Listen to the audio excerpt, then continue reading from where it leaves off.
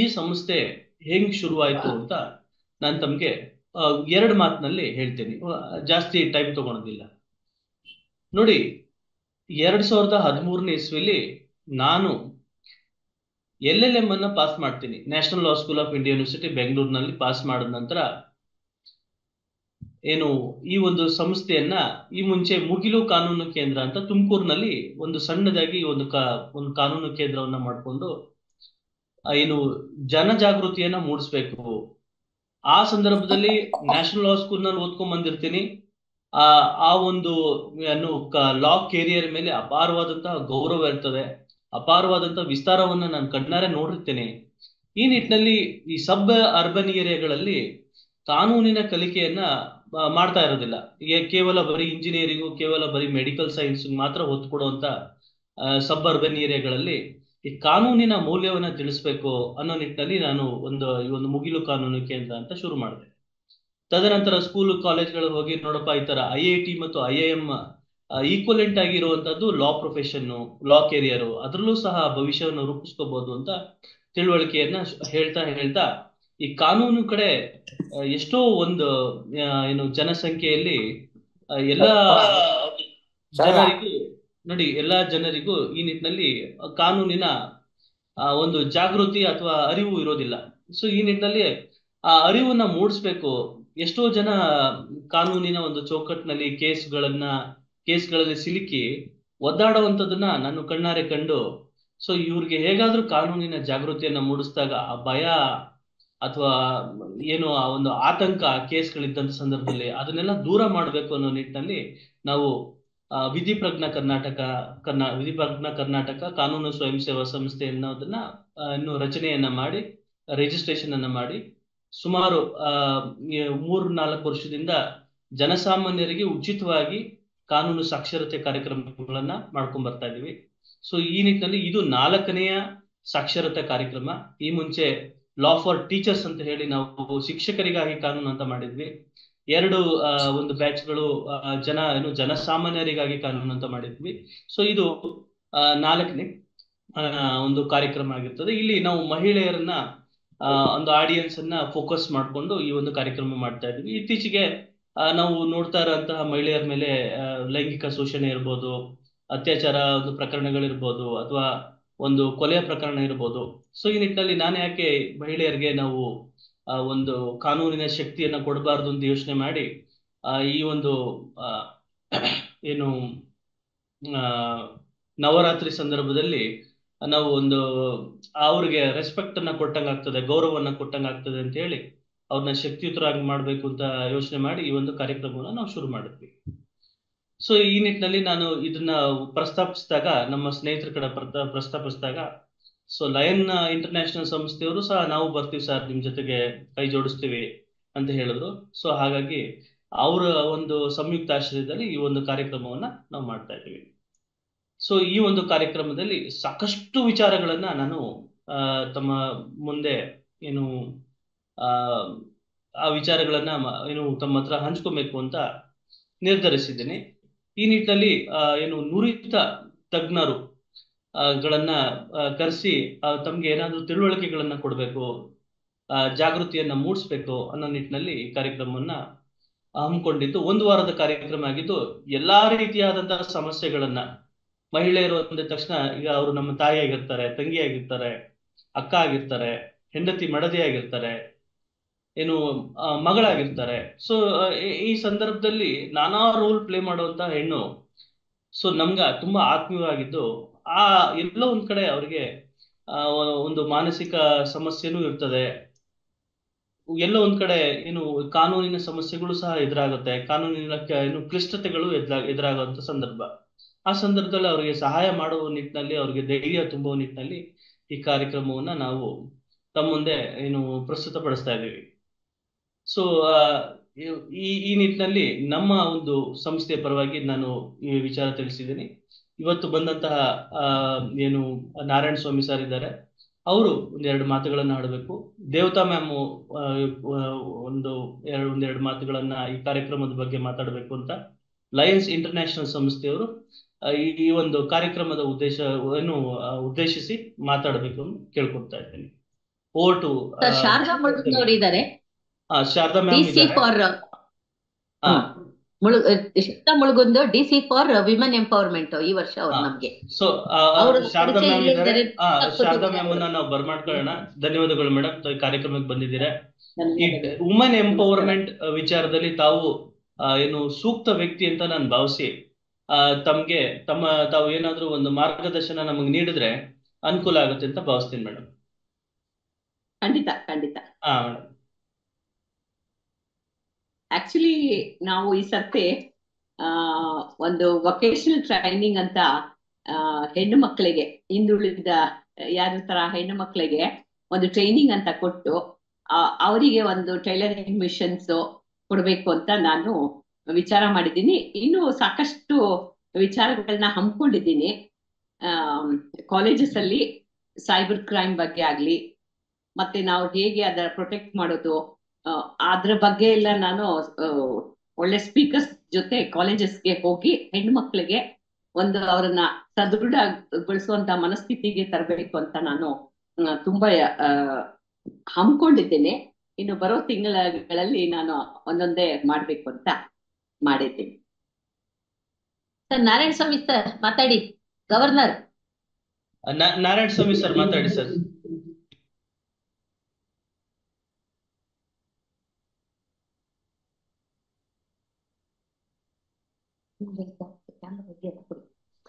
Sir ತಮ್ಮ voice ಕೇಳಿಸ್ತಾ ಇಲ್ಲ ಸರ್. ಮ್ಯೂಟ್ ಆಗ್ಬಿಟ್ಟಿದೆ. ನೀವು ಸರ್ ಎಲ್ರಿಗೂ ನಮಸ್ಕಾರ. ನಮಸ್ತೆ, ಹೇಳಿ ಸರ್.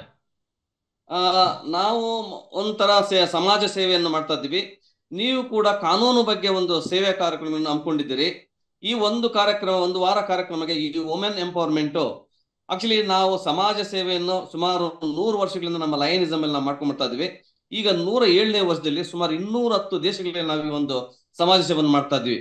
ಅಂತ ನಿಟ್ಟಿನಲ್ಲಿ ನೀವು ಕೂಡ ಈ ಒಂದು ಮಹಿಳೆಯರಿಗೆ ವುಮೆನ್ ಎಂಪವರ್ಮೆಂಟ್ ಈ ಒಂದು ಸೆಮಿನಾರ್, ಅವ್ರಿಗೆ ಒಂದು ಅವೇರ್ನೆಸ್ ಪ್ರೋಗ್ರಾಮ್ ಕೊಡ್ತಾ ಇದ್ರಿ. ತುಂಬಾ ಸಂತೋಷ. ಬಟ್ ಈ ಕಾರ್ಯಕ್ರಮಗಳ ನಮ್ಮ DC for women empowerment Sharada Mulugund ಅವರು ನಿಮ್ಮ ಕರ್ಕೊಂಡು ನಿಮ್ಮ ಜೊತೆ ಒಡನಾಟ ಇಟ್ಟುಕೊಂಡು ಬಹಳ ಸುಮಾರು ಕಾಲೇಜುಗಳಲ್ಲಿ ಒಂದು ಸೆಮಿನಾರ್ ಕೊಟ್ರೆ ಮಹಿಳೆಯರಿಗೆ ಬಹಳ ಸೂಕ್ತವಾದ ಕಾರ್ಯಕ್ರಮ ಅಂತ ನನಗನ್ಸುತ್ತೆ. ಸೊ ಈ ಕಾರ್ಯಕ್ರಮ ಚೆನ್ನಾಗಿ ಮುಂದುವರಿಲಿ. ಬಟ್ ನಾನು ಸ್ವಲ್ಪ ಬೇರೆ ಇದ್ರದ್ರಿಂದ ಈ ನಿಮಗೆಲ್ರಿಗೂ ನಾನು ನಮಸ್ಕಾರ ಹೇಳುತ್ತಾ ನನ್ನ 2 ಮಾತುಗಳನ್ನು ಹೇಳ್ತೀನಿ. Thank you sir. ಡೆಫಿನೆಟ್ ಆಗಿ ನಾವು ಇರ್ತೀವಿ ಸರ್. ನಮ್ಮ ಎಲ್ಲಾ ಲಯನ್ಸ್ ಇಂಟರ್ನ್ಯಾಷನಲ್ ಸಂಸ್ಥೆಯ ಎಲ್ಲಾ ಒಂದು ಸಾಮಾಜಿಕ ಕಾರ್ಯಗಳಲ್ಲಿ ಕಾನೂನು ಪುಷ್ಟಿಯನ್ನ ನಾವು ನಮ್ಮ ಸಂಸ್ಥೆಯಿಂದ ಕೊಡ್ತೀವಿ ಅಂತ ಈ ಒಂದು ಕಾರ್ಯಕ್ರಮದ ಮೂಲಕ ಹೇಳ್ತೀವಿ ಸರ್. ಈ ಒಂದು ವುಮೆನ್ ಎಂಪವರ್ಮೆಂಟ್ ನಮ್ಮ ಶಾರದಾ ಮುಳುಗುಂದ್ ಅವರು ಒಂದು ತೀರ್ಮಾನ ತಗೊಂಡಿದ್ದಾರೆ. ನಾನು ಹೆಣ್ಣು ಮಕ್ಕಳಿಗೆ ಬಹಳಷ್ಟು ಸೇವೆ ಮಾಡಬೇಕು, ಒಂದು ಅವೇರ್ನೆಸ್ ಕೊಡ್ಬೇಕು. ನೀವು ಹೆಣ್ಣು ಮಕ್ಕಳ ಬಗ್ಗೆ ಆಗ್ತಾರಂತ ಅತ್ಯಾಚಾರ ಅಂತ ಇಂಥದ್ದೆಲ್ಲ ಹೇಳಿದ್ರಿ.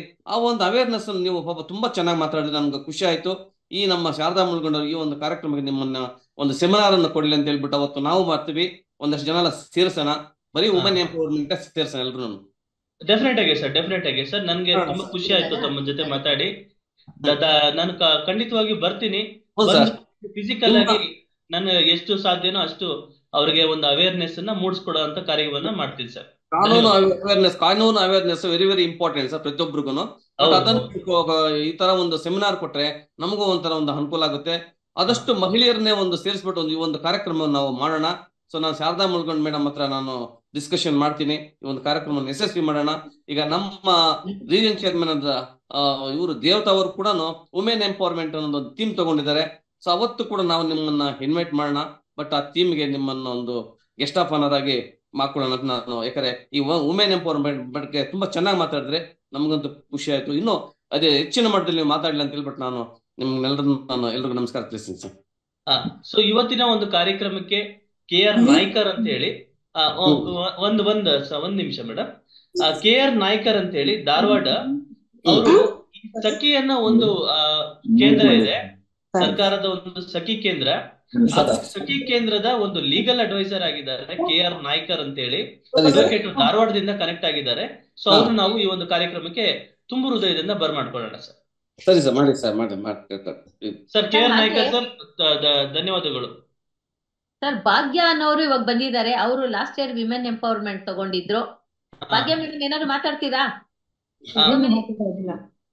ಮಾತಾಡೋದೇ ಇದ್ರೆ ಮಾತಾಡಿ ಮೇಡಮ್. ಈ ವುಮೆನ್ ಎಂಪವರ್ಮೆಂಟ್ ಯಾಕೆ ಇಂಪಾರ್ಟೆಂಟ್ ಆಗ್ತದೆ ಏನಾದ್ರೂ ಒಂದು 2 ಲೈನ್ಗಳಲ್ಲಿ ತಾವು ಹೇಳೋದಾದ್ರೆ ಹೇಳ್ಬೋದು ಮೇಡಮ್.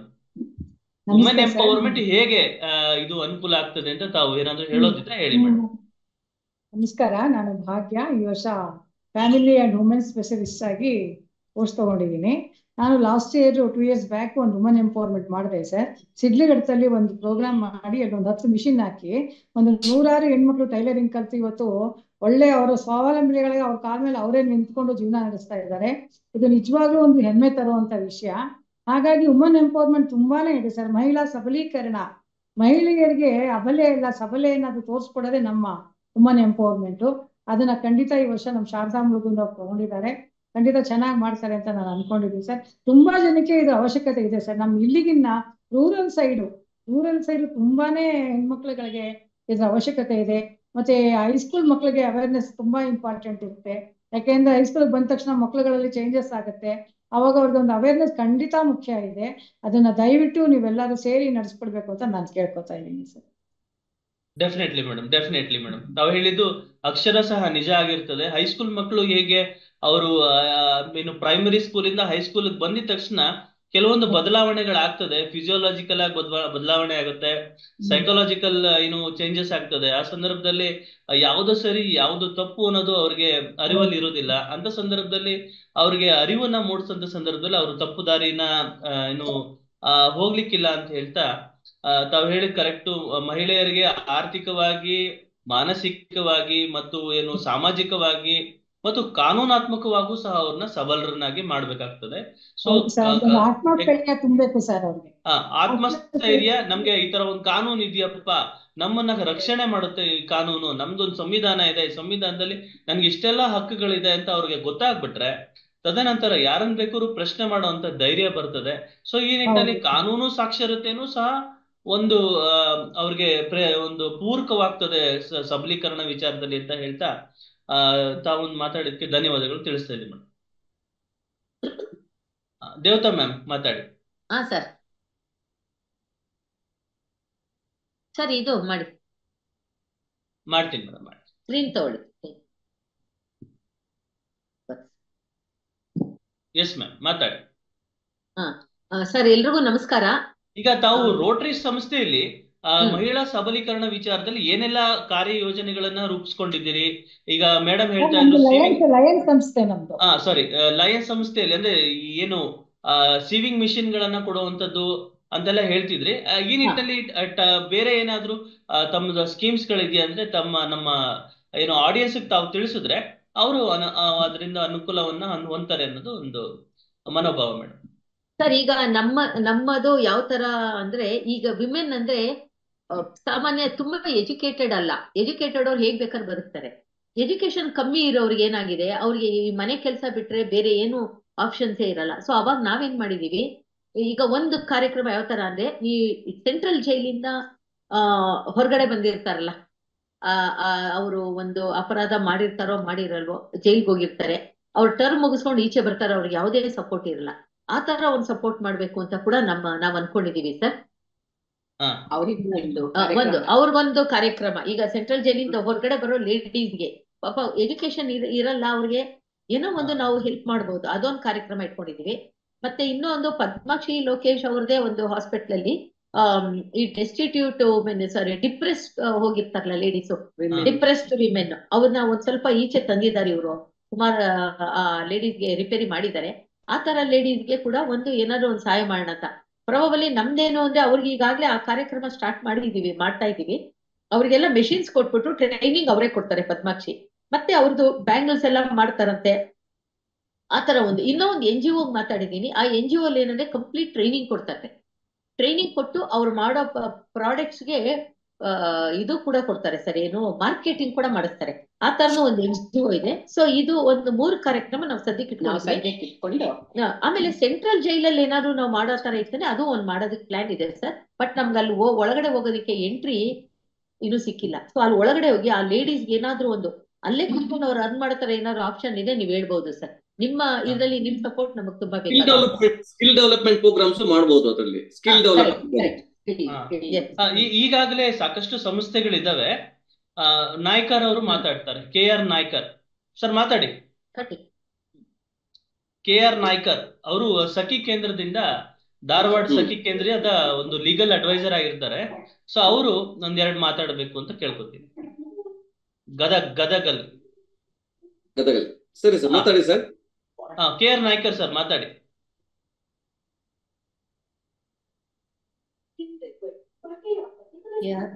ಸರ್ ಮ್ಯೂಟ್ ಮಾಡ್ಕೊಂಡಿದ್ದಾರೆ ಅವರು. ಅನ್ಮ್ಯೂಟ್ ಮಾಡಿ ಅವ್ರದ್ದು. ಮೇಡಮ್ ಅನ್ಮ್ಯೂಟ್ ಮಾಡಿ. ಪೋಸ್ಟ್ ಮಾಡ್ಬೇಕದು.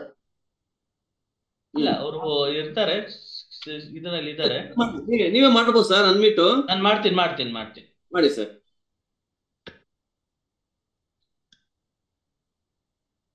ಸರ್ ಅನ್ಮ್ಯೂಟ್ ಮಾಡ್ಕೊಳ್ಳಿ. ನಾನು ಟ್ರೈ ಮಾಡ್ತಾ ಇದ್ದೀನಿ, ತಾವು ಅನ್ಮ್ಯೂಟ್ ಮಾಡ್ಕೋತಾ ಇಲ್ಲ. ಅನುಮತಿ ಕೊಡಿ.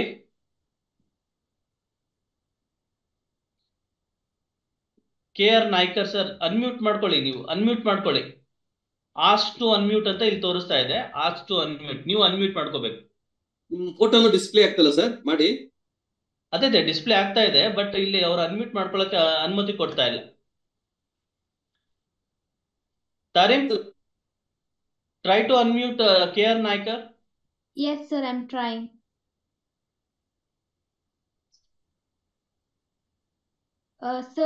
Sir himself has to unmute. There's no option. Yeah. So, okay, there are some technical issues might be.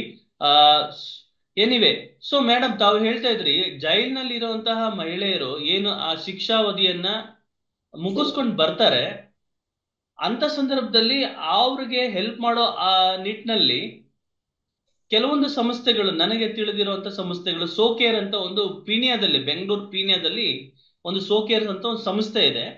ಆ ಸಂಸ್ಥೆ ಏನ್ ಮಾಡ್ತಾರೆ ಅಂತಂದ್ರೆ, ಆ ಏನು ಶಿಕ್ಷೆಗೆ ಒಳಗಾಗಿರುವಂತಹ ಏನು ಇವ್ರಿರ್ತಾರೆ, ಕೈದಿಗಳಿರ್ತಾರೆ, ಅವರ ಮಕ್ಕಳನ್ನ ನೋಡ್ಕೊಳ್ಳುವಂಥದ್ದು ಇರ್ತದೆ.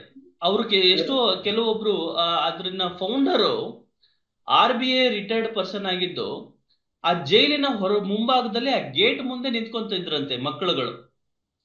ಆ ಮಕ್ಕಳುಗಳು ಗೇಟ್ ಮುಂದೆ ನಿಂತ್ಕೊಂಡು ಅಳೋದನ್ನ ನೋಡಿ ಒಂದು ಸಂಸ್ಥೆಯನ್ನ ಅದನ್ನ ನಿರ್ಮಾಣ ಮಾಡಿದ್ದಾರೆ. ಸೋಕೇರ್ ಅಂತ ಒಂದು ಸಂಸ್ಥೆ.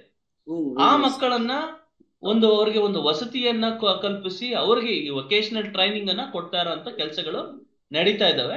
ಈ ನಿಟ್ಟಿನಲ್ಲಿ ಜೈಲಿನಲ್ಲಿ ಇರುವಂತಹ ಅಪರಾಧಿಗಳಿಗೆ, ಪರ್ಟಿಕ್ಯುಲರ್ ಆಗಿ ಮಹಿಳಾ ಅಪರಾಧಿಗಳಿಗೆ ಅನುಕೂಲ ಆಗೋ ರೀತಿಯಲ್ಲಿ ಎಲ್ಲಾ ಕಾರ್ಯಕ್ರಮಗಳು ನಡೀತಾ ಇದ್ದಾವೆ. ಈ ನಿಟ್ಟಿನಲ್ಲಿ ನಮ್ಮ ಒಂದು ಸಂಸ್ಥೆಯ ಏನು ಸಹಕಾರ ತಮ್ಗೆ ಇರುತ್ತೆ ಅಂತ ನಾನು ಹೇಳ್ತೀನಿ ಮೇಡಮ್. ತುಂಬಾ ಜನ ಮಕ್ಕಳುಗಳಿಲ್ಲ ದೌರ್ಜನ್ಯಕ್ಕೆ ಒಳಗಾಗಿರ್ತಾರೆ ಸರ್. ಅಂತ ಮಗಳಿಗೆ ನ್ಯಾಯ ಸಿಗ್ಬೇಕು. ತುಂಬಾ ಹೆಣ್ಮಕ್ಳುಗಳು ತುಂಬಾ ಬಾಧೆ ಪಡ್ತಾ ಇರ್ತಾರೆ. ಅವ್ರನ್ನ ಗುರ್ತಿಸಿ ಅವ್ರಿಗೆಲ್ಲರಿಗೂ ನ್ಯಾಯ ಕೊಡಿಸಿ ಅವ್ರಿಗೆ ಸಬಲೀಕರಣ ಮಾಡ್ಬೇಕು ಅನ್ನೋದೇ ನಮ್ಮ ವುಮನ್ ಎಂಪವರ್ಮೆಂಟ್ ಉದ್ದೇಶ ಸರ್. ಡೆಫಿನೆಟ್ ಆಗಿ ಮೇಡಮ್, ಡೆಫಿನೆಟ್ ಆಗಿ ನಮ್ಮ ಕೈಲಾಗಿತ್ತು ನಾವು ಪ್ರಯತ್ನವನ್ನ ನಾವು ಕೊಡೋಣ ಮೇಡಮ್. ನಿಮ್ಮ ಸಂಸ್ಥೆಗೆ ನಮ್ಮ ಸಂಸ್ಥೆ ಯಾವಾಗ್ಲೂ ಸಹ ಒಂದು ಏನು ಸಹಾಯವನ್ನ ಮಾಡ್ಲಿಕ್ಕೆ ಸಿದ್ಧರಾಗಿರುತ್ತೆ ಅಂತ ಹೇಳ್ತೀವಿ ಮೇಡಮ್.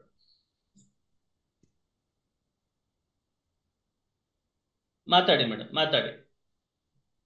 ಯಾರಿಗಾದ್ರೂ ಈ ಒಂದು ಲಯನ್ಸ್ ಇಂಟರ್ನ್ಯಾಷನಲ್ ಸಂಸ್ಥೆಯ ಬಗ್ಗೆ ಏನಾದ್ರೂ ಪ್ರಶ್ನೆಗಳಿದ್ರೆ ಕೇಳಿ. ಇಲ್ಲಿ ಅಫಿಷಿಯಲ್ಸ್ ಇದ್ದಾರೆ, ಲಯನ್ ಇಂಟರ್ನ್ಯಾಷನಲ್ ಸಂಸ್ಥೆಯ ಅಫಿಷಿಯಲ್ಸ್ ಇದ್ದಾರೆ. ಅವರು ಕೆಲವೊಂದು ಕಾರ್ಯಯೋಜನೆಗಳನ್ನ ತಮ್ಮ ಮುಂದೆ ಹೇಳಿದ್ದು.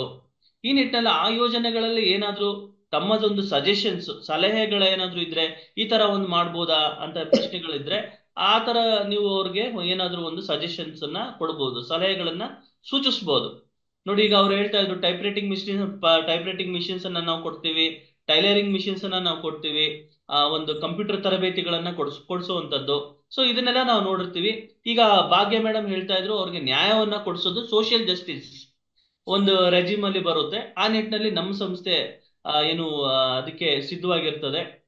ಸಾಮಾಜಿಕ ನ್ಯಾಯನ ಒಂದು ಕೊಡಿಸುವಂತ ನಿಟ್ಟಿನಲ್ಲಿ ಏನಾದ್ರು ಆ ಪ್ರಕರಣಗಳಲ್ಲಿ ಏನಾದ್ರು ಸಿಲುಕಿದ್ದಂತ ಸಂದರ್ಭದಲ್ಲಿ ಆ ಪ್ರಕರಣದಿಂದ ಹೊರಗಡೆ ಕರ್ಕೊಂಡ್ಬರೋ ನಿಟ್ಟಿನಲ್ಲಿ ನಾವು ಸಹಾಯವನ್ನ ಮಾಡ್ತೀವಿ. ನಾರಾಯಣ ಸ್ವಾಮಿ ಸರ್ ಏನಾದ್ರು ಮಾತಾಡೋದಿದ್ಯಾ? ಸರ್ ಇಲ್ಲ ಇಲ್ಲ, ನೀವು ಹೇಳಿ ಸರ್. ನಾವು ಹಾ, ಭಾರತಿ ಮುದೋಳ್ ಮೇಡಮ್ ಏನಾದ್ರು ಮಾತಾಡೋದಿದ್ಯಾ? ಓಕೆ. ನಾಯ್ಕರ್ ಸರ್ ಮಾತಾಡ್ತೀರಾ? KR Naikar, now you can talk. Connect ಆಗ್ತಲ್ಲ ಬೇಕು. ಇಲ್ಲ, ಮಾತಾಡಿ ಕನೆಕ್ಟ್ ಆಗಿದೆ, ಮಾತಾಡಿ.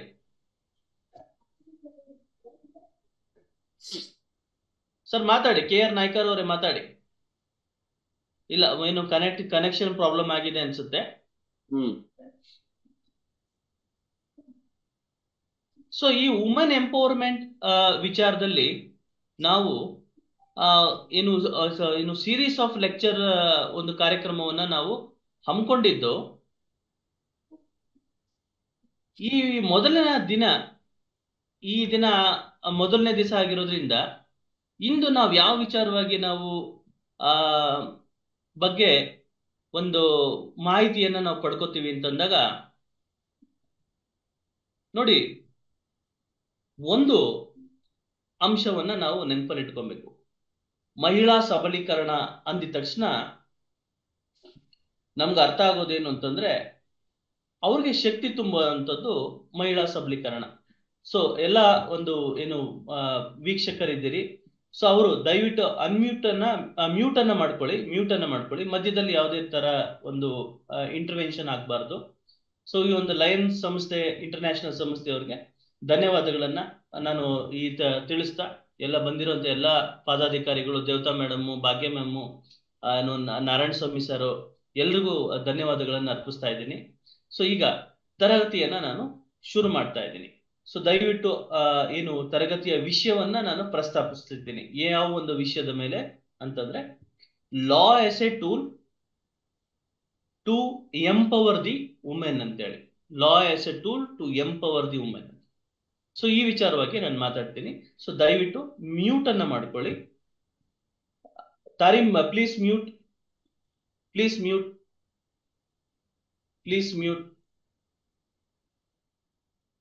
ನೋಡಿ, ಪ್ರಶ್ನೆಗಳನ್ನ ನಾನು ಈ ಒಂದು ಉಪನ್ಯಾಸ ಮುಗಿದ ನಂತರ ಪ್ರಶ್ನೆಗಳನ್ನ ಕೇಳಿ ಅಂತ ತಮಗೆ ವಿನಂತಿಯನ್ನ ಮಾಡ್ಕೊಂತೀನಿ. ಆ ಸಂದರ್ಭದಲ್ಲಿ ತಾವು ಪ್ರಶ್ನೆಗಳನ್ನ ಕೇಳ್ಬೋದು. ಇವತ್ತು ನಾವು ಇವು ಮೊದಲನೇ ಒಂದು ಉಪನ್ಯಾಸ ಆಗಿರೋದ್ರಿಂದ ತಮ್ಗೆ ನಾನು ಆ ಹಕ್ಕುಗಳ ಬಗ್ಗೆ ತಿಳಿಸ್ಕೊಡ್ತೀನಿ. ಹಕ್ಕುಗಳು ಅಂದ್ರೆ ಏನು ಅಂತ ತಿಳಿಸ್ಕೊಡ್ತೀನಿ.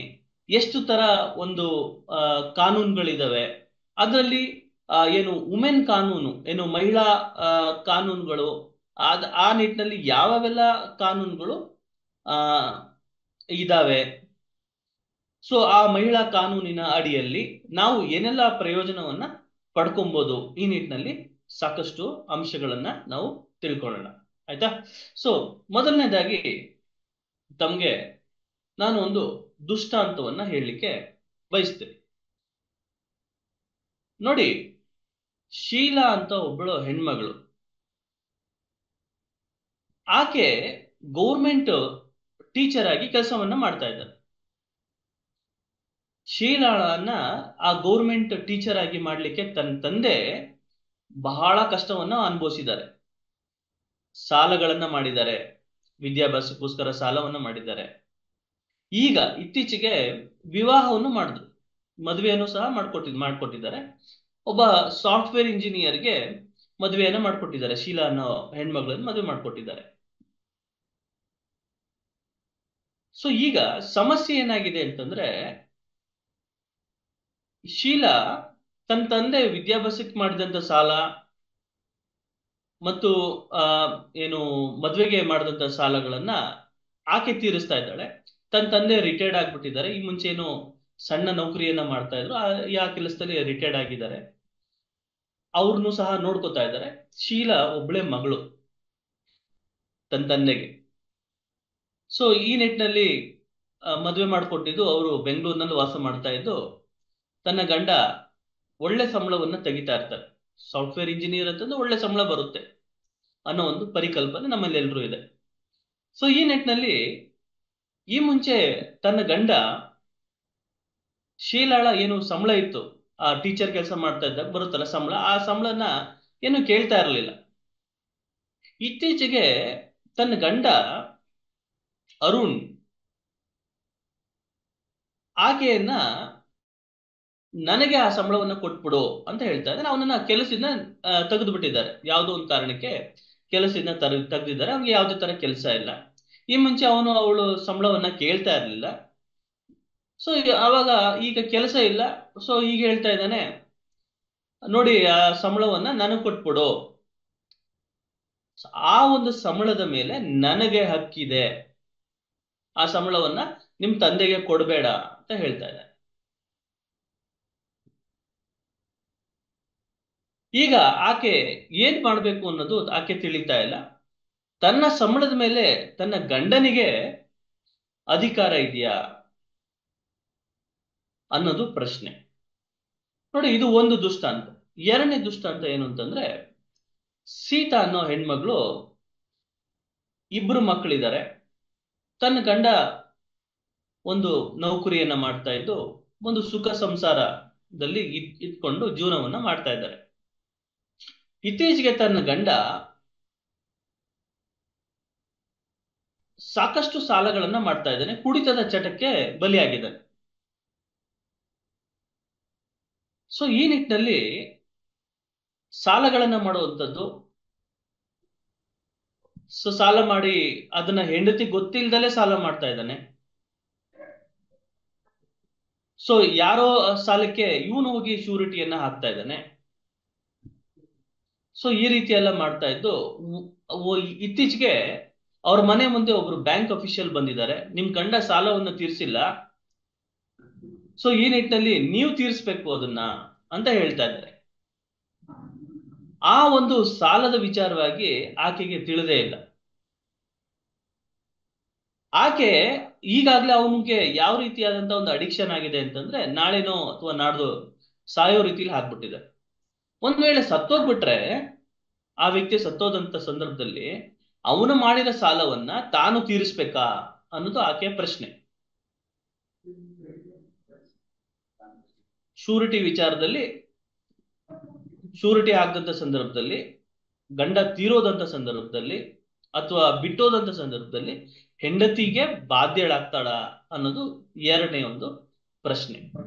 ನೋಡಿ, ಇದು ಎರಡನೆಯ ಒಂದು ದುಷ್ಟಾಂತ. ಮೂರನೇ ಒಂದು ದುಷ್ಟಾಂತವನ್ನ ಹೇಳ್ತೀನಿ ನಾನು. ನೋಡಿ,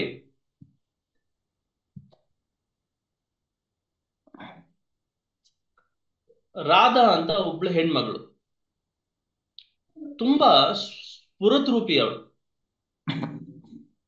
ಮದ್ವೆಯನ್ನ ಮಾಡ್ಕೊಂಡಿದ್ದಾಳೆ, ಮಕ್ಕಳಿದ್ದಾರೆ, 2 ಮಕ್ಕಳಿದ್ದಾರೆ. ತುಂಬಾ ಸುಂದರವಾದ ಸಂಸಾರ ಅದು. ಆದ್ರೆ ಸಂಸಾರದಲ್ಲಿ ಏನು ಅಂತಂದ್ರೆ ಕೊರತೆ ಅಂದ್ರೆ ಕಡು ಬಡತನ. ಕಡು ಬಡತನ ಆದ್ರೂ ಸಹ ತನ್ನ ಗಂಡ ಕೈಲಾದಂತ ಕೆಲಸವನ್ನ ಮಾಡಿಕೊಂಡು ಆ ಸಂಸಾರವನ್ನ ಸಾಕ್ತಾ ಇದ್ದಾನೆ. ರಾಧಾಳಿಗೆ ಒಂದು ಹುಚ್ಚು ಕಲ್ಪನೆ, ಬೆಂಗಳೂರಿನಲ್ಲಿ ವಾಸ ಮಾಡಬೇಕು, ತುಂಬಾ ಒಂದು ಶ್ರೀಮಂತಿಕೆ ಜೀವನವನ್ನ ಮಾಡಬೇಕು,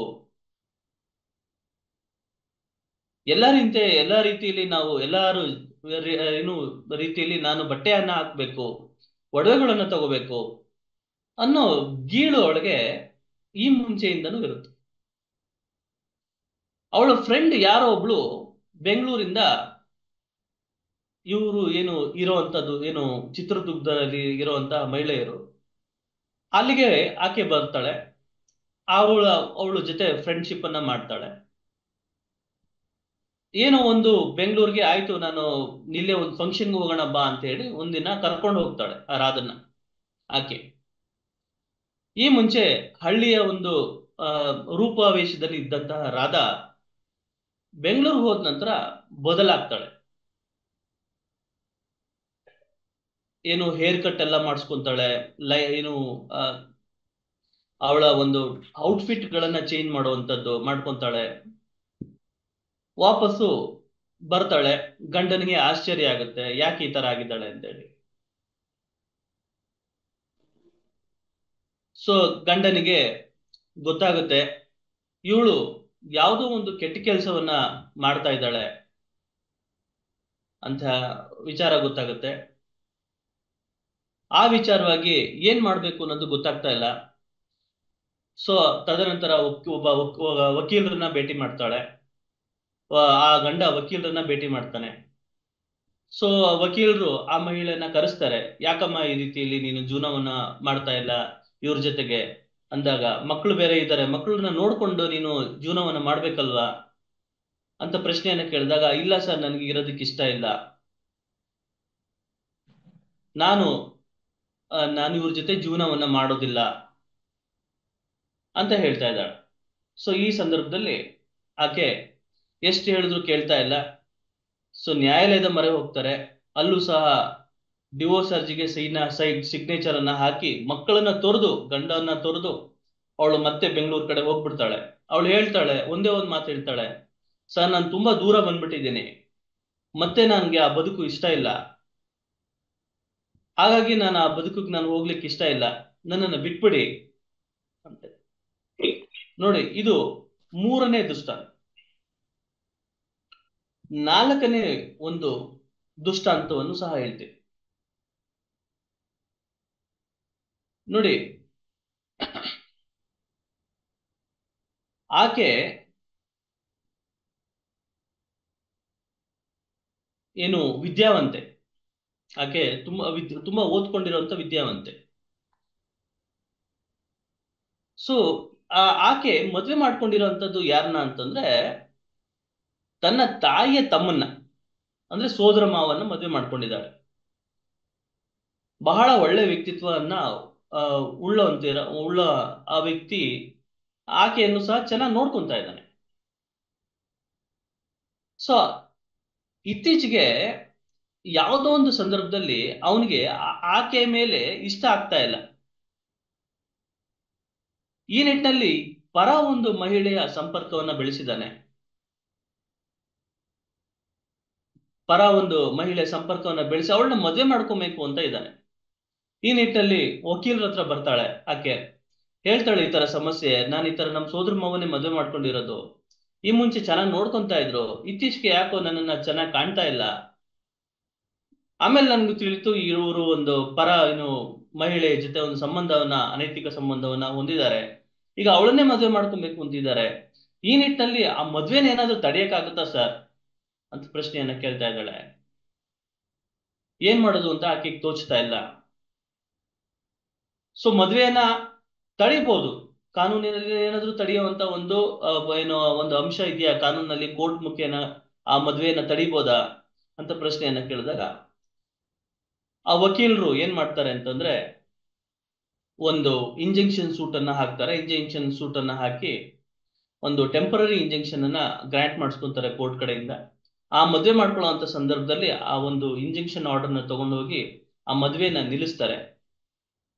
ಸೊ ನಿಲ್ಲಿಸಿದಂತ ಸಂದರ್ಭದಲ್ಲಿ ಆಕೆ ಆ ವ್ಯಕ್ತಿಯನ್ನ ಕರ್ಕೊಂಡ್ ಬರ್ತಾರೆ. ಕರ್ಕೊಂಡ್ಬಂದು ಯಾಕೆ ಈ ರೀತಿ ಮಾಡಿದೆ ಅಂತ ಪ್ರಶ್ನೆಯನ್ನ ಕೇಳಿದಾಗ, ಇಲ್ಲ, ಈಕೆ ಜೊತೆ ನನಗೆ ಬಾಳ್ಲಿಕ್ಕೆ ಆಗ್ತಾ ಇಲ್ಲ ಅನ್ನೋ ಸಂದರ್ಭದಲ್ಲಿ ಆಕೆಗೆ ಕೇಳ್ತಾರೆ, ಆಯ್ತಮ್ಮ ನೀನ್ ಬಿಟ್ಬಿಡಮ್ಮ ಅಂತಂದ್ರೆ ಅವಳು ಬಿಡೋದಕ್ಕೆ ತಯಾರಿಲ್ಲ. ಆಯ್ತಮ್ಮ ನೀನು ಹೋಗಿ ಜೀವನವನ್ನ ಮಾಡ್ತೀಯಾ ಅಂತ ಕೇಳಿದ್ರೆ ಆಕೆಗೂ ಸಹ ಅದಕ್ಕೂ ಸಹ ರೆಡಿ ಇಲ್ಲ. ಈ ಕಡೆ ಅವಳು ಆ ವ್ಯಕ್ತಿ ಜೊತೆ ಜೀವನವನ್ನು ಮಾಡ್ಲಿಕ್ಕೆ ರೆಡಿ ಇಲ್ಲ, ಅಥವಾ ಅವನ ಪಾಡಿಗೆ ಅವನು ಬದುಕೋದಕ್ಕೂ ಅವಳು ಬಿಡ್ತಾ ಇಲ್ಲ. ಸೊ ಈ ರೀತಿಯಾದಂತಹ ಒಂದು ಕ್ಲಿಷ್ಟಕರವಾದಂತಹ ಒಂದು ಸಂದರ್ಭ ಎದುರಾಗಿದೆ. ನೋಡಿ, ಇವೆಲ್ಲಾ ವಿಚಾರಗಳನ್ನ ನಾನು ಯಾಕೆ ಹೇಳ್ತಾ ಇದ್ದೀನಿ ಅಂತಂದ್ರೆ, ನೋಡಿ, ಎಲ್ಲಾ ವಿಚಾರಗಳ ಈ ಎಲ್ಲಾ ಒಂದು ದುಷ್ಟಾಂತಗಳಲ್ಲೂ ಒಂದು ಸಾಮಾಜಿಕ ಸ್ಥಿತಿ ಅದನ್ನು ಸಹ ನಾವು ಗಮನಿಸಬಹುದು.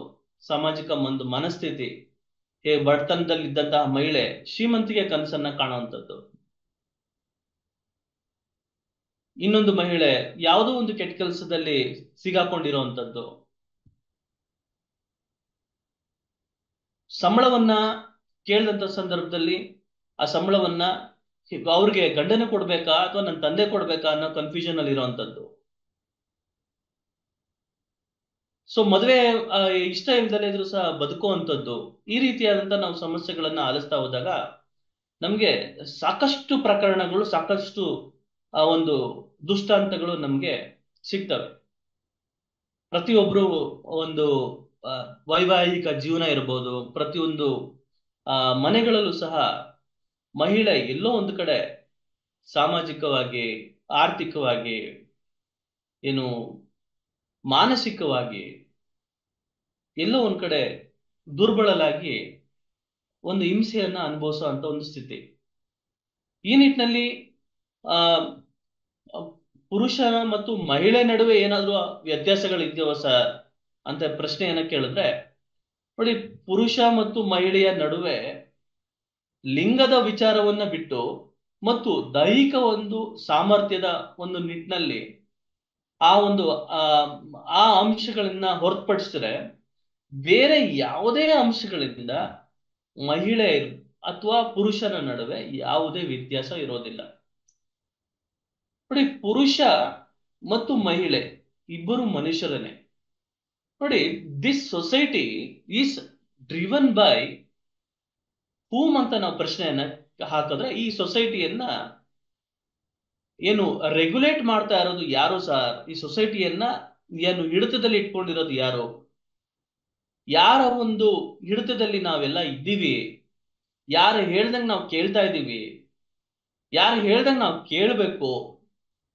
ಯಾವ ರೀತಿಯಾದ ನಾವು ನಡ್ಕೊಬೇಕು ಅಂತ ನಮಗೆ ನಾವೇ ಪ್ರಶ್ನೆಯನ್ನ ಹಾಕಿ ಒಳ ಹೊಕ್ಕು ನೋಡಿದಾಗ ನಮಗೆ ಅನ್ಸೋದು ಏನು ಅಂತಂದ್ರೆ, ನಮ್ಮನ್ನೆಲ್ಲ ಹಿಡಿದಿಟ್ಕೊಂಡು ನಮ್ಮ ಬಿಹೇವಿಯರ್ ಅನ್ನ ರೆಗ್ಯುಲೇಟ್ ಮಾಡ್ತಾ ಇರೋದು ಯಾರು ಸರ್ ಅಂತ ಪ್ರಶ್ನೆಯನ್ನ ಕೇಳಿದ್ರೆ ಕಾನೂನು ಅಂತ. ನೋಡಿ, ಇವತ್ತು ನನಗೆ ನಾವು ಈ ಒಂದು ಕಾರ್ಯಕ್ರಮವನ್ನ ಮಾಡಿದ್ದು ತಮ್ಮ ಜೊತೆ ನಾನು ಈ ಒಂದು ಉಪನ್ಯಾಸವನ್ನ ನೀಡ್ತಾ ಇದ್ದೀನಿ. ಈ ಉಪನ್ಯಾಸವನ್ನ ನೀಡ್ತಾ ಇರೋದಕ್ಕೆ ನನಗೆ ಎಲ್ಲಿಂದ ಬಂತು ಸರ್ ತಾಕತ್ತು ಅಂತ ನೀವು ಪ್ರಶ್ನೆಯನ್ನ ಕೇಳಿದ್ರೆ ನಾನು ಹೇಳ್ತೀನಿ, ನೋಡಿ, ಸಂವಿಧಾನ ಇದೆಯಲ್ಲ, ಆ ಸಂವಿಧಾನ ನನಗೆ ಚೈತನ್ಯ ಕೊಟ್ಟಿದೆ, ಸಂವಿಧಾನ ನನಗೆ ಹಕ್ಕನ್ನ ಕೊಟ್ಟಿದೆ. ಏನ್ ಹಕ್ಕನ್ನ ಕೊಟ್ಟಿದೆ? Right to express your ideas, freedom of speech and expression. ಆ ಒಂದು ಫ್ರೀಡಮ್ ಅನ್ನ ನನಗೆ ಕೊಟ್ಟಿದ್ಯಲ್ಲ, ಆ ಒಂದು ರೈಟ್ ಅನ್ನ ನನಗೆ ಕೊಟ್ಟಿದ್ಯಲ್ಲ, ಆ ರೈಟ್ ಅನ್ನ ಉಪಯೋಗಿಸ್ಕೊಂಡು ನಾನು ಈ ಒಂದು ಕಾರ್ಯಕ್ರಮವನ್ನ ಏನು ನಿರ್ವಹಿಸ್ತಾ ಇದ್ದೀನಿ, ಈ ಕಾರ್ಯಕ್ರಮವನ್ನ ಮಾಡ್ಕೊಡ್ತಾ ಇದ್ದೀನಿ ಅಂತ ನಾನು ಹೇಳ್ತೀನಿ. ಸೊ ಈ ನಿಟ್ಟಿನಲ್ಲಿ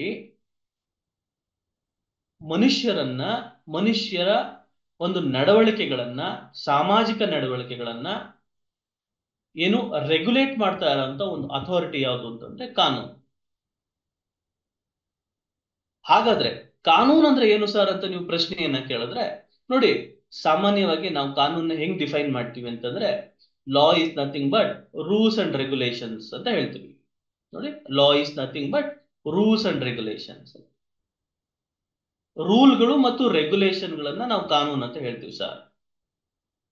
ಆ ಕಾನೂನು ಒಬ್ಬ ಸುಪೀರಿಯರ್ ಇರೋಂಥ ವ್ಯಕ್ತಿ ಒಬ್ಬ ಇನ್ಫೀರಿಯರ್ ಇರೋಂಥ ವ್ಯಕ್ತಿಗೆ ಅದನ್ನ ಹೇಳ್ತಾನೆ. ಇಲ್ಲಿ ಸುಪೀರಿಯರ್ ಯಾರು ಸರ್ ಅಂತ ನೀವು ಪ್ರಶ್ನೆಯನ್ನ ಕೇಳಿದ್ರೆ, ಈ ದೇಶದಲ್ಲಿ ಹೂ ಇಸ್ ಸುಪ್ರೀಂ ಸರ್ ಅಂತ. ನೋಡಿ, howsoever you high may be, law is above you ಅಂತ. ನೀನ್ ಎಷ್ಟೇ ದೊಡ್ಡ ವ್ಯಕ್ತಿ ಅಂತ ನಿನಗ್ ನೀನು ಭಾವಿಸ್ಕೊಂಡ್ರು ನೀನ್ ದೊಡ್ಡ ವ್ಯಕ್ತಿ ಅಲ್ಲ ಅಂತ. ನೀನ್ ಗವರ್ನರಾ, ಚೀಫ್ ಮಿನಿಸ್ಟರಾ, ಪ್ರೈಮ್ ಮಿನಿಸ್ಟರಾ, ಪ್ರೆಸಿಡೆಂಟಾ, ಚೀಫ್ ಜಸ್ಟಿಸಾ, ಸೊ ಇವರು ದೊಡ್ಡವರ ಅಂತ ನಾವು ಪ್ರಶ್ನೆಯನ್ನ ಕೇಳ್ಕೊಂಡ್ರೆ, ಇವ್ರ ಮೇಲೆ ಏನಾದ್ರೂ ಒಂದು ದೊಡ್ಡ ಅಂಶ ಯಾವ್ದಾದ್ರು ಇದೆಯಾ ಸರ್, ಯಾವ್ದಾದ್ರು ಒಂದು ಶಕ್ತಿ ಇದೆಯಾ ಸರ್ ಅಂತ ಪ್ರಶ್ನೆಯನ್ನ ಕೇಳಿದ್ರೆ ಹೌದು. ಯಾವುದು ಸರ್ ಅಂತ ಕೇಳಿದ್ರೆ ಅದು ಭಾರತೀಯ ಸಂವಿಧಾನ, ಇಂಡಿಯನ್ ಕಾನ್ಸ್ಟಿಟ್ಯೂಷನ್. ಈ ದೇಶದಲ್ಲಿ ಯಾರು ಸರ್ ಸುಪ್ರೀಂ ಅಂತ ನೀವು ಪ್ರಶ್ನೆಯನ್ನ ಕೇಳಿದ್ರೆ, ಈ ದೇಶದಲ್ಲಿ ಸಂವಿಧಾನವೇ ಸುಪ್ರೀಂ. ಅದು ನೆಲದ ಕಾನೂನಾಗಿದೆ. ಆ ನೆಲದ ಕಾನೂನಿನ ಅಡಿಯಲ್ಲಿ ನಾವೆಲ್ಲರೂ ಸಹ ಬದುಕ್ತಾ ಇದ್ದೀವಿ. ಸರ್ಕಾರ ರಚನೆ ಆಗಿರೋದು ಸಂವಿಧಾನದ ಅಡಿಯಲ್ಲಿ. ಸಂವಿಧಾನದ ಅಡಿಯಲ್ಲಿ ಶಾಸಕಾಂಗ ರಚನೆಯಾಗಿದೆ, ಕಾರ್ಯಾಂಗ ರಚನೆಯಾಗಿದೆ, ನ್ಯಾಯಾಂಗ ರಚನೆಯಾಗಿದೆ. ಈ ಮೂರು ಅಂಗಗಳೇನಿದಾವಲ್ಲ, ಶಾಸಕಾಂಗ, ಕಾರ್ಯಾಂಗ, ನ್ಯಾಯಾಂಗ, ಲೆಜಿಸ್ಲೇಚರ್, ಎಕ್ಸಿಕ್ಯೂಟಿವ್, ಜುಡಿಷಿಯರಿ ಅಂತ, ಈ ಮೂರು ಅಂಗಗಳ ಏನು ಒಂದು ನಿಟ್ಟಿನಲ್ಲಿ ನಮ್ಮ ಒಂದು ವ್ಯವಹಾರಗಳು, ಆಡಳಿತ ವ್ಯವಸ್ಥೆ, ನ್ಯಾಯಾಂಗ ವ್ಯವಸ್ಥೆ, ನ್ಯಾಯ ದೊರಕಿಸ್ಕೊಡುವಂತ ಒಂದು ವ್ಯವಸ್ಥೆ ಎಲ್ಲವೂ ಸಹ ಅದರಲ್ಲಿ ಅಡಗಿದೆ. ಸೊ ಇಲ್ಲಿ ನಾವು ಮುಖ್ಯವಾಗಿ ಅರ್ಥ ಮಾಡ್ಕೊಬೇಕಾಗಿರೋದು ಏನು ಸರ್? ನಾನು ಹೇಳ್ತಾ ಇದ್ದೆ ಹಕ್ಕುಗಳು ಅಂತ ಹೇಳ್ತಾ ಇದ್ದೆ. ನಾನು ಹಕ್ಕುಗಳನ್ನ ಕೊಟ್ಟಿದೆ ಸಂವಿಧಾನ ಅಂತ ಹೇಳ್ತಾ ಇದೆ. ಹಾಗಾದ್ರೆ ಹಕ್ಕುಗಳು ಅಂದ್ರೆ ಏನು ಸರ್ ಅಂತ ನೀವು ಪ್ರಶ್ನೆಯನ್ನ ನನಗೆ ಕೇಳಿದ್ರೆ, ನೋಡಿ ನಾನು ಹಕ್ಕುಗಳಂತಂದ್ರೆ, ನೋಡಿ ಹಕ್ಕುಗಳಂತಂದ್ರೆ ಅದು ನನಗೊಂದು ಸಿಕ್ಕಿರೋಂಥ ಒಂದು ಫ್ರೀಡಮ್, ನನಗೆ ಸಿಕ್ಕಿರೋಂಥ ಒಂದು ಪ್ರಿವಿಲೇಜ್, ಒಂದು ಅವಕಾಶ. ಅದು ಹಕ್ಕುಗಳಂತಂದ್ರೆ ಒಂದು ಅವಕಾಶ. ನನಗೆ ಸಂವಿಧಾನ ಒಂದು ಅವಕಾಶವನ್ನ ಮಾಡಿಕೊಟ್ಟಿದೆ, ನನಗೊಂದು ಕೃಪೆಯನ್ನ ತೋರಿಸಿದೆ, ನೀನು ಎಂಜಾಯ್ ಮಾಡು ಅಂತ ಹೇಳಿ. ಸೊ ಇಲ್ಲಿ ರೈಟ್ ಅಂತಂದ್ರೆ ಏನು ಅಂತಂದ್ರೆ, right means privilege, A freedom ಅಂತ ಹೇಳಿ. ನೋಡಿ ರೈಟ್ ಮೀನ್ಸ್ ಪ್ರಿವಿಲೇಜ್ ಅಂತ ಹೇಳಿ. ಸೊ ಈ ನಿಟ್ಟಿನಲ್ಲಿ ಭಾರತೀಯ ಸಂವಿಧಾನ ನಮ್ಗೆ ಏನು ಮೂಲಭೂತ ಹಕ್ಕುಗಳಂತ ಸಹ ಕೊಟ್ಟಿದೆ. ಏನು ಫಂಡಮೆಂಟಲ್ ರೈಟ್ಸ್ ಅಂತ ಅದನ್ನ ನಾವು ಕರಿತೀವಿ, ಫಂಡಮೆಂಟಲ್ ರೈಟ್ಸ್ ಅಂತ ಕರಿತೀವಿ. ಆ ಫಂಡಮೆಂಟಲ್ ರೈಟ್ಸ್ ಅನ್ನ ನಾವು ತಿಳ್ಕೋಬೇಕು. ಸೊ ಇಲ್ಲಿ ನೀನು ಫಂಡಮೆಂಟಲ್ ರೈಟ್ಸ್ ಅನ್ನ ತಿಳ್ಕೊಳ್ಳೋದಕ್ಕಿಂತ ಮುಂಚೆ ಈ ಹಕ್ಕುಗಳ ವಿಚಾರದಲ್ಲಿ, ಹಕ್ಕುಗಳಲ್ಲಿ ಎಷ್ಟು ರೀತಿಯಾದಂತಹ ಹಕ್ಕುಗಳನ್ನ ನಾವು ನೋಡ್ತೀವಿ. ನಾನು ಹೇಳ್ತಾ ಇದ್ದೆ ಇಲ್ಲಿ, ಆ ಹೆಣ್ಮಗಳು ತನ್ನ ಗಂಡ ನೀನು ಸಂಬಳವನ್ನ ನಾನು ಕೊಟ್ಬಿಡು ಅಂತ ಕೇಳ್ತಾ ಇದ್ದಾನೆ, ಅದು ನನ್ನ ಹಕ್ಕು ಅಂತ ಹೇಳ್ತಾ ಇದ್ದಾನೆ. ಈ ನಿಟ್ಟಿನಲ್ಲಿ ಅದು ಯಾರ ಹಕ್ಕು ಅಂತ ನಿರ್ಧಾರವನ್ನ ಮಾಡ್ಬೇಕಾಗ್ತದೆ. ಈ ನಿಟ್ಟಿನಲ್ಲಿ ಮಹಿಳಾ ಸಂಬಂಧಪಟ್ಟಂಗೆ ಮಹಿಳಾ ಹಕ್ಕುಗಳನ್ನ ನಾವು ಅರ್ಥೈಸ್ಕೊಬೇಕಾದ್ರೆ ಮೊದಲು ಹಕ್ಕುಗಳನ್ನ ಅರ್ಥೈಸ್ಕೋಬೇಕಾಗ್ತದೆ. ಹಕ್ಕುಗಳ ಎಷ್ಟು ರೀತಿಯಾದಂತಹ ಹಕ್ಕುಗಳಂತ ನಾವು ಅರ್ಥೈಸ್ಕೋಬೇಕಾಗತ್ತೆ. ನೋಡಿ ನಾನು ನಿಮ್ಗೊಂದು ಉದಾಹರಣೆಯನ್ನ ಕೊಡ್ತೇನೆ. ನೋಡಿ ಇಲ್ಲಿ ದೇವತಾ ಮ್ಯಾಮ್ ಇದ್ದಾರೆ. ದೇವತಾ ಮ್ಯಾಮ್ ನನಗೆ ಕೇಳಿದ್ರು ಪ್ರಶ್ನೆಯನ್ನು, ನನಗೊಂದು ರಿಕ್ವೆಸ್ಟ್ ಅನ್ನ ಮಾಡಿದ್ರು. ಸರ್ ನನಗೆ ಹಣದ ಅವಶ್ಯಕತೆ ಇದೆ, ಒಂದು 10,000 ರೂಪಾಯಿ ನನಗೆ ಸಾಲವನ್ನು ಕೊಡಿ ಸರ್, ನಾನು ನಿಮ್ಗೆ ಇನ್ನು 2 ದಿವಸದಲ್ಲಿ ಕೊಟ್ಬಿಡ್ತೀನಿ ಸರ್, ಯಾವುದೋ ಒಂದು ಅಮೌಂಟ್ ಬರಕ್ಕಿದೆ, ನಾನು ಕೊಟ್ಬಿಡ್ತೀನಿ ಅಂತ ಕೇಳಿದ್ರು. ಸೊ ನಾನೇನ್ ಮಾಡಿದೆ, ಆಯ್ತು ಮೇಡಮ್ ಇಷ್ಟು ಕೇಳ್ಕೊತಾ ಇದ್ದೀರಾ, ಸೊ ನಾನು ನಿಮ್ಗೆ ಹಣದ ಸಹಾಯವನ್ನ ನಾನು ಮಾಡ್ತೀನಿ ಅಂತ ಹೇಳಿ ನಾನು 10,000 ರೂಪಾಯಿನ ದೇವತಾ ಮೇಡಮ್ ಕೊಟ್ಟೆ. ಸೊ 2 ದಿನ ಆಯ್ತು, 1 ವಾರ ಆಯ್ತು, ಸೊ ಯಾವ ರೀತಿಯಾದಂತ ರೆಸ್ಪಾನ್ಸ್ ಇಲ್ಲ. ನಾನು ಮೇಡಮ್ಗೆ ಫೋನ್ ಮಾಡಿದ್ರೆ ಮೇಡಮ್ ಫೋನು ಸ್ವಿಚ್ ಆಫ್ ಆಗಿದೆ, ಮೇಡಮ್ ಫೋನು ಸಹ ತೆಗಿತಾ ಇಲ್ಲ. ಈ ಸಂದರ್ಭದಲ್ಲಿ ನನಗೆ ಅವ್ರ ಕಡೆಯಿಂದ ಯಾವ ರೀತಿಯಾದಂತಹ ಒಂದು ಹಣವನ್ನು ಹೇಗೆ ಪಡ್ಕೊಳ್ಳೋದು? ನೋಡಿ ಇದು ಏನು ಈ ತರ ಒಂದು ಸಂದರ್ಭದಲ್ಲಿ ನಾವು ಹಣ ಕೊಟ್ಟಿದ್ದೀವಿ, ಹಣವನ್ನ ಪಡ್ಕೊಳ್ಳೋಂತ ಹಕ್ಕು ನನಗಿದೆಯಾ ಸರ್ ಅಂತ ಕೇಳಿದ್ರೆ ಹೌದು ನನಗಿದೆ ಅಂತ ಹೇಳಿ. ಆದ್ರೆ ಯಾವ ರೀತಿ ಪಡ್ಕೊಳ್ಳೋದು, ಅದನ್ನ ಪಡ್ಕೊಳ್ಳೋಕ್ ಸಾಧ್ಯ ಇದೆಯಾ? ನೋಡಿ ಯಾವುದೇ ರೀತಿಯಾದಂತ ಕಾನೂನಾತ್ಮಕವಾಗಿ ನಾನು ವ್ಯವಹಾರವನ್ನ ಮಾಡಿಲ್ಲ. ನೋಡಿ ಇದೇ ನಾನು ತಮ್ಗೆ ಇನ್ನೊಂದು ಹೇಳಿದ್ರೆ, ಈಗ ಏಕನಾಥ್ ಮೇತ್ರೆ ಅವರಿದ್ದಾರೆ, ಅವ್ರು ನನಗೆ ಒಂದು ಪ್ರಶ್ನೆಯನ್ನ ಕೇಳಿದ್ರು, ಸರ್ ಅದೇ ರೀತಿಯಲ್ಲಿ ನನಗೆ 1 ಲಕ್ಷ ರೂಪಾಯಿ ಕೊಡಿ ಸರ್ ಪುರುಷೋತ್ತಮ್ ಅವರೇ, 1 ಲಕ್ಷ ರೂಪಾಯಿ ಕೊಡಿ, ನಾನು ನಿಮ್ಗೆ ಒಂದು ಬಡ್ಡಿ ಸಮೇತ ನಾನು ವಾಪಸ್ ಕೊಡ್ತೀನಿ. ಸೊ ಈ ನಿಟ್ಟಿನಲ್ಲಿ ನಾನು ನಿಮ್ಗೆ ಒಂದು ಖಾಲಿ ಚೆಕ್ ಅನ್ನ ಕೊಡ್ತೀನಿ, ತದನಂತರ ಒಂದು ಪ್ರಾಮಿಸರಿ ನೋಟನ್ನು ಸಹ ನಾನು ಬರ್ಕೊಡ್ತೀನಿ, ನಿಮ್ಮ ಹತ್ರ ಹಣ ತಗೊಂಡಿದ್ದೀನಿ, ನೀವು ಯಾವಾಗ ಕೇಳ್ತೀರಾ, ಯಾವಾಗ ಡಿಮ್ಯಾಂಡ್ ಮಾಡ್ತೀರಾ ಆ ಸಂದರ್ಭದಲ್ಲಿ ನಾನು ವಾಪಸ್ ಕೊಡ್ತೀನಿ. ಸೊ ಈ ನಿಟ್ಟಿನಲ್ಲಿ ನಿಮ್ಗೆ ಯಾವುದೇ ತರ ಏನು ಅಳುಕು ಬೇಡ ಅಂತ ನಿಟ್ಟಿನಲ್ಲಿ ನನಗೆ ಅದನ್ನ ಹೇಳ್ಬಿಟ್ಟು ಅವ್ರೇನ್ ಮಾಡಿದ್ರು, ಒಂದು ಪ್ರಾಮಿಸರಿ ನೋಟನ್ನ ಬರ್ಕೊಟ್ರು, ಒಂದು ಖಾಲಿ ಚೆಕ್ ಅನ್ನ ಕೊಟ್ರು ನನಗೆ. ನಾನು ಅವ್ರಿಗೆ 1 ಲಕ್ಷ ರೂಪಾಯಿ ಹಣವನ್ನ ಕೊಟ್ಟೆ. ಅವ್ರು ಹೇಳಿದ್ರು 3 ತಿಂಗಳೊಳಗೆ ನಾನು ಕೊಡ್ತೀನಿ ಸರ್ ಅಂತ ಹೇಳಿದ್ರು. ಒಂದು ಅಗ್ರಿಮೆಂಟು ಸಹ ನಾನು ಮಾಡ್ಕೊಂಡೆ. ಸೊ ಈ ನಿಟ್ಟಿನಲ್ಲಿ 3 ತಿಂಗಳಾಯ್ತು, 6 ತಿಂಗಳಾಯ್ತು, 1 ವರ್ಷ ಆಯ್ತು, 1.5 ವರ್ಷ ಆಯ್ತು. ನಾನು ಕೇಳ್ದೆ ಏಕನಾಥ್ ಮೇತ್ರೆ ಅವ್ರನ್ನ ಕೇಳ್ದೆ, ಎಲ್ಲಿ ಸರ್ ನನ್ನ ಹಣ ಕೊಡ್ತೀರಾ, ಯಾವಾಗ ಕೊಡ್ತೀರಾ ಸರ್ ಅಂತ ಕೇಳಿದಾಗ, ಇಲ್ಲ ಸರ್ ಕೊಡ್ತೀನಿ ಅಂತಂದ್ರು. ನನಗೆ ಇನ್ನೊಂದು ವಾರ ಟೈಮ್ ಕೊಡಿ ಅಂತಂದ್ರು. ಇನ್ನೊಂದು ವಾರ ಟೈಮ್, 1 ವಾರನೂ ಸಹ ಮುಗ್ದೋಯ್ತು. ಮತ್ತೆ ಮನೆ ಹತ್ರ ಹೋಗ್ತೀನಿ, ನೀವ್ ಯಾರಾದ್ರೂ ನನ್ಗೇನು ಅಂತ ಗೊತ್ತಿಲ್ಲ, ನನ್ಗೆ ಗೊತ್ತಿಲ್ಲದ್ರೆ ನೀವೇನ್ ಮಾಡ್ಕೋತೀರಾ ಮಾಡ್ಕೊ ಹೋಗ್ರಿ ಅಂತ ಹೇಳುದು. ಸೊ ಈಗ ಆ ನಿಟ್ಟಿನಲ್ಲಿ ನನಗೆ ಹಕ್ಕಿದೆ ಅಲ್ವಾ? ಅವ್ರನ್ನ ಹಣ ಕೇಳೋಂತ ಹಕ್ಕಿದ್ಯಾ? ಖಂಡಿತ ಇದೆ. ಯಾಕೆ ಅಂತಂದ ನೀವು ಪ್ರಶ್ನೆಯನ್ನ ಕೇಳಿದ್ರೆ ನೀವು ಹೇಳ್ತೀರಿ, ಸರ್ ಅವ್ರ ಕಡೆಯಿಂದ ನೀವು ಆ ಚೆಕ್ ಅನ್ನ ಇಸ್ಕೊಂಡಿದ್ದೀರಲ್ಲ ಸರ್, ಅವ್ರ ಕಡೆಯಿಂದ ನೀವು ಪ್ರಾಮಿಸರಿ ನೋಟ್ ಅನ್ನ ಬರ್ಸ್ಕೊಂಡಿದ್ದೀರಾ ಸರ್, ಅವ್ರ ಕಡೆಯಿಂದ ನೀವು ಅಗ್ರಿಮೆಂಟ್ ಅನ್ನ ಬರ್ಸ್ಕೊಂಡಿದ್ದೀರಲ್ಲ ಸರ್, ಆ ಮುಖೇನ ನೀವೇನ್ ಮಾಡಿ ಅಂದ್ರೆ ನ್ಯಾಯಾಲಯದ ಮೊರೆ ಹೋಗಿ ನಂತರ ನೀವು ಅಲ್ಲಿ ಕೇಸನ್ನ ಹಾಕಿ ಸರ್, ಆವಾಗ ಅವ್ರು ನಿಮ್ಮ ಹಣವನ್ನ ಕೊಡ್ತಾರೆ ಅಂತ ತಾವು ಹೇಳ್ತೀರಿ. ನೋಡಿ ಈ ಒಂದು ವಿಚಾರವನ್ನ, ಈ ಒಂದು ಅಂಶವನ್ನ ನಾವೇನಂತ ಕರಿತೀವಿ ಅಂದ್ರೆ ಕಾನೂನಾತ್ಮಕ ಹಕ್ಕು ಅಂತ ಕರಿತೀವಿ. ಇದನ್ನ ಏನಂತ ಕರಿತೀವಿ? ಕಾನೂನಾತ್ಮಕ ಹಕ್ಕು, ಲೀಗಲ್ ರೈಟ್ ಅಂತ ಕರಿತೀವಿ. ನೋಡಿ ಅವಾಗ್ಲೇ ಹೇಳಿದ್ದು ನಾನು ದೇವತಾ ಮೇಡಮ್ ಅಲ್ಲಿ 10,000 ರೂಪಾಯಿ ಹೇಳಿದ ಉದಾಹರಣೆಯನ್ನ ಕೊಟ್ಟೆ. ಅದರಲ್ಲಿ ನೀವು ಅವ್ರನ್ನ ಎನ್ಫೋರ್ಸ್ ಮಾಡ್ಲಿಕ್ಕೆ ಆಗಲ್ಲ. ನೋಡಿ, ಎನ್ಫೋರ್ಸ್ ಅನ್ನ ಮಾಡ್ಲಿಕ್ಕೆ ಆಗಲ್ಲ. ಆದ್ರೆ ಈ ಸಂದರ್ಭದಲ್ಲಿ ನಾನು 1 ಲಕ್ಷ ರೂಪಾಯಿಯನ್ನ ಕೊಟ್ಟು ದಾಖಲೆಗಳನ್ನ ಮಾಡಿದಂತ ಸಂದರ್ಭದಲ್ಲಿ ನಾನು ಅವ್ರನ್ನ ಎನ್ಫೋರ್ಸ್ ಮಾಡಬಹುದು ಕೋರ್ಟ್ ಮುಖೇನ. ಸೊ ಅಂತ ಸಂದರ್ಭದಲ್ಲಿ ಆ ರೀತಿಯಾದಂತಹ ಹಕ್ಕನ್ನ ನಾನು ಪಡ್ಕೊಂಡಿರ್ತೀನಲ್ಲ, ಆ ಹಕ್ಕನ್ನ ನಾವೇನಂತ ಕರಿತೀವಿ? ಲೀಗಲ್ ರೈಟ್ ಅಂತ ಕರಿತೀವಿ. ಅಂತ ಸಂದರ್ಭದಲ್ಲಿ ಮಾತ್ರ ನಮ್ಗೆ ಕಾನೂನು ಸಹಾಯವನ್ನ ಮಾಡುತ್ತೆ. ಸೊ ಇಲ್ಲಿ ನಮ್ಗೆ ಅರ್ಥ ಮಾಡ್ಕೊಬೇಕಾಗಿರೋದು ಏನು ಅಂತಂದ್ರೆ, ಹಕ್ಕು ಯಾವಾಗ ಅದು ಕಾನೂನಾತ್ಮಕವಾಗ್ತದೆ ಅಂತಂದ್ರೆ, ಕಾನೂನಿನ ಚೌಕಟ್ಟಿನ ಅಡಿಯಲ್ಲಿ ಕಾನೂನು ಹೆಂಗೆ ಡಿಫೈನ್ ಮಾಡುತ್ತೆ, ನೀವು ಈ ತರ ಒಂದು ಅಗ್ರಿಮೆಂಟ್ ಅನ್ನ ಮಾಡ್ಕೋಬೇಕು, ಈ ತರ ಒಂದು ಚೆಕ್ ಅನ್ನ ಇಸ್ಕೊಳ್ಳುವಂತ ಸಂದರ್ಭದಲ್ಲಿ. ಸೊ ಅಂತ ಸಂದರ್ಭದಲ್ಲಿ ಏನು ನಿಮ್ಗೆ ಆ ಒಂದು ಯಾರು ನಿಮ್ಗೆ ಹಣವನ್ನ ಹಿಂದಿರುಗಿಸ್ತಲೇ ಇದ್ದ ಸಂದರ್ಭದಲ್ಲಿ ಅವರ ಮೇಲೆ ನೀವು ದಾವೆಯನ್ನ ಹೂಡಬಹುದು, ಕೇಸನ್ನ ಹಾಕ್ಬಹುದು, ಕಂಪ್ಲೇಂಟ್ ಅನ್ನ ಮಾಡಬಹುದು ಅಂತ ಆ ಒಂದು ಕಾನೂನಿನ ಅಡಿಯಲ್ಲಿ ವಿಷಯವನ್ನ ತಿಳಿಸುತ್ತೆ. ಅಂತ ಸಂದರ್ಭದಲ್ಲಿ ಆ ಹಕ್ಕುಗಳೇನಾಗ್ತದೆ? ಕಾನೂನಾತ್ಮಕ ಹಕ್ಕಾಗುತ್ತೆ. ನೋಡಿ, ಕಾನೂನಾತ್ಮಕ ಹಕ್ಕಾಗುತ್ತೆ, ಲೀಗಲ್ ರೈಟ್. ಆ ಮೇಡಮ್ ಸಂದರ್ಭದಲ್ಲಿ ಈ 10,000 ರೂಪಾಯಿ ಸಂದರ್ಭದಲ್ಲಿ ನಾನು ಕೇಳ್ಬೋದಾ ಸರ್ ಅವ್ರನ್ನ? ಹೌದು, ನಾನು ಕೇಳ್ಬೋದು. ನನ್ನ 10,000 ರೂಪಾಯಿ ನಾನು ಕೊಡಿ ಮೇಡಮ್ ಅಂತ ನಾನು ಕೇಳ್ಬೋದು, ನೀನ್ ಕೊಟ್ಟಿದ್ನಲ್ಲ ಅಂತ ಹೇಳ್ಬೋದು. ಅಂತ ಸಂದರ್ಭದಲ್ಲಿ ನೀನ್ ಏನ್ ಮಾಡ್ಕೊಂತೀಯ ಮಾಡ್ಕೊ ಹೋಗುವಂತ ದೇವತಾ ಮೇಡಮು ನನ್ಗೆ ಹೇಳಿದ್ರಾಗ ನನ್ಗೆ ಏನು ಮಾಡ್ಕೊಳಿಕ್ಕಾಗಲ್ಲ. ಆದ್ರೆ ನಾನು ಕೇಳ್ಬೋದಾ ಸರ್ ಅಂತಂದ್ರೆ ಕೇಳ್ಬೋದು. ಸೊ ಆ ರೀತಿಯಾದ ಹಕ್ಕುಗಳು ನಾವೇನಂತ ಕರಿತೀವಿ ಅಂದ್ರೆ ಮಾರಲ್ ರೈಟ್ ಅಂತ ಕರಿತೀವಿ. ಆದ್ರೆ ಕಾನೂನಿನ ಅಡಿಯಲ್ಲಿ ವ್ಯವಹಾರವನ್ನ ಮಾಡ್ತಾ ಇರುವಂತ ಸಂದರ್ಭದಲ್ಲಿ ನಾವು ಯಾವಾಗ್ಲೂ ಸಹ ಕಾನೂನು ಏನು ಸೂಚಿಸುತ್ತೆ, ನೋಡಪ್ಪ ನಾನ್ ನಿನ್ನ ಸಹಾಯಕ್ಕೆ ಬರ್ಬೇಕಂತಂದ್ರೆ ನೀನು ವ್ಯವಹಾರವನ್ನ ಈ ರೀತಿಯಲ್ಲಿ ಮಾಡ್ಕೋಬೇಕು, ಒಂದು ಅಗ್ರಿಮೆಂಟ್ ಅನ್ನ ಮಾಡ್ಕೋಬೇಕು, ರಿಜಿಸ್ಟ್ರೇಷನ್ ಅನ್ನ ಮಾಡ್ಕೋಬೇಕು, ಚೆಕ್ ಅನ್ನ ಕೊಡ್ಬೇಕು, ಡಾಕ್ಯುಮೆಂಟ್ಗೆ ಸಿಗ್ನೇಚರ್ ಅನ್ನ ತಗೋಬೇಕು ಅಂತ ಕಾನೂನು ಎಕ್ಸ್ಪ್ಲೇನ್ ಮಾಡುತ್ತೆ. ಅಂತ ಸಂದರ್ಭದಲ್ಲಿ ಆ ರೀತಿಯಾಗಿ ನೀವು ವ್ಯವಹಾರವನ್ನ ಮಾಡಿದಾಗ ಕಾನೂನು ನಿಮ್ಮ ಸಹಾಯಕ್ಕೆ ಬರುತ್ತೆ.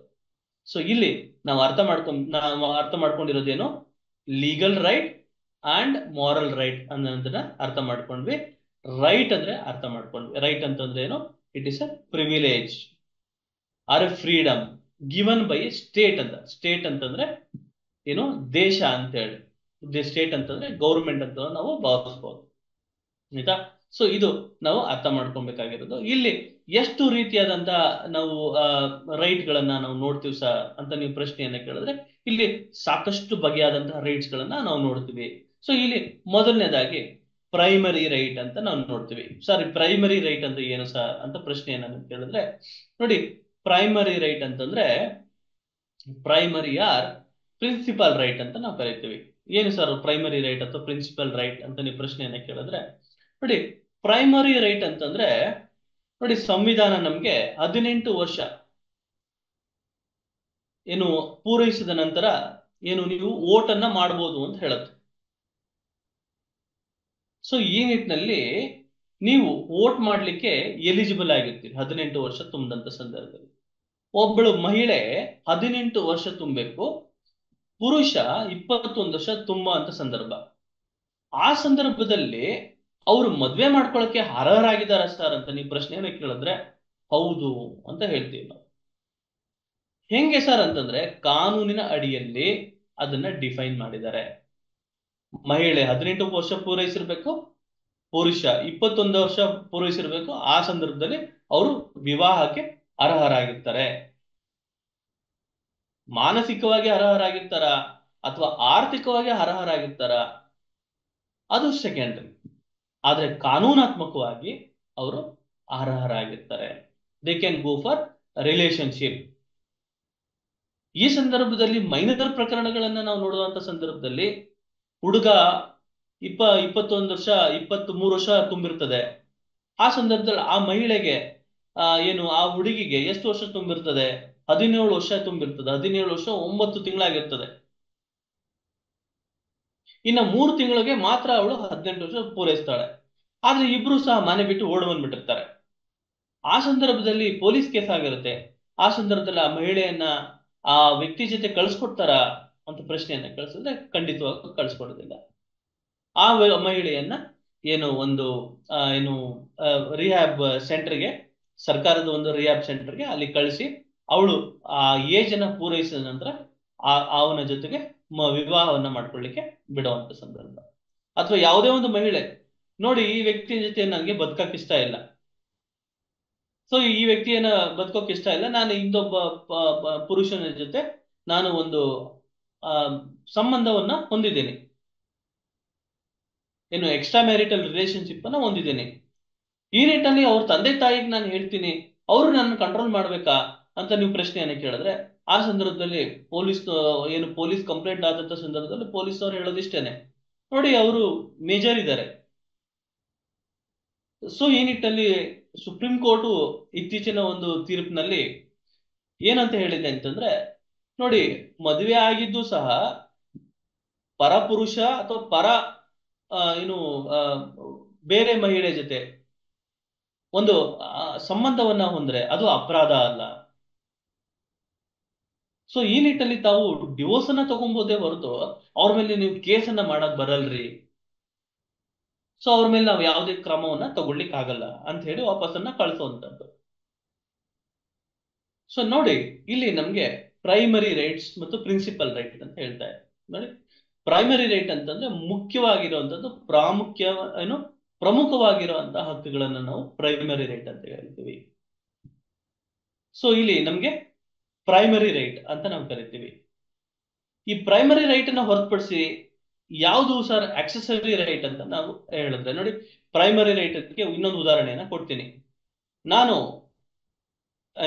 ಭೀಮಪ್ಪ ಅವರ ಜೊತೆ ಒಂದು ವ್ಯವಹಾರವನ್ನ ಮಾಡ್ತೀನಿ. ಭೀಮಪ್ಪ ಅವ್ರದ್ದು ಒಂದು ಮನೆ ಇರ್ತದೆ, ಆ ಮನೆಯನ್ನ ನಾನು ಪರ್ಚೇಸ್ ಅನ್ನ ಮಾಡ್ತೀನಿ. ಪರ್ಚೇಸ್ ಮಾಡಬೇಕಾದ್ರೆ ಭೀಮಪ್ಪರಿಗೆ ಹೇಳ್ತಾರೆ, ಸರ್ ಈ ಮನೆ ಸರಿ ಸುಮಾರು ಒಂದು 60 ಲಕ್ಷ ರೂಪಾಯಿ ಆಗ್ತದೆ, ಸೊ ಈ ನಿಟ್ಟಿನಲ್ಲಿ 60 ಲಕ್ಷ ರೂಪಾಯಿಯನ್ನ ಕೊಟ್ರೆ ನಾನು ನಿಮ್ಮ ಹೆಸರಿಗೆ ರಿಜಿಸ್ಟ್ರೇಷನ್ ಮಾಡ್ಕೊಡ್ತೀನಿ ಅಂತ ಹೇಳ್ತಾರೆ.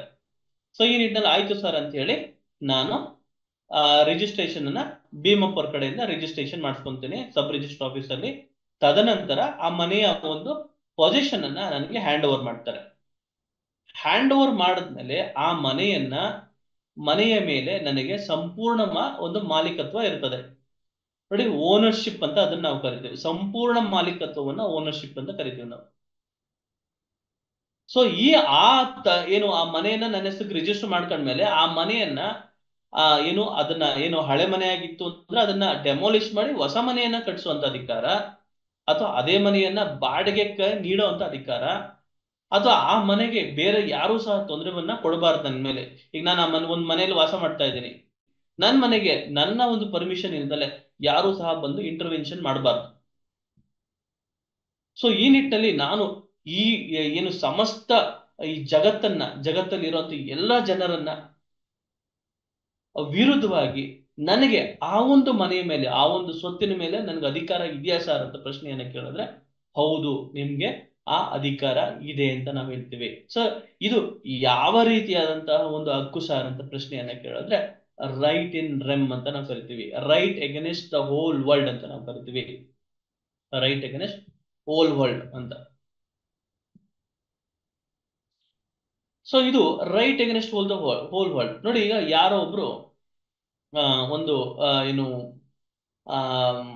ವ್ಯವಹಾರವನ್ನ ಮಾಡ್ತಾ ಇದ್ರು. ಸೊ ವ್ಯವಹಾರವನ್ನ ಮಾಡ್ತಾ ಇರುವಂತ ಸಂದರ್ಭದಲ್ಲಿ ಅವರು ಈ ಪರಿಶಿಷ್ಟ ಜಾತಿ ಮತ್ತು ಪರಿಶಿಷ್ಟ ಪಂಗಡಕ್ಕೆ ಸೇರಿರೋರಾಗಿದ್ದು ಒಂದು ವ್ಯವಹಾರ ಮಾಡ್ತಾ ಇರ್ಬೇಕಾದ್ರೆ ಏನೋ ಒಂದು ಡಿಫರೆನ್ಸಸ್ ಬರುವಂತ ಸಂದರ್ಭ. ಆ ಡಿಫರೆನ್ಸಸ್ ಬಂದಂತ ಸಂದರ್ಭದಲ್ಲಿ ಆ ವ್ಯಕ್ತಿಯ ಜಾತಿಯನ್ನ ಹಿಡಿದು ಮಾತಾಡ್ಬಿಡೋದು, ನೀನು ಇಂಥವನು ಅಂತವನು ಅಂತ ಹೇಳ್ಬಿಟ್ಟು ಮಾತಾಡುವಂಥದ್ದು. ಸೊ ಯಾರ ಮುಂದೆ ಹೇಳ್ತಾನೆ, ರೈಟ್ ಥಿಂಕಿಂಗ್ ಮೆಂಬರ್ಸ್, ಸಮಾಜದಲ್ಲಿ ಸಮಚಿತ್ತವಾಗಿ ಯೋಚನೆ ಮಾಡುವಂತ ಜನರು ಅವರ ಮುಂದೆ ತನ್ನ ಜಾತಿ ನಿಂದನೆಯನ್ನ ಮಾಡಿದಂತ ಸಂದರ್ಭದಲ್ಲಿ ನಾವು ಅದನ್ನ ತಡಿಬೋದಾ ಸರ್, ನನಗೆ ಒಂದು ಕಳೆದ್ಬಿಟ್ನಲ್ಲ ಅಂತ ಹೇಳಿ ನಾನು ಒಂದು ಮಾನ ನಷ್ಟ ಮೊಕದ್ದಮೆಯನ್ನ ಹೂಡ್ಬೋದಾ ಸರ್ ಅಂತ ಪ್ರಶ್ನೆ ಕೇಳಿದ್ರೆ, ಹೌದು ಮಾನ ನಷ್ಟ ಮೊಕದ್ದಮೆಯನ್ನ ಹೂಡ್ಬೋದು. ಹಾಗಾದ್ರೆ ಆ ಮಾನ ನಷ್ಟ ಮೊಕದ್ದಮನ್ನ ಹೂಡುವಂತ ಹಕ್ಕು ಏನಿದೆಯಲ್ಲ ಸರ್, ಅದನ್ನ ನಾವ್ ಏನಂತ ಕರಿತೀವಿ ಸರ್ ಅಂತ ಪ್ರಶ್ನೆಯನ್ನ ಕೇಳಿದ್ರೆ, ಅದನ್ನ ನಾವೇನಂತ ಕರಿತೀವಿ, ಪರ್ಸನಲ್ ರೈಟ್ ಅಂತ ಕರಿತೀವಿ. ನೋಡಿ ರೈಟ್ಸ್ ಅಲ್ಲಿ ನಾನು ಕ್ಲಾಸಿಫಿಕೇಶನ್ ಹೇಳ್ತಾ ಇದ್ದೀನಿ. ಮೊದಲನೇದು ಪ್ರೈಮರಿ ರೈಟ್ ಅಂತ ಹೇಳಿದೆ, ಎರಡನೇದು ಪ್ರೈಮರಿ ಆರ್ ಪ್ರಿನ್ಸಿಪಲ್ ರೈಟ್ ಅಂತ ಹೇಳಿದೆ.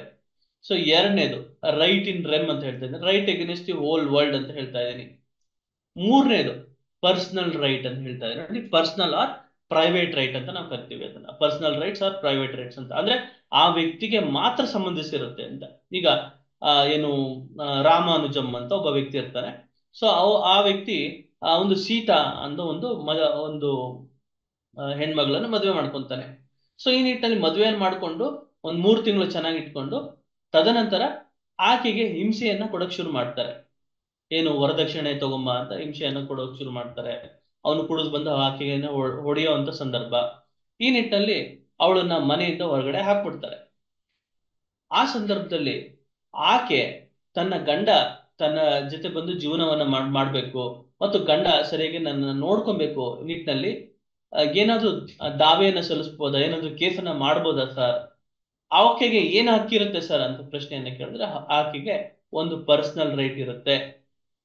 ಆ ಪರ್ಸನಲ್ ರೈಟ್ ಅನ್ನ ಆಕೆನೇ ಎನ್ಫೋರ್ಸ್ ಮಾಡ್ಬೇಕಾ ಅಥವಾ ಆಕೆಯ ತಮ್ಮ ಅಥವಾ ತಂಗಿ ಅಥವಾ ತನ್ನ ಮನೆಯವರು ಅವ್ರನ್ನ ಆ ಮಹಿಳೆ ಪರವಾಗಿ ಕೇಸನ್ನ ಮಾಡ್ಬೋದಾ ಸರ್, ಜೀವನಾಂಶದ ಒಂದು ಕೇಸನ್ನ ಮಾಡ್ಬೋದಾ ಸರ್ ಅಂತ ಪ್ರಶ್ನೆಯನ್ನ ಕೇಳಿದ್ರೆ ನೋಡಿ, ಅದು ಪರ್ಸನಲ್ ರೈಟ್ ಆಗಿರುತ್ತೆ.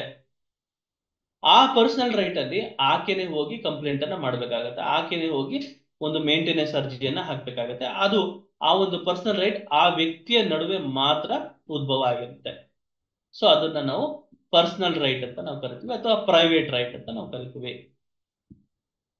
ನೋಡಿ, ಪ್ರೈವೇಟ್ ರೈಟ್ ಅಂತ ಕರಿತೀವಿ. ಸೊ ಈ ನಿಟ್ಟಿನಲ್ಲಿ ರೈಟ್ ಇನ್ ರೆಮ್ ನೋಡಿ, ರೈಟ್ ಇನ್ ರೆಮ್ ಅಥವಾ ರೈಟ್ ಇನ್ ಪರ್ಸೋನಮ್ ಅಂತ ಅಂದ್ರೆ ಪರ್ಸನಲ್ ರೈಟ್ ಅಂತ ನಾವು ಕರಿತೀವಿ ಅದನ್ನ.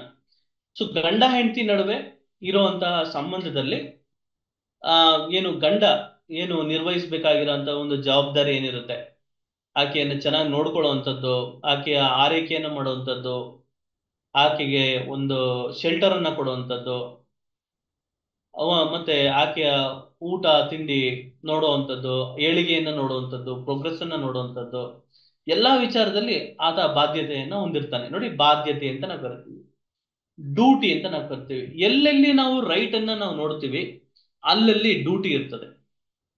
ನೋಡಿ, ಉದಾಹರಣೆಗೆ ನಾನು ನಿಮ್ಗೆ ಒಂದು ಉದಾಹರಣೆಯನ್ನ ಕೊಡ್ತೀನಿ. ನೋಡಿ, ಮೂಲಭೂತ ಹಕ್ಕುಗಳು ಅಂತ ಬಂದಾಗ ಸಂವಿಧಾನದಲ್ಲಿ ನಮ್ಗೆ ಏನು ರಾಷ್ಟ್ರದ ಯಾವುದೇ ರಾಜ್ಯಕ್ಕೆ ನಾವು ಪ್ರವೇಶವನ್ನ ಮಾಡಬಹುದು ಅಂತ ಇದೆ. ಹಾಗಂತ ನಾವು ಜಮ್ಮು ಕಾಶ್ಮೀರ್ನಲ್ಲಿ ಏನು ಒಂದು ಬಾರ್ಡರ್ ಇದೆ, ಇಂಟರ್ನ್ಯಾಷನಲ್ ಬಾರ್ಡರ್ ಇದೆ, ಪಾಕಿಸ್ತಾನ್ ಏನು ಲೈನ್ ಆಫ್ ಕಂಟ್ರೋಲ್ ಅಂತ ಇದೆ, ಅಲ್ಲಿ ನಾವು ಹೋಗ್ಬೋದಾ ಸರ್ ಅಂತ ಪ್ರಶ್ನೆಯನ್ನ ಕೇಳಿದ್ರೆ ಅಲ್ಲಿ ನೀವು ಹೋಗ್ಲಿಕ್ಕಾಗಲ್ಲ. ಯಾಕೆ ಅಂದ್ರೆ ಅದು ರಿಸ್ಟ್ರಿಕ್ಷನ್ ಇದೆ. ನೀವು ಪ್ರಶ್ನೆಯನ್ನ ಮಾಡ್ಬೋದು, ಈಗ ತಾನೇ ಹೇಳಿದ್ರ ಸರ್ ಈ ದೇಶದಲ್ಲಿ ಎಲ್ಲಿ ಬೇಕಾದ್ರೂ ಓಡಾಡ್ಬೋದು ಅಂತ, ಹಾಗಾದ್ರೆ ನಾವು ಅಲ್ಲೂ ಓಡಾಡ್ಬೋದಾ ಸರ್, ಆ ಬಾರ್ಡರ್ ಲೈನ್ ಅಲ್ಲೂ ಓಡಾಡ್ಬೋದಾ ಸರ್ ಅಂತ ಪ್ರಶ್ನೆಯನ್ನ ಕೇಳಿದ್ರೆ ಅಲ್ಲಿ ಓಡಾಡಕ್ ಬರೋದಿಲ್ಲ.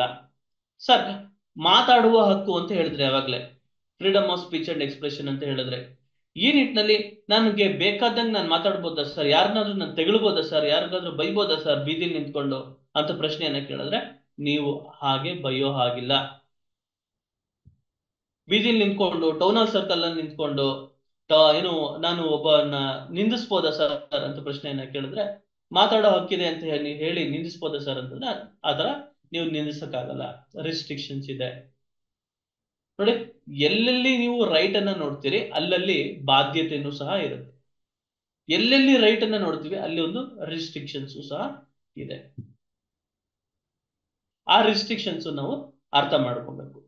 ಸೊ ಹಾಗಾಗಿ ನಮಗೆ ಏನು ಸಂವಿಧಾನ ಕೊಟ್ಟಿರೋಂತ ಏನು ಎಲ್ಲಾ ಹಕ್ಕುಗಳೇನಿದೆಯಲ್ಲ, ಈ ಹಕ್ಕುಗಳು ಪರಿಪೂರ್ಣ ಸರ್ ಅಂತ ನಾವು ಪ್ರಶ್ನೆ ಕೇಳಿದ್ರೆ, ಅಬ್ಸಲ್ಯೂಟ್ ಸರ್ ಅಂತ ಕೇಳಿದ್ರೆ, no rights guaranteed under the constitution is absolute. There is a restriction.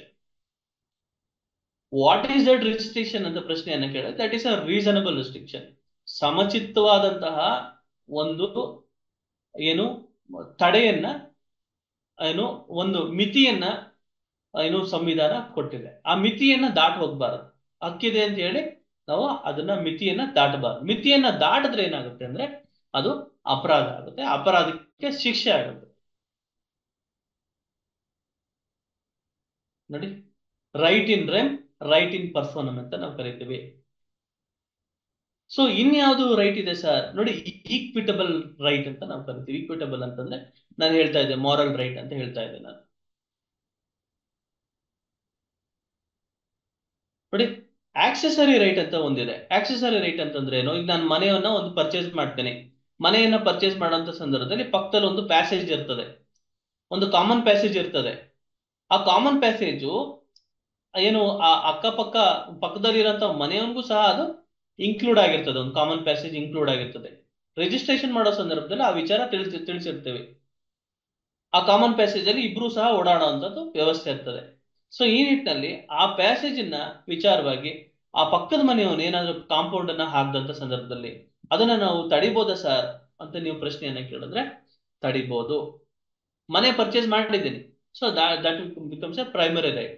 ಅದಕ್ಕೆ ಪೂರ್ವಕವಾಗಿ ಬಂದಿರೋಂಥ ಇನ್ನೊಂದು ರೈಟ್ ಯಾವುದು ಅಂತಂದ್ರೆ ಆಕ್ಸೆಸರಿ ರೈಟ್. ನೋಡಿ, ಸೊ ಈ ನಿಟ್ಟಿನಲ್ಲಿ ಸಾಕಷ್ಟು ರೈಟ್ಗಳ ಬಗ್ಗೆ ಏನು ನಾನು ತಿಳಿಸ್ಕೊಡ್ತೀನಿ. ಇನ್ನ ಕೆಲವೊಂದು ರೈಟ್ಗಳಿದೆ, ಅದರದ್ದು ನಾನು ಒಂದು PPT ಇದೆ, PPTಯನ್ನ ತಮ್ಮ ಹತ್ರ ಶೇರ್ ಮಾಡ್ತೀನಿ. ಸೊ ಎಲ್ಲೆಲ್ಲಿ ರೈಟ್ಗಳು ಉಲ್ಲಂಘನೆ ಆಗ್ತದೆ, ಎಲ್ಲೆಲ್ಲಿ ರೈಟ್ಗಳ ಬಗ್ಗೆ ನಮ್ಗೆ ಇದಾಗ್ತದೆ, ತೊಂದರೆಯನ್ನ ಆಗ್ತದೆ ಅಂತ ಸಂದರ್ಭದಲ್ಲಿ ನಾವು ಕಾನೂನಿನ ಮೊರೆ ಹೋಗ್ಬೋದಾ ಸರ್ ಅಂತ ಪ್ರಶ್ನೆಯನ್ನ ಕೇಳಿದ್ರೆ ಹೌದು, ಕಾನೂನಿನ ಮೊರೆ ಹೋಗ್ಬೋದು. ಎಲ್ಲೆಲ್ಲಿ ನಿಮ್ಮ ರೈಟ್ಸ್ ಇನ್ಫ್ರಿಂಜ್ಮೆಂಟ್ ಆಗುತ್ತೆ ಅಲ್ಲಲ್ಲಿ ತಾವು ಕಾನೂನಿನ ಮೊರೆ ಹೋಗ್ಬೋದು ಅಂತ ನಾನು ಹೇಳ್ತೇನೆ. ನೋಡಿ, ಸೊ ಇಲ್ಲಿ rights, moral rights, legal rights ಅನ್ನೋ 3 ರೈಟ್ಗಳನ್ನ ನಾವು ನೋಡ್ತೀವಿ. ಲೀಗಲ್ ರೈಟ್ ಅಲ್ಲಿ ಪರ್ಫೆಕ್ಟ್ ರೈಟ್ ಮತ್ತು ಇಂಪರ್ಫೆಕ್ಟ್ ರೈಟ್ ಅಂತ ಒಂದಿದೆ. ಪರ್ಫೆಕ್ಟ್ ರೈಟ್ ಅಂತಂದ್ರೆ ಅದೇ ನಾನು ಹೇಳದ್ನಲ್ಲ ನಿಮ್ಗೆ, ಉದಾಹರಣೆಯನ್ನ ಕೊಟ್ಟೆ. ಈಗ ಏನು ಸಾಲವನ್ನ ಈಸ್ಕೊಂಡ ನಂತರ ಅದಕ್ಕೆ ಪೂರಕವಾಗಿ ಯಾವುದೇ ರೀತಿಯಾದಂತ ಒಂದು ಅಗ್ರಿಮೆಂಟ್ ಮಾಡ್ಕೊಳ್ಳೋದಾಗ್ಲಿ, ಅಥವಾ ಒಂದು ಚೆಕ್ ಅನ್ನ ತಗೊಳ್ಳೋವಂಥದ್ದಾಗ್ಲಿ, ಅಥವಾ ಪ್ರಾಮಿಸರಿ ನೋಟ್ಗಳನ್ನ ತಗೊಳ್ಳೋದಾಗ್ಲಿ, ಅಂತ ಸಂದರ್ಭಗಳಲ್ಲಿ ಸೊ ಆ ಎಲ್ಲಾ ಅಂಶಗಳನ್ನ ನಾವು ಪಡ್ಕೊಂಡಿದ್ದು ಆ ಹಣವನ್ನ ಹಿಂದಿರುಗಿಸ್ತಲಿದ್ದಂತ ಸಂದರ್ಭದಲ್ಲಿ ನಮ್ಗೆ ಆ ವಿಚಾರದಲ್ಲಿ ಕೋರ್ಟ್ಗೆ ಹೋಗುವಂತ ಎಲ್ಲಾ ಒಂದು ಸಾಧ್ಯತೆಗಳು, ಒಂದು ಅವಕಾಶಗಳಿದ್ದಂತ ಸಂದರ್ಭದಲ್ಲಿ ಅದನ್ನ ನಾವು ಪರ್ಫೆಕ್ಟ್ ರೈಟ್ ಅಂತ ನಾವು ಕರಿತೀವಿ. ನೋಡಿ, ನಾನು ಯಾವುದೇ ರೀತಿಯಾದಂತಹ ಒಂದು ದಾಖಲೆಗಳನ್ನ ಮಾಡ್ಕೊಂಡಿಲ್ಲ, ಅದೇ ಸಾಲ ಕೊಟ್ಬಿಟ್ಟಿದ್ದೀನಿ ಫ್ರೆಂಡು ಅಂತ ಹೇಳಿ, ಅಂತ ಸಂದರ್ಭದಲ್ಲಿ ಅದೇನಾಗ್ತದೆ, ಇಂಪರ್ಫೆಕ್ಟ್ ರೈಟ್ ಆಗುತ್ತೆ. ನೋಡಿ, ಇಂಪರ್ಫೆಕ್ಟ್ ರೈಟ್ ಆಯ್ತು. ನೋಡಿ, ಪಾಸಿಟಿವ್ ರೈಟ್ ಅಂತ ಹೇಳಿ. ಸೊ ನಾನು ಪಾಸಿಟಿವ್ ರೈಟ್ ಅಂದ್ರೆ ಏನು? ಈಗ ನಾನು ಮೋಟರ್ ಸೈಕಲ್ ಅನ್ನ ತಗೋತೀನಿ. ಮೋಟರ್ ಸೈಕಲ್ ಅನ್ನ ತಗೊಂಡಂತ ಸಂದರ್ಭದಲ್ಲಿ ನಾನು ಮೋಟರ್ ಸೈಕಲ್ ಅನ್ನ ಓಡಿಸ್ಬೇಕು. ಸೊ ಮೋಟರ್ ಸೈಕಲ್ ಅನ್ನ ಓಡಿಸುವಂತ ಅಧಿಕಾರ ನನಗೆ ಇದೆಯಾ ಸರ್ ಅಂತ ಹೇಳಿದ್ರೆ ಹೌದು, ಮೋಟರ್ ಸೈಕಲ್ ಅನ್ನ ಓಡಿಸುವಂತ ಅಧಿಕಾರ ಇದೆ. ನೋಡಿ, ಅದು ಪಾಸಿಟಿವ್ ರೈಟ್. ಹಾಗಾದ್ರೆ ನೆಗೆಟಿವ್ ರೈಟ್ ಅಂದ್ರೆ ಏನು ಸರ್ ಅಂತ ಪ್ರಶ್ನೆಯನ್ನ ಕೇಳಿದ್ರೆ, ನೋಡಿ, ಆ ಮಹಿಳೆಯನ್ನ ಹೊರಗಡೆ ಹಾಕ್ಬಿಟ್ಟಿದ್ದಾನೆ ಗಂಡ, ಅವಳು ಈಗ ಡೆಸರ್ಟೆಡ್ ವುಮೆನ್, ಅವ್ರಿಗೇನಂತ ಕರಿತೀವಿ, ಡೆಸರ್ಟೆಡ್ ವುಮೆನ್ ಅಂತ ನಾವು ಕರಿತೀವಿ. ಅಂತ ಸಂದರ್ಭದಲ್ಲಿ ಆಕೆ ತನ್ನ ಗಂಡನ ವಿರುದ್ಧ ಕೇಸನ್ನ ಹಾಕಿ ಜೀವನಾಂಶವನ್ನು ಪಡ್ಕೊಬಹುದಾ ಸರ್ ಅಂತ ಪ್ರಶ್ನೆಯನ್ನ ಕೇಳಿದ್ರೆ ಹೌದು, ಪಡ್ಕೊಬಹುದು. ಹಾಗಾದ್ರೆ ಅದನ್ನ ಎಂತ ರೈಟ್ ಅಂತ ಕರಿತೀವಿ ಸರ್ ಅಂದ್ರೆ ನೆಗೆಟಿವ್ ರೈಟ್. ನೋಡಿ, ಅದು ನೆಗೆಟಿವ್ ಒಂದು ಅಂಶದಿಂದ ಕೂಡಿರೋದ್ರಿಂದ ಅದನ್ನ ನಾವು ನೆಗೆಟಿವ್ ರೈಟ್ ಅಂತ ಹೇಳ್ತೀವಿ. Right in REM, right against the whole world. ನಾನು ಹೇಳಿದೆ ತಮ್ಗೆ, ಒಂದು ಪ್ರಾಪರ್ಟಿನ ರಿಜಿಸ್ಟರ್ ಮಾಡ್ಕೊಂಡ್ಮೇಲೆ ಆ ಪ್ರಾಪರ್ಟಿ ನಮ್ದಾಗಿರುತ್ತೆ, ಆ ಪ್ರಾಪರ್ಟಿ ನನಗೆ ಅಬ್ಸಲ್ಯೂಟ್ ರೈಟ್ ಇರುತ್ತೆ. ನಾನು ಅದನ್ನ ಬೇಕಾದ್ರೆ ಎಕ್ಸಾಸ್ಟ್ ಮಾಡ್ಬೋದು, ಅದನ್ನ ಸುಟ್ಟಾಕ್ಬೋದು, ಡಿಸ್ಟ್ರಕ್ಟಿವ್ ಮಾಡ್ಬೋದು, ಅದನ್ನ ಅಥವಾ ಕನ್ಸ್ಟ್ರಕ್ಟ್ ಮಾಡ್ಬೋದು, ಅಥವಾ ನಾನು ಅದನ್ನ ಲೀಸಿಗೆ ಬಿಡ್ಬೋದು, ಅದ್ರಲ್ಲಿ ಏನ್ ಬೇಕಾದ್ರೂ ನಾನು ಮಾಡ್ಬೋದು, ಅಥವಾ ಬೇರೆ ಥರ್ಡ್ ಪಾರ್ಟಿ ಅದ್ರಲ್ಲಿ ಇಂಟರ್ವೆನ್ಷನ್ ಅನ್ನ ಬರ್ದ ರೀತಿಯಲ್ಲಿ ಒಂದು ಪವರ್ ಫೆನ್ಸ್ ನ ಹಾಕ್ಬೋದು. ನಾನು ಎಲೆಕ್ಟ್ರಿಕ್ ವೈರ್ ಅನ್ನ, ಎಲೆಕ್ಟ್ರಿಕ್ ಫೆನ್ಸ್ ನ ಹಾಕ್ಬೋದು. ನಾನು ಎಲೆಕ್ಟ್ರಿಕ್ ಫೆನ್ಸ್ ಹಾಕುವಂತ ಅಧಿಕಾರ ಇದೆ ಸರ್ ನನಗೆ? ಹೌದು, ಇದೆ. ನೋಡಿ, ರೈಟ್ ಇನ್ ರೆಮ್, ರೈಟ್ ಇನ್ ಪರ್ಸನಮ್. ನೋಡಿ, ಆ ವ್ಯಕ್ತಿಗೆ ಮಾತ್ರ ಸಂಬಂಧಿಸಿರುವಂತಹ ರೈಟ್ ಇನ್ ಪರ್ಸನಮ್ ಆಯ್ತು. ಪ್ರೊಪ್ರೈಟರಿ ರೈಟ್ಸ್ ಅಂತಂದ್ರೆ ಏನು ಸರ್ ಅಂತ ನೀವು ಪ್ರಶ್ನೆಯನ್ನ ಕೇಳಿದ್ರೆ, ನೋಡಿ, ನಾನು ಒಂದು ಹೋಟೆಲ್ ಅನ್ನ ಒಂದು ಹೋಟೆಲ್ ಅನ್ನ ಈಗ ಒಂದು ತೆರೆಯುವಂಥದ್ದು. ಆ ಸಂದರ್ಭದಲ್ಲಿ ಆ ಹೋಟೆಲ್ ಅನ್ನ ಅಡ್ಮಿನಿಸ್ಟ್ರೇಷನ್ ಅನ್ನ ಮಾಡ್ತೀನಿ ನಾನು. ಆ ಹೋಟೆಲ್ಗೆ ಬೇಕಾಗಿರುವಂತಹ ಒಂದು ಸಾಮಗ್ರಿಗಳು, ಆ ಕಿಚನ್ ಯುಟೆನ್ಸಿಲ್ಸ್ ಇರ್ಬೋದು, ಅಥವಾ ಏನು ಅದಕ್ಕೆ ಇನ್ಫ್ರಾಸ್ಟ್ರಕ್ಚರ್ ಇರುವಂತದ್ದು, ಆ ಎಲ್ಲವನ್ನು ನಾನು ತಗೊಂಡ್ಬಂದು ಆ ಹೋಟೆಲ್ ಅನ್ನ ನಡೆಸುವಂತ ಸಂದರ್ಭದಲ್ಲಿ ಆ ಹೋಟೆಲಿನ ಮೇಲೆ ನನಗೆ ಯಾವ ರೀತಿಯಾದಂತಹ ಒಂದು ಅಧಿಕಾರ ಇರುತ್ತೆ, ಹಕ್ಕಿರುತ್ತೆ ಅಂತಂದ್ರೆ ಪ್ರೊಪ್ರೈಟರಿ ರೈಟ್ಸ್ ಇರುತ್ತೆ. ನೋಡಿ, ಅದನ್ನ ನಾವು ಪ್ರೊಪ್ರೈಟರಿ ರೈಟ್ಸ್ ಅಂತ, ಪ್ರಾಪರ್ಟಿಯ ಮೇಲೆ ಇರುವಂತಹ ಅಧಿಕಾರಗಳನ್ನ ನಾವು, ಹಕ್ಕುಗಳನ್ನ ನಾವು ಪ್ರೊಪ್ರೈಟರಿ ರೈಟ್ಸ್ ಅಂತ ಕರಿತೀವಿ. ಪರ್ಸನಲ್ ರೈಟ್ ಅಂದ್ರೆ ಏನು ಸರ್? ನಾನು ಹೇಳಿದೆ, ಪರ್ಸನಲ್ ರೈಟ್ ಅಂತಂದ್ರೆ ಆ ವ್ಯಕ್ತಿಗೆ ಸಂಬಂಧ ಪಟ್ಟಿರುವಂತದ್ದು ಮಾತ್ರ. ಈಗ ನೋಡಿ, ಒಂದು ಮರ್ಡರ್ ಆಯ್ತು ಅಥವಾ ಇನ್ನೊಂದು ಏನೋ ಒಂದು ಅಪರಾಧ ಆಯ್ತು ಅನ್ನೋ ಸಂದರ್ಭದಲ್ಲಿ ಪೊಲೀಸ್ನವ್ರಿಗೆ ನಾವು ಕಂಪ್ಲೇಂಟ್ ಕೊಡೋ ಅವಶ್ಯಕತೆ ಇಲ್ಲ. ಅವರೇ ಒಂದು ಸುಮೋಟೋ ಆಕ್ಷನ್ ಅನ್ನ ತಗೊಳ್ಳುವಂಥದ್ದು, ಸುಮೋಟೋ ಕೇಸ್ ರಿಜಿಸ್ಟರ್ ಮಾಡುವಂಥದ್ದು ನೋಡ್ತೀವಿ.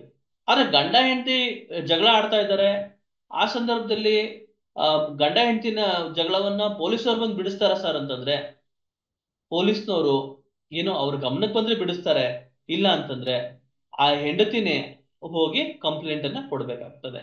ಸೊ ಅದು ಪರ್ಸನಲ್ ರೈಟ್ ಆಗಿರ್ತದೆ. ಅವ್ರ ಪರವಾಗಿ ಇನ್ನೊಬ್ರು ಇದ್ ಮಾಡೋಕ್ಕಾಗಲ್ಲ. ಮಾನನಷ್ಟ ಮೊಕದ್ದಮೆ ಪ್ರಕರಣಗಳಲ್ಲೂ ಸಹ ಯಾರು ಬಾಧಿತರಾಗಿರ್ತಾರೆ ಆ ವ್ಯಕ್ತಿ ಮಾತ್ರ ಹೋಗಿ ಕಂಪ್ಲೇಂಟ್ ಅನ್ನ ಕೊಡ್ಬೇಕಾಗ್ತದೆ.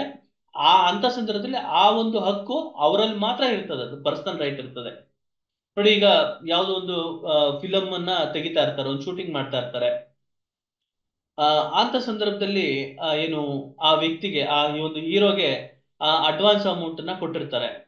ಆ ಅಡ್ವಾನ್ಸ್ ಅಮೌಂಟ್ ಅನ್ನ ಕೊಟ್ಟಂತ ಸಂದರ್ಭದಲ್ಲಿ ಆ ವ್ಯಕ್ತಿಗೆ ಏನಾದ್ರು ಸಮಸ್ಯೆ ಆಯ್ತು ಅಂತ ಸಂದರ್ಭದಲ್ಲಿ ಏನು ಅವ್ರಿಗೆ ಸಂಬಂಧಪಟ್ಟಂತ ಬೇರೆ ವ್ಯಕ್ತಿಗಳನ್ನ ಕರ್ಕೊಂಡ್ಬಂದು ಆ ಒಂದು ನಟನೆಯನ್ನ ಮಾಡಿಸ್ಬೋದಾ ಅಂತ ಕೇಳಿದ್ರೆ ಆ ನಟನೆಯನ್ನ ಮಾಡ್ಸಕ್ಕಾಗಲ್ಲ. ಯಾಕೆಂದ್ರೆ ಆ ಒಂದು ಕಲೆ ಆ ವ್ಯಕ್ತಿಯಲ್ಲಿ ಮಾತ್ರ ಇರ್ತದೆ. ಅಂತ ಸಂದರ್ಭದಲ್ಲಿ ಅದು ಅವನ ಒಂದು ಪರ್ಸನಲ್ ರೈಟ್ ಆಗಿರ್ತದೆ. ಸೊ ಅವನ ಏನು ಮಾಡುವಂತ ಸ್ಟೈಲ್ ಇರ್ಬೋದು, ಸೊ ನಟನೆಯ ಒಂದು ವಿಧಾನ ಇರ್ಬೋದು. ಸೊ ಅದು ಈಗ ಯಾವುದೋ ಒಂದು, ಈಗ ನೋಡಿ ಸಂಗೀತ, ಹಾಡುಗಾರಿಕೆ, ಒಂದು ಮ್ಯೂಸಿಕ್ ನೋಡಿ, ಅದನ್ನೆಲ್ಲ ನಾವು ಇಂಟೆಲೆಕ್ಚುಯಲ್ ಪ್ರಾಪರ್ಟಿ ರೈಟ್ ಅಲ್ಲಿ ನಾವು ತಗೊಂಡ್ಬರ್ತೀವಿ. ಸೊ ಯಾವುದೋ ಒಂದು ಮ್ಯೂಸಿಕ್ ಅನ್ನ ಕಂಪೋಸ್ ಮಾಡಿದಾಗ ಆ ಮ್ಯೂಸಿಕ್ ಅನ್ನ ಇನ್ನೊಬ್ಬ ಒಂದು ಕಮರ್ಷಿಯಲ್ ಆಗಿ ಯೂಸ್ ಮಾಡಬಾರ್ದು. ಕಮರ್ಷಿಯಲ್ ಆಗಿ ಅದನ್ನ ಯೂಸ್ ಮಾಡಿ ಅದನ್ನ ಕಾಪಿಯನ್ನ ಮಾಡಿ ಅವನು ಹಣವನ್ನ ಸಂಪಾದನೆ ಮಾಡ್ಕೊಬಾರ್ದು. ಸೊ ಆ ನಿಟ್ಟಿನಲ್ಲಿ ಅವನು ಅದನ್ನ ಎಕ್ಸರ್ಸೈಸ್ ಮಾಡ್ಬೋದಾ ಅಂತಂದ್ರೆ ಹೌದು, ಅದನ್ನ ಎಕ್ಸರ್ಸೈಸ್ ಮಾಡ್ಬೋದು. ನನ್ನ ಒಂದು ಮ್ಯೂಸಿಕ್ ಅನ್ನ ಇವನು ಕದ್ಬಿಟ್ಟು ಇವನು ಹಣವನ್ನ ಮಾಡ್ತಾ ಇದ್ದಾನೆ ಅಂತ ಹೇಳಿ, ಸೊ ಆ ನಿಟ್ಟಿನಲ್ಲಿ ಒಂದು ದಾವೆಯನ್ನ ಹೂಡಿ ಕೋರ್ಟಿನ ಮೊರೆ ಹೋಗಿ ಒಂದು ಪರಿಹಾರವನ್ನ ಪಡ್ಕೊಬಹುದು ನೋಡಿ. ಸೊ ಅದು ಅದನ್ನ ನಾವು ಪರ್ಸನಲ್ ರೈಟ್ ಅಂತ ನಾವು ಕರಿತೀವಿ. ನೋಡಿ, ರೈಟ್ ಇನ್ ರಿಪ್ರಾಪ್ರಿಯ, ರೈಟ್ ಇನ್ ರಿಯಲಿಯನ್ ಅಂತ ಹೇಳಿ. ರೈಟ್ ಇನ್ ಅಲಿಯನ್ ಅಂತಂದ್ರೆ ಟ್ರಾನ್ಸ್ಫರಿಂಗ್ ರೈಟ್ ಅಂತ. ಈಗ ನಾನೊಂದು ಪ್ರಾಪರ್ಟಿಯನ್ನ ಖರೀದಿಯನ್ನ ಮಾಡಿದ್ದು, ಆ ಪ್ರಾಪರ್ಟಿ ನನಗೆ ಬೇಡ, ಈ ಪ್ರಾಪರ್ಟಿಯನ್ನ ನಾನು ಬೇರೆಯವ್ರಿಗೆ ಮಾರ್ಬೇಕು ಅಂತಿದ್ದೀನಿ. ಸೊ ಈ ನಿಟ್ಟಿನಲ್ಲಿ ಮಾರಾಟ ಮಾಡುವ ಹಕ್ಕು ನನ್ಗೆ ಇದೆಯಾ ಸರ್ ಅಂತ ಕೇಳಿದ್ರೆ ಹೌದು, ನಿಮ್ಗೆ ಮಾರಾಟ ಮಾಡುವ ಹಕ್ಕು ಸಹ ಇದೆ. ಅಂತ ಹಕ್ಕನ್ನ ನಾವೇಂತ ಕರಿತೀವಿ? ರೈಟ್ ಇನ್ ಅಲಿಯನ್ ಅಂತ ನಾವು ಕರಿತೀವಿ, ಏರಿಯೇಷನ್ ರೈಟ್ ಅಂತ ನಾವು ಕರಿತೀವಿ. ಸೊ ಪ್ರಿನ್ಸಿಪಲ್ ರೈಟ್ ಅಥವಾ ಆಕ್ಸೆಸರಿ ರೈಟ್ ಅಂತ ಹೇಳಿ. ಈಗ ನಾನೊಂದು ಮನೆಯನ್ನ ಓನ್ ಮಾಡ್ತೀನಿ. ನನ್ನ ಮನೆಯ ಒಂದು ಬಿಲ್ಡಿಂಗ್ ನಲ್ಲಿ ಒಂದು 4 ಮನೆ ಇದೆ. ಒಂದು ಬಿಲ್ಡಿಂಗ್ ನಲ್ಲಿ 4 ಮನೆ ಇದೆ. ಆ 4 ಮನೆಯಲ್ಲಿ ಗ್ರೌಂಡ್ ಫ್ಲೋರ್ ನಲ್ಲಿ ಒಂದು ಮನೆ ಇದೆ, 2 BHK ಇದೆ. ಫಸ್ಟ್ ಫ್ಲೋರ್ ನಲ್ಲಿ 1 BHK 2 ಮನೆ ಇದೆ. ತದನಂತರ ಸೆಕೆಂಡ್ ಫ್ಲೋರ್ ನಲ್ಲಿ 1 ಮನೆ ಇದೆ ಅಂತ, ಅದು ಒಂದು 2 BHK ಇದೆ. ಅಂತ ಸಂದರ್ಭದಲ್ಲಿ ನಾನು ಫಸ್ಟ್ ಫ್ಲೋರ್ ನಲ್ಲಿ ಇರೋಂತ 1 BHK ಮನೆಯನ್ನ ನಾನು ರೆಂಟ್ ಕೊಡ್ಬೋದಾ ಸರ್ ಅಂತ ಪ್ರಶ್ನೆಯನ್ನ ಕೇಳಿದ್ರೆ ರೆಂಟ್ ನನ್ ಕೊಡ್ಬೋದಂತ ಅಧಿಕಾರ ಇದೆ. ಸೊ ಈ ನಿಟ್ಟಿನಲ್ಲಿ ನಾನು ಆ ರೆಂಟ್ಗೆ ಕೊಟ್ಟಂತ ವ್ಯಕ್ತಿ ಆ ಮನೆಯಲ್ಲಿ ವಾಸ ಮಾಡುವ ಅಧಿಕಾರ ಇದೆ ಹೊರತು ಅದನ್ನ ಇನ್ನೊಬ್ಬರಿಗೆ ಮಾರಾಟ ಮಾಡುವಂತ ಅಧಿಕಾರ ಇರೋದಿಲ್ಲ. ಸೊ ಈ ನಿಟ್ಟಿನಲ್ಲಿ ಆ ವ್ಯಕ್ತಿಗೆ ಕೇವಲ ಅಲ್ಲಿ ಉಳಿಯೋದಕ್ಕೆ ಮಾತ್ರ ವ್ಯವಸ್ಥೆ ಇರುತ್ತೆ. ಅದನ್ನ ಹೊರತುಪಡಿಸಿದ್ರೆ ಅದೇ ಮನೆಯನ್ನ ಇನ್ನೊಬ್ಬ ವ್ಯಕ್ತಿಗೆ ಮಾರಾಟ ಮಾಡುವ ಅಧಿಕಾರ ಇರಲ್ಲ. ಅದನ್ನ ನಾವೇನಂತ ಕರಿತೀವಿ ಅಂದ್ರೆ ಆಕ್ಸೆಸರಿ ರೈಟ್ ಅಂತ ನಾವು ಕರಿತೀವಿ. ಸೊ ಇದು ಆಕ್ಸೆಸರಿ ರೈಟ್ ಆಯ್ತು. ತದನಂತರ ಸ್ಯಾಂಕ್ಷನಿಂಗ್ ರೈಟ್ಸ್ ಅಂತಂದ್ರೆ ಏನು? ಈಗ ನೋಡಿ, ಈಗ ಇತ್ತೀಚಿನ ಒಂದು ಸಂದರ್ಭದಲ್ಲಿ ಗವರ್ನರ್ ಅವರು CM ಅವರ ಮೇಲೆ ಚೀಫ್ ಮಿನಿಸ್ಟರ್ ಅವ್ರ ಮೇಲೆ ಒಂದು ಪ್ರಕರಣವನ್ನ ದಾಖಲಿಸಬೇಕು ನಿಟ್ಟಿನಲ್ಲಿ ಸ್ಯಾಂಕ್ಷನಿಂಗ್ ಅನ್ನ ಕೇಳುವಂಥದ್ದು, ಸರ್ಕಾರದ ಒಂದು ಪರ್ಮಿಷನ್ ಅನ್ನು ತಗೊಳ್ಳುವಂಥದ್ದು. ಸೊ ಈ ನಿಟ್ಟಿನಲ್ಲಿ ಆ ಸ್ಯಾಂಕ್ಷನಿಂಗ್ ರೈಟ್ಸ್ ಇದೆಯಾ ಸರ್ ಅಂತ ಪ್ರಶ್ನೆ ಕೇಳುತ್ತೆ. ಯಾವ್ದಾದ್ರು ಒಂದು ಪಬ್ಲಿಕ್ ಸರ್ವೆಂಟ್ ಮೇಲೆ ಒಂದು ಪ್ರಕರಣವನ್ನ ದಾಖಲಿಸಬೇಕು ಅಂತ ಸಂದರ್ಭದಲ್ಲಿ ಸರ್ಕಾರದ ಒಂದು ಮೊರೆಯನ್ನ ಕೇಳುವಂಥದ್ದು ಏನಾಗಿರ್ತದೆ? ಸ್ಯಾಂಕ್ಷನ್ ಅಂತ ನಾವು ಕರಿತೀವಿ. ಆ ರೀತಿಯಾದಂತಹ ಹಕ್ಕುಗಳು ಇರ್ತದೆ. ಅದನ್ನ ನಾವು ಸ್ಯಾಂಕ್ಷನಿಂಗ್ ರೈಟ್ಸ್ ಅಂತ ನಾವು ಕರಿತೀವಿ. ಸೊ ಲೀಗಲ್ ರೈಟ್ಸ್ ಅಂತ ನಾನು ಹೇಳಿದೆ, ಯಾವುದು ಕಾನೂನಾತ್ಮಕ ಹಕ್ಕಿರ್ತದೆ, ಸೊ ಅದನ್ನ ಲೀಗಲ್ ರೈಟ್ಸ್ ಅಂತ ಕರಿತೀವಿ. ಸೊ ಕಾನೂನಾತ್ಮಕ ಹಕ್ಕಿರೋದಿಲ್ಲ, ಕಾನೂನು ರೀತಿಯಲ್ಲಿ ಹಕ್ಕಿರಲ್ಲ, ಆದ್ರೆ ನೈತಿಕ ಹಕ್ಕಿರುತ್ತೆ. ಅದನ್ನ ನಾವು ಈಕ್ವಿಟಬಲ್ ರೈಟ್ಸ್ ಅಂತ ಕರಿತೀವಿ. ವೆಸ್ಟೆಡ್ ರೈಟ್ಸ್ ಅಥವಾ ಕಾಂಟಿಂಜೆಂಟ್ ರೈಟ್ಸ್ ಅಂತ ನಾವು ಕರಿತೀವಿ. ವೆಸ್ಟೆಡ್ ರೈಟ್ಸ್ ಅಂದ್ರೆ ಏನು ಸರ್ ಅಂತ ನೀವು ಪ್ರಶ್ನೆಯನ್ನ ಕೇಳಿದ್ರೆ ನೋಡಿ, ವೆಸ್ಟೆಡ್ ರೈಟ್ಸ್ ಅಂದ್ರೆ ಪ್ರಶ್ನೆಯನ್ನ ಏನು ಅಂತ ನನ್ಗೆ ಕೇಳಿದ್ರೆ ನಾನು ಇದಕ್ಕೆ ಒಂದು ದೃಷ್ಟಾಂತವನ್ನ ಕೊಡ್ತೀನಿ. ನೋಡಿ, ವೆಸ್ಟೆಡ್ ರೈಟ್ ಅಂತಂದ್ರೆ ಆ ಒಂದು ಹಕ್ಕು ಅಡಕವಾಗಿರುತ್ತೆ ಅಂತ, ಒಬ್ಬ ವ್ಯಕ್ತಿಯಲ್ಲಿ ಅಡಕವಾಗಿರ್ತದೆ. ಒಂದು ಉದಾಹರಣೆ ಕೊಡ್ತೀನಿ ನೋಡಿ. ಒಂದು ಊರಿನಲ್ಲಿ ಗಂಡ ಹೆಂಡತಿ ಇದ್ದು ಅವ್ರಿಗೆ 3 ಜನ ಹೆಣ್ಮಕ್ಳು, 3 ಜನ ಗಂಡ್ಮಕ್ಳು ಇರ್ತಾರೆ. 3 ಜನ ಹೆಣ್ಮಕ್ಳು, 3 ಜನ ಗಂಡ್ಮಕ್ಳು. ತಂದೆ ಇದ್ದಂತ ಸಂದರ್ಭದಲ್ಲಿ ತಂದೆಗೆ ಒಂದು BDA ಸೈಟ್ ಅಲಾಟ್ ಆಗುತ್ತೆ. BDA ಸೈಟ್ ಅಲಾಟ್ ಆಯ್ತು. ಏನು ಆ ವ್ಯಕ್ತಿಯ ಹೆಸರಲ್ಲಿ BDA ಸೈಟ್ ಅಲಾಟ್ ಆದ ನಂತರ ಆ ಮಕ್ಳು ಏನ್ ಮಾಡ್ತಾರೆ, ಇನ್ನ ಚಿಕ್ಕವರಾಗಿರ್ತಾರೆ. ಯಾವುದೋ ಒಂದು ಸಂದರ್ಭದಲ್ಲಿ ಆ ವ್ಯಕ್ತಿ ಗಂಡ ಏನಿರ್ತಾನೆ, ಗಂಡ ತೀರೋಗ್ಬಿಟ್ಟ. ಸೊ ಗಂಡ ತೀರೋದ್ ನಂತರ ತಾಯಿ ಇರ್ತಾಳೆ. ತಾಯಿ ಆ 3 ಜನ ಹೆಣ್ಮಕ್ಳು, 3 ಜನ ಗಂಡ್ಮಕ್ಳನ್ನ ಸಾಕುವಂತ ಒಂದು ಹೊಣೆಗಾರಿಕೆ ಇರ್ತದೆ. ಹೇಗೋ ಇವ್ರ ಮನೆ ಕೆಲಸವನ್ನ ಮಾಡಿ ಸಾಕ್ತಾಳೆ. ಮಕ್ಕಳು ಸಹ ದೊಡ್ಡವರಾಗ್ತಾರೆ, ಹೆಣ್ಮಕ್ಳು ದೊಡ್ಡವರಾಗ್ತಾರೆ, ಗಂಡ್ಮಕ್ಳು ದೊಡ್ಡವರಾಗ್ತಾರೆ. ಎಲ್ಲರೂ ಸಹ ಒಂದು ಕೂಡಿ ಆ ಒಂದು ಜೀವನವನ್ನ ಮಾಡ್ತಾ ಇರ್ತಾರೆ. ತಾಯಿಗೆ ಹೆಣ್ಮಕ್ಳ ಮೇಲೆ ಅಷ್ಟು ಪ್ರೀತಿ ಇರೋದಿಲ್ಲ, ಎಲ್ಲೋ ಒಂದ್ ಕಡೆ ತಾತ್ಸಾರ ಮನೋಭಾವ ಇರ್ತದೆ. ಸೊ ಈ ನಿಟ್ಟಲ್ಲಿ ಆ ತನ್ನ 3 ಜನ ಹೆಣ್ಮಕ್ಳಲ್ಲಿ ಒಬ್ಳು ಒಂದು ಲವ್ ಮ್ಯಾರೇಜ್ ಅನ್ನ ಮಾಡ್ಕೊಂಡ್ಬಿಡ್ತಾಳೆ. ಇನ್ನಿಬ್ರು ಇರ್ತಾರೆ, ಇನ್ನಿಬ್ರು ಸಹ ಯಾರೋ ಒಬ್ಬರನ್ನ ಮದುವೆಯನ್ನ ಮಾಡ್ಕೊಟ್ಬಿಡ್ತಾರೆ. ಮದುವೆ ಮಾಡಿ ತಾಯಿ ಕಳಿಸ್ಬಿಡ್ತಾಳೆ. ಅದೇ ಸಂದರ್ಭದಲ್ಲಿ ಆ BDA ಸೈಟ್ ಅಲರ್ಟ್ ಆಗಿರುತ್ತಲ್ಲ, ಆ ನಿಟ್ಟಿನಲ್ಲಿ BDA ಅವರು ಒಂದು ನೋಟಿಸ್ ಅನ್ನ ಮಾಡ್ತಾರೆ. ನೋಡಿ, ಇಷ್ಟು ಅಮೌಂಟ್ ಅನ್ನ ನೀವು ಕಟ್ಬಿಟ್ಟು, ಅವ್ರ ಮಕ್ಳು ಇದ್ದಂಗ್ಲೇನೆ ಇದಾಗಿರುತ್ತೆ, ಇಷ್ಟು ಅಮೌಂಟ್ ಅನ್ನ ನೀವು ಕಟ್ಟಿ ಅದನ್ನ ನೀವು ಸೈಟ್ ರಿಜಿಸ್ಟ್ರೇಷನ್ ಮಾಡ್ಕೊಬೇಕು ಅಂತ ಹೇಳಿ. ಸೊ ಆಯ್ತು ಅಂತ ಹೇಳಿ ತನ್ನ ತಾಯಿ ಅವ್ರ ಹೆಸರಿಗೆ ರಿಜಿಸ್ಟ್ರೇಷನ್ ಅನ್ನ ಮಾಡಿಸ್ಕೊತಾರೆ. ರಿಜಿಸ್ಟ್ರೇಷನ್ ಮಾಡಿಸ್ಕೊಂಡಾದ್ಮೇಲೆ ಈ ಹೆಣ್ಮಕ್ಳಿಗೆ ಮದುವೆ ಮಾಡ್ತಾರೆ, ಗಂಡ್ ಮಕ್ಳಿಗೂ ಮದುವೆ ಮಾಡ್ತಾರೆ.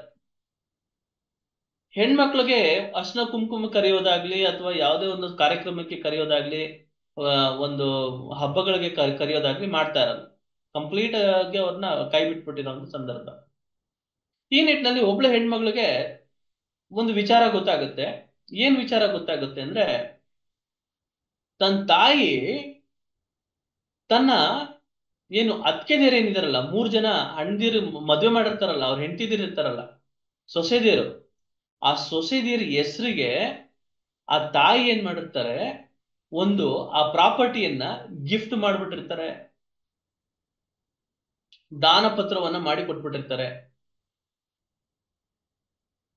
ಸೊ ಇಲ್ಲಿ ಆಕೆ ಬಂದು ವಕೀಲರನ್ನ ಭೇಟಿ ಮಾಡಿ ಕೇಳ್ತಾಳೆ, ಸರ್ ಇದರಲ್ಲಿ ನಮ್ಗೆ ಹಕ್ಕಿಲ್ವಾ? ಆ ಪ್ರಾಪರ್ಟಿ ನಮ್ಮ ತಂದೆದು, ನಮ್ಮ ತಂದೆ ಹೆಸರಲ್ಲಿ ಇದ್ದದ್ದು, ನಾವು ಸಂಪಾದನೆ ಮಾಡಿ ಅವಾಗ ನಾವು ಕೂಲಿನಲ್ಲಿ ಮಾಡ್ತಾ ಇದ್ವಿ, ಅಲ್ಲಿ ಇಲ್ಲಿ ಕೆಲಸ, ಗಾರ್ಮೆಂಟ್ ಅಲ್ಲಿ ಇಲ್ಲಿ ಕೆಲಸ ಮಾಡ್ತಾ ಇದ್ವಿ, ನಾವು ದುಡ್ದ ಹಣನ ತಗೊಂಬಂದು ನಾವು ನಮ್ಮ ತಾಯಿ ಕೊಡ್ತಾ ಇದ್ವಿ. ಆ ಹಣದಿಂದ ಆ ಸೈಟಿನ ರಿಜಿಸ್ಟ್ರೇಷನ್ ಮಾಡಿಸ್ಕೊಂಡ್ರು.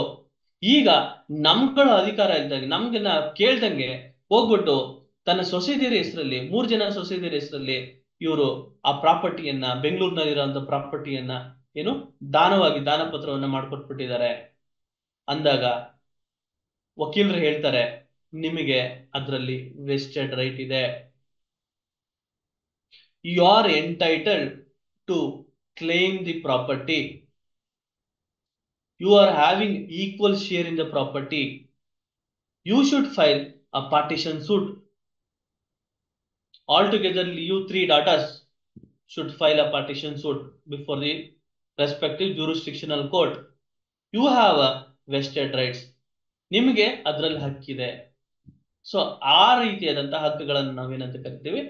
ವೆಸ್ಟೆಡ್ ರೈಟ್ ಅಂತ ನಾವು ಕರಿತೀವಿ. ಸೊ ಇದ ನಂತರ ಬೇರೆ ಯಾವ್ದಾದ್ರು ಇದೆಯಾ ಸರ್ ಅಂತಂದ್ರೆ, ಕೊನೆಯದಾಗಿ ಒಂದು ರೈಟ್ ಅಂತ ಇದೆ. ಆ ರೈಟ್ ಯಾವುದು ಅಂತಂದ್ರೆ ಕಂಟಿಂಜೆಂಟ್ ರೈಟ್ ಅಂತ ನಾವು ಕರಿತೀವಿ. ಯಾವುದೇ ಒಂದು ಸಂದರ್ಭದಲ್ಲಿ ವ್ಯವಹಾರಗಳನ್ನ ಮಾಡ್ತಾ ಇರ್ಬೇಕಾದ್ರೆ ಒಂದು ಕಂಡೀಷನ್ ಗಳನ್ನ ಹಾಕಿದ್ದು, ಆ ಅಗ್ರಿಮೆಂಟ್ ಅಲ್ಲಿ ಕಂಡೀಷನ್ ಹಾಕಿದ್ದು, ಆ ಕಂಡೀಷನ್ ಗಳನ್ನ ಫುಲ್ಫಿಲ್ ಮಾಡದಂತ ಸಂದರ್ಭದಲ್ಲಿ ಆ ಒಂದು ಕಂಡೀಷನ್ ಅನ್ನು ಫುಲ್ಫಿಲ್ ಮಾಡಿದ ನಂತರ ತದನಂತರ ಒಂದು ಹಕ್ಕನ್ನ ಪಡ್ಕೊಳ್ಳುವಂಥದ್ದು.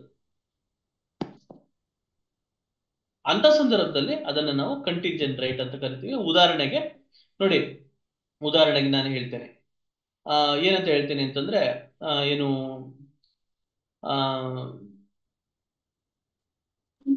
ಒಬ್ಬ ವ್ಯಕ್ತಿ, ಪ್ಲೀಸ್ ಮ್ಯೂಟ್ ಯುವರ್ ಸೆಲ್ಫ್. ಒಬ್ಬ ವ್ಯಕ್ತಿ ಒಂದು ವ್ಯವಹಾರವನ್ನ ಮಾಡ್ತಾ ಇರ್ತಾನೆ. ವ್ಯವಹಾರವನ್ನ ಮಾಡ್ತಾ ಇದ್ದು ಅವನು ಯಾವ ಬಿಸ್ನೆಸ್ ಮಾಡ್ತಾ ಇರ್ತಾನೆ ಅಂತಂದ್ರೆ ಏನು ಒಂದು ಶೇರ್ ಬಿಸ್ನೆಸ್ ಅನ್ನ ಮಾಡ್ತಾ ಇರ್ತಾನೆ. ಶೇರ್ ಟ್ರೇಡಿಂಗ್ ಬಿಸ್ನೆಸ್ ಅನ್ನ ಮಾಡ್ತಾ ಇರ್ತಾನೆ. ಆ ಸಂದರ್ಭದಲ್ಲಿ ಒಬ್ಬ ವ್ಯಕ್ತಿಯನ್ನ ಸಂಪರ್ಕಿಸ್ತಾನೆ. ನೋಡಿ, ನಾವು ಈ ನಿಮ್ಮ ಒಂದು ಕಂಪನಿ ಜೊತೆ ಸೇರ್ಕೊಂಡು ಒಂದು ಬಿಸ್ನೆಸ್ ಅನ್ನ ಮಾಡೋಣ ಅಂತ ಹೇಳಿ ಸೇರ್ಕೊಂತಾನೆ. ಆ ಸಂದರ್ಭದಲ್ಲಿ ಅವನು ಒಂದು ಕಂಡೀಷನ್ ಅನ್ನ ಹಾಕ್ತಾನೆ. ನೀವು ಈ ಒಂದು ನಮ್ಮ ಕಂಪನಿಗೆ ನೀವು ಯಾವುದೇ ರೀತಿಯಾದಂತ ಇನ್ವೆಸ್ಟ್ಮೆಂಟ್ ಮಾಡುವಂತ ಅವಶ್ಯಕತೆ ಇಲ್ಲ. ಆದ್ರೆ ನೀವು ಒಂದು ಕೆಲಸವನ್ನ ಮಾಡಬೇಕು. ಏನ್ ಕೆಲಸ ಮಾಡ್ಬೇಕು ಅಂತಂದ್ರೆ ನಮ್ಮ ಕಂಪ್ನಿಗೆ ಇಷ್ಟು ಒಂದು ಪ್ರಾಫಿಟ್ ಅನ್ನ ನೀವು ತಂದ್ಕೊಡ್ಬೇಕು. ಯಾವ ರೀತಿಲಿ ಅದು ಸರಿ, ಇಷ್ಟು ಪ್ರಾಫಿಟ್ ಅನ್ನ ತಂದ್ಕೊಟ್ರೆ ಮಾತ್ರ ನಿಮ್ಗೆ ಈ ಕಂಪ್ನಿಯಲ್ಲಿ ನಿಮ್ಗೆ ಏನು ಶೇರ್ ಸಿಗ್ತದೆ ಅಂತ ಹೇಳಿ. ಇಲ್ಲ ಅಂತಂದ್ರೆ ಸಿಗೋದಿಲ್ಲ ಅಂತ ಹೇಳಿ ಒಂದು ಅಗ್ರಿಮೆಂಟ್ ಅನ್ನ ಮಾಡ್ಕೊಂತಾರೆ. ಇಷ್ಟು ನೀವು ಪ್ರಾಫಿಟ್ ಅನ್ನ ರೀಚ್ ಮಾಡ್ಬೇಕು ಅಂತ ಹೇಳ್ತಾರೆ. ಅಂತ ಸಂದರ್ಭದಲ್ಲಿ ಆ ಪ್ರಾಫಿಟ್ ಅನ್ನ ರೀಚ್ ಮಾಡ್ದಲೇ ಇದ್ದ ಪಕ್ಷದಲ್ಲಿ ಆ ವ್ಯಕ್ತಿಗೆ ಆ ಒಂದು ಕಂಪ್ನಿಯ ಮೇಲೆ ಅಧಿಕಾರ ಬಂದ್ಬಿಡುತ್ತೆ. ಸೊ ಅದನ್ನ ನಾವೇನಂತ ಕರಿತೀವಿ, ಕಂಟಿಂಜೆಂಟ್ ರೈಟ್ ಅಂತ ನಾವು ಕರಿತೀವಿ. ಒಂದು ಕಂಡೀಷನ್ ಅನ್ನ ಹಾಕಿದ್ದು ಆ ಕಂಡೀಷನ್ ಅನ್ನ ಫೇಲ್ ಆದ್ರೆ ಅಥವಾ ಆ ಕಂಡೀಷನ್ ಅನ್ನ ಪಾಸ್ ಮಾಡಿದ್ರೆ ಅಲ್ಲಿ ಹುಟ್ಟುವಂತ ಒಂದು ಅಧಿಕಾರವನ್ನ ಅಥವಾ ಹಕ್ಕನ್ನ ನಾವೇನಂತ ಕರಿತೀವಿ, ಏನು ಕಂಟಿಂಜೆಂಟ್ ರೈಟ್ ಅಂತ ಕರಿತೀವಿ. ನೋಡಿ, ಈ ರೈಟ್ ಹಕ್ಕುಗಳ ಬಗ್ಗೆ ನಾನು ಯಾಕೆಲ್ಲ ಹೇಳ್ತಾ ಇದ್ದೀನಿ ಸರ್, ಇಷ್ಟೆಲ್ಲ ಏಕೆ ಹೇಳ್ತಾ ಇದ್ದೀನಿ ಅಂತಂದ್ರೆ, ಇಲ್ಲಿ ಹಕ್ಕುಗಳು ಚ್ಯುತಿಯಾದಂತ ಸಂದರ್ಭದಲ್ಲಿ ನಮ್ಗೆ ಕಾನೂನಿನ ಪರಿಹಾರ ಸಿಗುತ್ತೆ ಅಂತ. ನೋಡಿ, ಒಂದು ಕಾನೂನಲ್ಲಿ ಒಂದು ಅಂಶ ಇದೆ. ಏನು ಒಂದು ಈಗ ನಾವು ಏನು ಜಾರ್ಗನ್ಸ್ ಅಂತ ನಾವು ಕರಿತೀವಿ, ಅಥವಾ ನಾಣ್ಣುಡಿ ಅಂತ ಕರಿತೀವಿ. ನೋಡಿ, ಕಾನೂನಿನಲ್ಲಿ ಒಂದು ತತ್ವ ಇದೆ. ಏನು ಅಂತಂದ್ರೆ, whenever you have a rights, ನೋಡಿ, whenever you have a legal right there will be a legal remedy ಅಂತ. Where there is a right there is a remedy ಅಂತ. ಎಲ್ಲಿ ಹಕ್ಕುಗಳಿರುತ್ತೆ ಅಲ್ಲಿ ಪರಿಹಾರ ಇರುತ್ತೆ ಅಂತ. ಎಲ್ಲಿ ಹಕ್ಕುಗಳು ಇರಲ್ಲ ಅಲ್ಲಿ ಪರಿಹಾರ ಇರಲ್ಲ ಅಂತ. ನಿಮಗೆ ಕಾನೂನು ರೀತಿಯಲ್ಲಿ ಪರಿಹಾರ ಬೇಕಾ ಅಂತ ಕೇಳಿದ್ರೆ ಲಾಯರ್ ಕೇಳೋದು, ನಿನ್ಗೆಲ್ಲಾರ ಹಕ್ಕಿದ್ಯಾನಮ್ಮ, ಬಾರ ಮೈಲಿ ಕೂತ್ಕೋ, ಬಾರ ಮೈಲಿ. ಅವನೇನಾಗ್ಬೇಕಮ್ಮ, ಆ ವ್ಯಕ್ತಿ ನನ್ ಗಂಡ ಅಲ್ಲ, ನಾನು ಜೊತೆಗೆ ಇದ್ದೀನಷ್ಟೇ. ಅವನ್ಗೆ ಮದ್ವೆ ಆಗೈತೆ ನಮ್ಮ ಆಲ್ರೆಡಿ ಮದುವೆ ಆಗಿದೆ ಸರ್, ಅವನಿಗೂ ಮಕ್ಕಳಿದ್ದಾರೆ, 2 ಮಕ್ಕಳಿದ್ದಾರೆ. ನೀನ್ ಅವನ ಜೊತೆ ಮದುವೆ ಮಾಡ್ಕೊಂಡಿದ್ಯಾ? ಅದೇ ಸರ್, ಒಂದು ಅಷ್ಟದ್ದು ದಾರ ಕಟ್ಟಿದಾನಷ್ಟೇ. ನೀನ್ ಅವನ ಜೊತೆ ವಾಸ ಮಾಡ್ತಾ ಇದ್ಯಾ? ವಾಸ ಮಾಡ್ತಾ ಇದ್ದೀನಿ ಸರ್. ಆಕೆನ ಅವನು ಬಿಟ್ಟಿದ್ದಾನ ನಿನ್ ಜೊತೆಗೆ ಎಷ್ಟು ದಿನ ಬಂದು ಪ್ರತಿದಿನ ಜೀವನ ಮಾಡ್ತಾನೇನಮ್ಮ ಅಂತ ಕೇಳಿದ್ರೆ, ಸರ್ ಪ್ರತಿದಿನ ಜೀವನ ಏನ್ ಮಾಡಲ್ಲ, ತಿಂಗ್ಳಿಗೊಂದ್ 2 ಸತಿ ಬರ್ತಾನೆ, ಅದು ನೈಟ್ ಟೈಮ್ ಬರ್ತಾನೆ, ನನ್ ಜೊತೆ ಟೈಮ್ ಸ್ಪೆಂಡ್ ಮಾಡ್ತಾನೆ, ಹೊರಟೋಗ್ಬಿಡ್ತಾನೆ. ಈ ಮುಂಚೆ ದುಡ್ಡು ಏನಾದ್ರು ಕೊಡ್ತಾ ಇದ್ನೇನಮ್ಮ? ಹೌದು ಸರ್, ನನ್ಗೆ ದುಡ್ಡು ಕೊಡ್ತಾ ಇದ್ದ, ಕಾಸು ಕೊಡ್ತಾ ಇದ್ದ. ಈಗ ನೋಡಿದ್ರೆ ದುಡ್ಡು ಕೊಡ್ತಾ ಇಲ್ಲ, ಕಾಸು ಕೊಡ್ತಾ ಇಲ್ಲ, ನಿಂಗೆ ಮನೆ ರೆಂಟ್ ಕಟ್ತಾ ಇದ್ದ, ಮನೇನು ರೆಂಟ್ ಕೊಡ್ತಾ ಇಲ್ಲ ನನ್ಗೆ. ಈಗ ನನ್ನ ಜೊತೆಗೆ ಇದ್ಬಿಟ್ಟು ಸೊ ಈಗ ನೀನ್ ಬೇಡ ಅಂತ ಹೇಳ್ತಾ ಇದ್ದಾನೆ. ಸರ್ ನನಗೇನಾದ್ರೂ ಒಂದು ರಕ್ಷಣೆಯನ್ನ ಕೊಡ್ಸಿ ಸರ್, ಕಾನೂನು ರೀತಿಯಲ್ಲಿ ರಕ್ಷಣೆ ಕೊಡ್ಸಿ ಸರ್ ಅಂತ ಬಂದಂತ ಸಂದರ್ಭದಲ್ಲಿ ನಾವು ಯಾವ ರೀತಿಯ ರಕ್ಷಣೆ ಕೊಡ್ಬೋದು, ಆಕೆಗೆ ರಕ್ಷಣೆ ಸಿಗುತ್ತಾ ಅನ್ನೋದು ಪ್ರಶ್ನೆ. ಆ ನಿಟ್ಟಿನಲ್ಲಿ ಕಾನೂನಿನ ಹಕ್ಕು ಆಕೆಗೆ ಇದೆಯಾ ಅಂತ ಪ್ರಶ್ನೆಯಿಂದ ಕೇಳಿದಾಗ ನಾವು ಕಾನೂನಿನ ಪುಸ್ತಕಗಳನ್ನ ತೆಗೆದು ನೋಡ್ಬೇಕಾಗುತ್ತೆ. ಕಾನೂನು ಏನ್ ಹೇಳುತ್ತೆ? ಆಕೆ ಮದ್ವೆಯನ್ನ ಮಾಡ್ಕೊಂಡಿಲ್ಲ, ಆ ವ್ಯಕ್ತಿಯನ್ನ ಮದುವೆ ಮಾಡ್ಕೊಂಡಿಲ್ಲ, ಅಥವಾ ಆ ವ್ಯಕ್ತಿ ಡಿವೋರ್ಸ್ ಅನ್ನ ತಗೊಂಡಿದ್ದಾನ ಫಸ್ಟ್ ವೈಫ್ ಜೊತೆಗೆ ಅವನು ಸಹ ಡಿವೋರ್ಸ್ ಅನ್ನ ತಗೊಂಡಿಲ್ಲ. ಈಕೆ ಜೊತೆ ಬಂದು ಸಂಸಾರವನ್ನ ಮಾಡ್ತಾ ಇದ್ದಾನೆ. ತಿಂಗಳಲ್ಲಿ 1 ಸತಿ ಬರ್ತಾನೆ, 2 ಸತಿ ಬರ್ತಾನೆ. ಈಗ ಬಂದು ಇವಳಿಗೂ ಸಹ ಹೊಡಿತಾ ಇದ್ದಾನಂತೆ. ಇವಳಿಗೆ ರೇಷನ್ ತಂದು ಹಾಕುವಂತದ್ದು ಮಾಡ್ತಾ ಇಲ್ಲ, ಮನೆ ಬಾಡಿಗೆ ಕಟ್ತಾ ಇಲ್ಲ, ನೀನೇನಾದ್ರೂ ಮಾಡ್ಕೋ ಹೋಗು ಅಂತ ಹೇಳ್ತಾ ಇದ್ದಾನೆ. ಸರ್ ಏನ್ ಮಾಡೋದು ಪ್ರಶ್ನೆ. ನೋಡಿ, ಇಲ್ಲಿ ನಮ್ಗೆ ಅರ್ಥ ಮಾಡ್ಕೊಬೇಕಾಗಿರೋದೇನು ಅಂತಂದ್ರೆ, ಕಾನೂನಿನ ಹಕ್ಕುಗಳಿದ್ದಾಗ ಮಾತ್ರ ನಮಗೆ ಕಾನೂನಿನ ಪರಿಹಾರ ಸಿಗ್ತದೆ. ಕಾನೂನಿನ ಹಕ್ಕುಗಳ ಬಗ್ಗೆ ತಿಳ್ಕೊಳ್ಳುವಂಥದ್ದು ಬಹಳ ಮುಖ್ಯ. ಇಲ್ಲಿ ಕಾನೂನಿನ ಹಕ್ಕುಗಳನ್ನ ತಿಳ್ಕೊಳ್ಳೋದು ಹೆಂಗೆ ಸರ್ ಅಂತಂದ್ರೆ, ಕಾನೂನುಗಳನ್ನ ಅರ್ಥೈಸ್ಕೊಳ್ಳುವಂಥದ್ದು. ಸರ್ ಇಲ್ಲಿ ಕಾನೂನಿನಲ್ಲಿ ಎಷ್ಟು ರೀತಿಯಾದಂತ ಕಾನೂನುಗಳಿದ್ದಾವೆ ಸರ್ ಅಂತ ನೀವು ಪ್ರಶ್ನೆಯನ್ನ ಕೇಳಿದ್ರೆ, ಕಾನೂನಿನಲ್ಲಿ ಬಗೆ ಬಗೆಯಾದ ಕಾನೂನುಗಳಿದ್ದಾವೆ.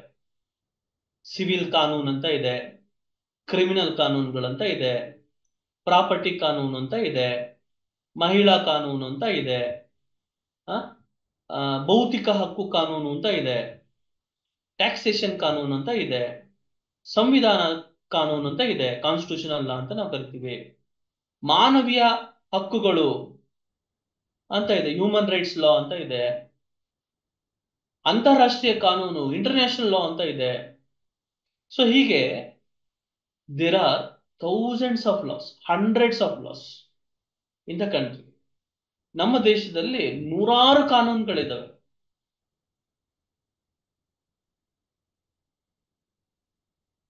ನಮ್ಮ ದೇಶದಲ್ಲಿ ಒಂದು ವಿಶಿಷ್ಟತೆಯನ್ನ ನಾವು ಗಮನಿಸ್ಬೇಕಾದ್ರೆ ನೋಡಿ, ನಮ್ಮಲ್ಲಿ ನಮ್ಮ ದೇಶ ಎಷ್ಟು ಸುಂದರವಾದಂತ ದೇಶ ಅಂತಂದ್ರೆ, ಪ್ರತಿ 300 ಕಿಲೋಮೀಟರ್ಗೆ ಭಾಷಾ ವೈಪರೀತ್ಯವನ್ನ ನೋಡ್ತೀವಿ.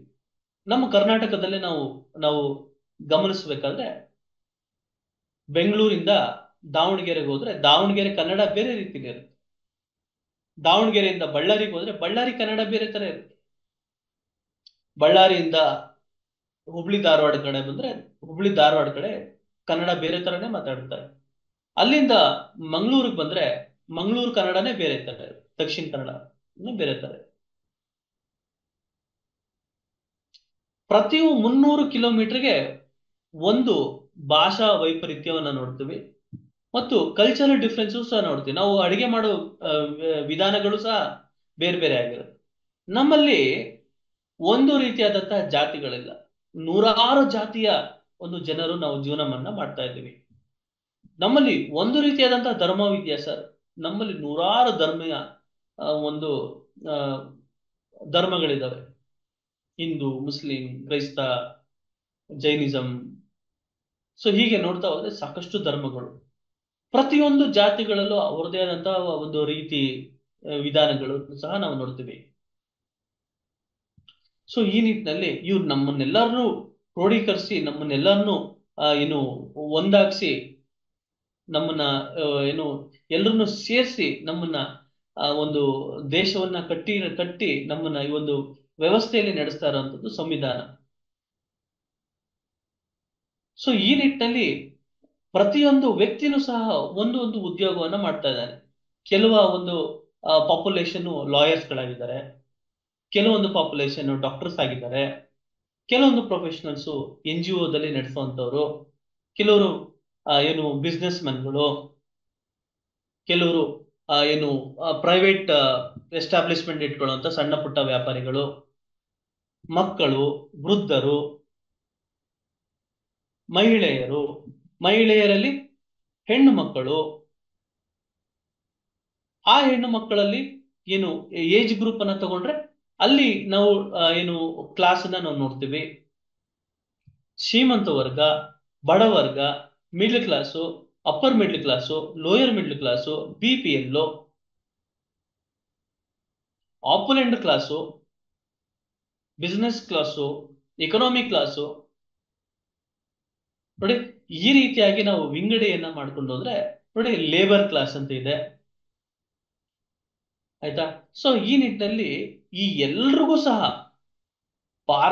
ಭಾರತದಲ್ಲಿ ಇರುವಂತಹ ಪ್ರತಿಯೊಬ್ಬ ನಾಗರಿಕರಿಗೂ ಸಹ ಕಾನೂನು ಏನು ಅನುಕೂಲವನ್ನ ಮಾಡ್ಕೊಡ್ಬೇಕು. ಈ ಮುಂಚೆ ನಾವೇನ್ ತಿಳ್ಕೊಂಡಿದ್ವಿ ಅಂತಂದ್ರೆ, ಲಾ ಅಂತಂದ್ರೆ law is a set of rules and regulation which is introduced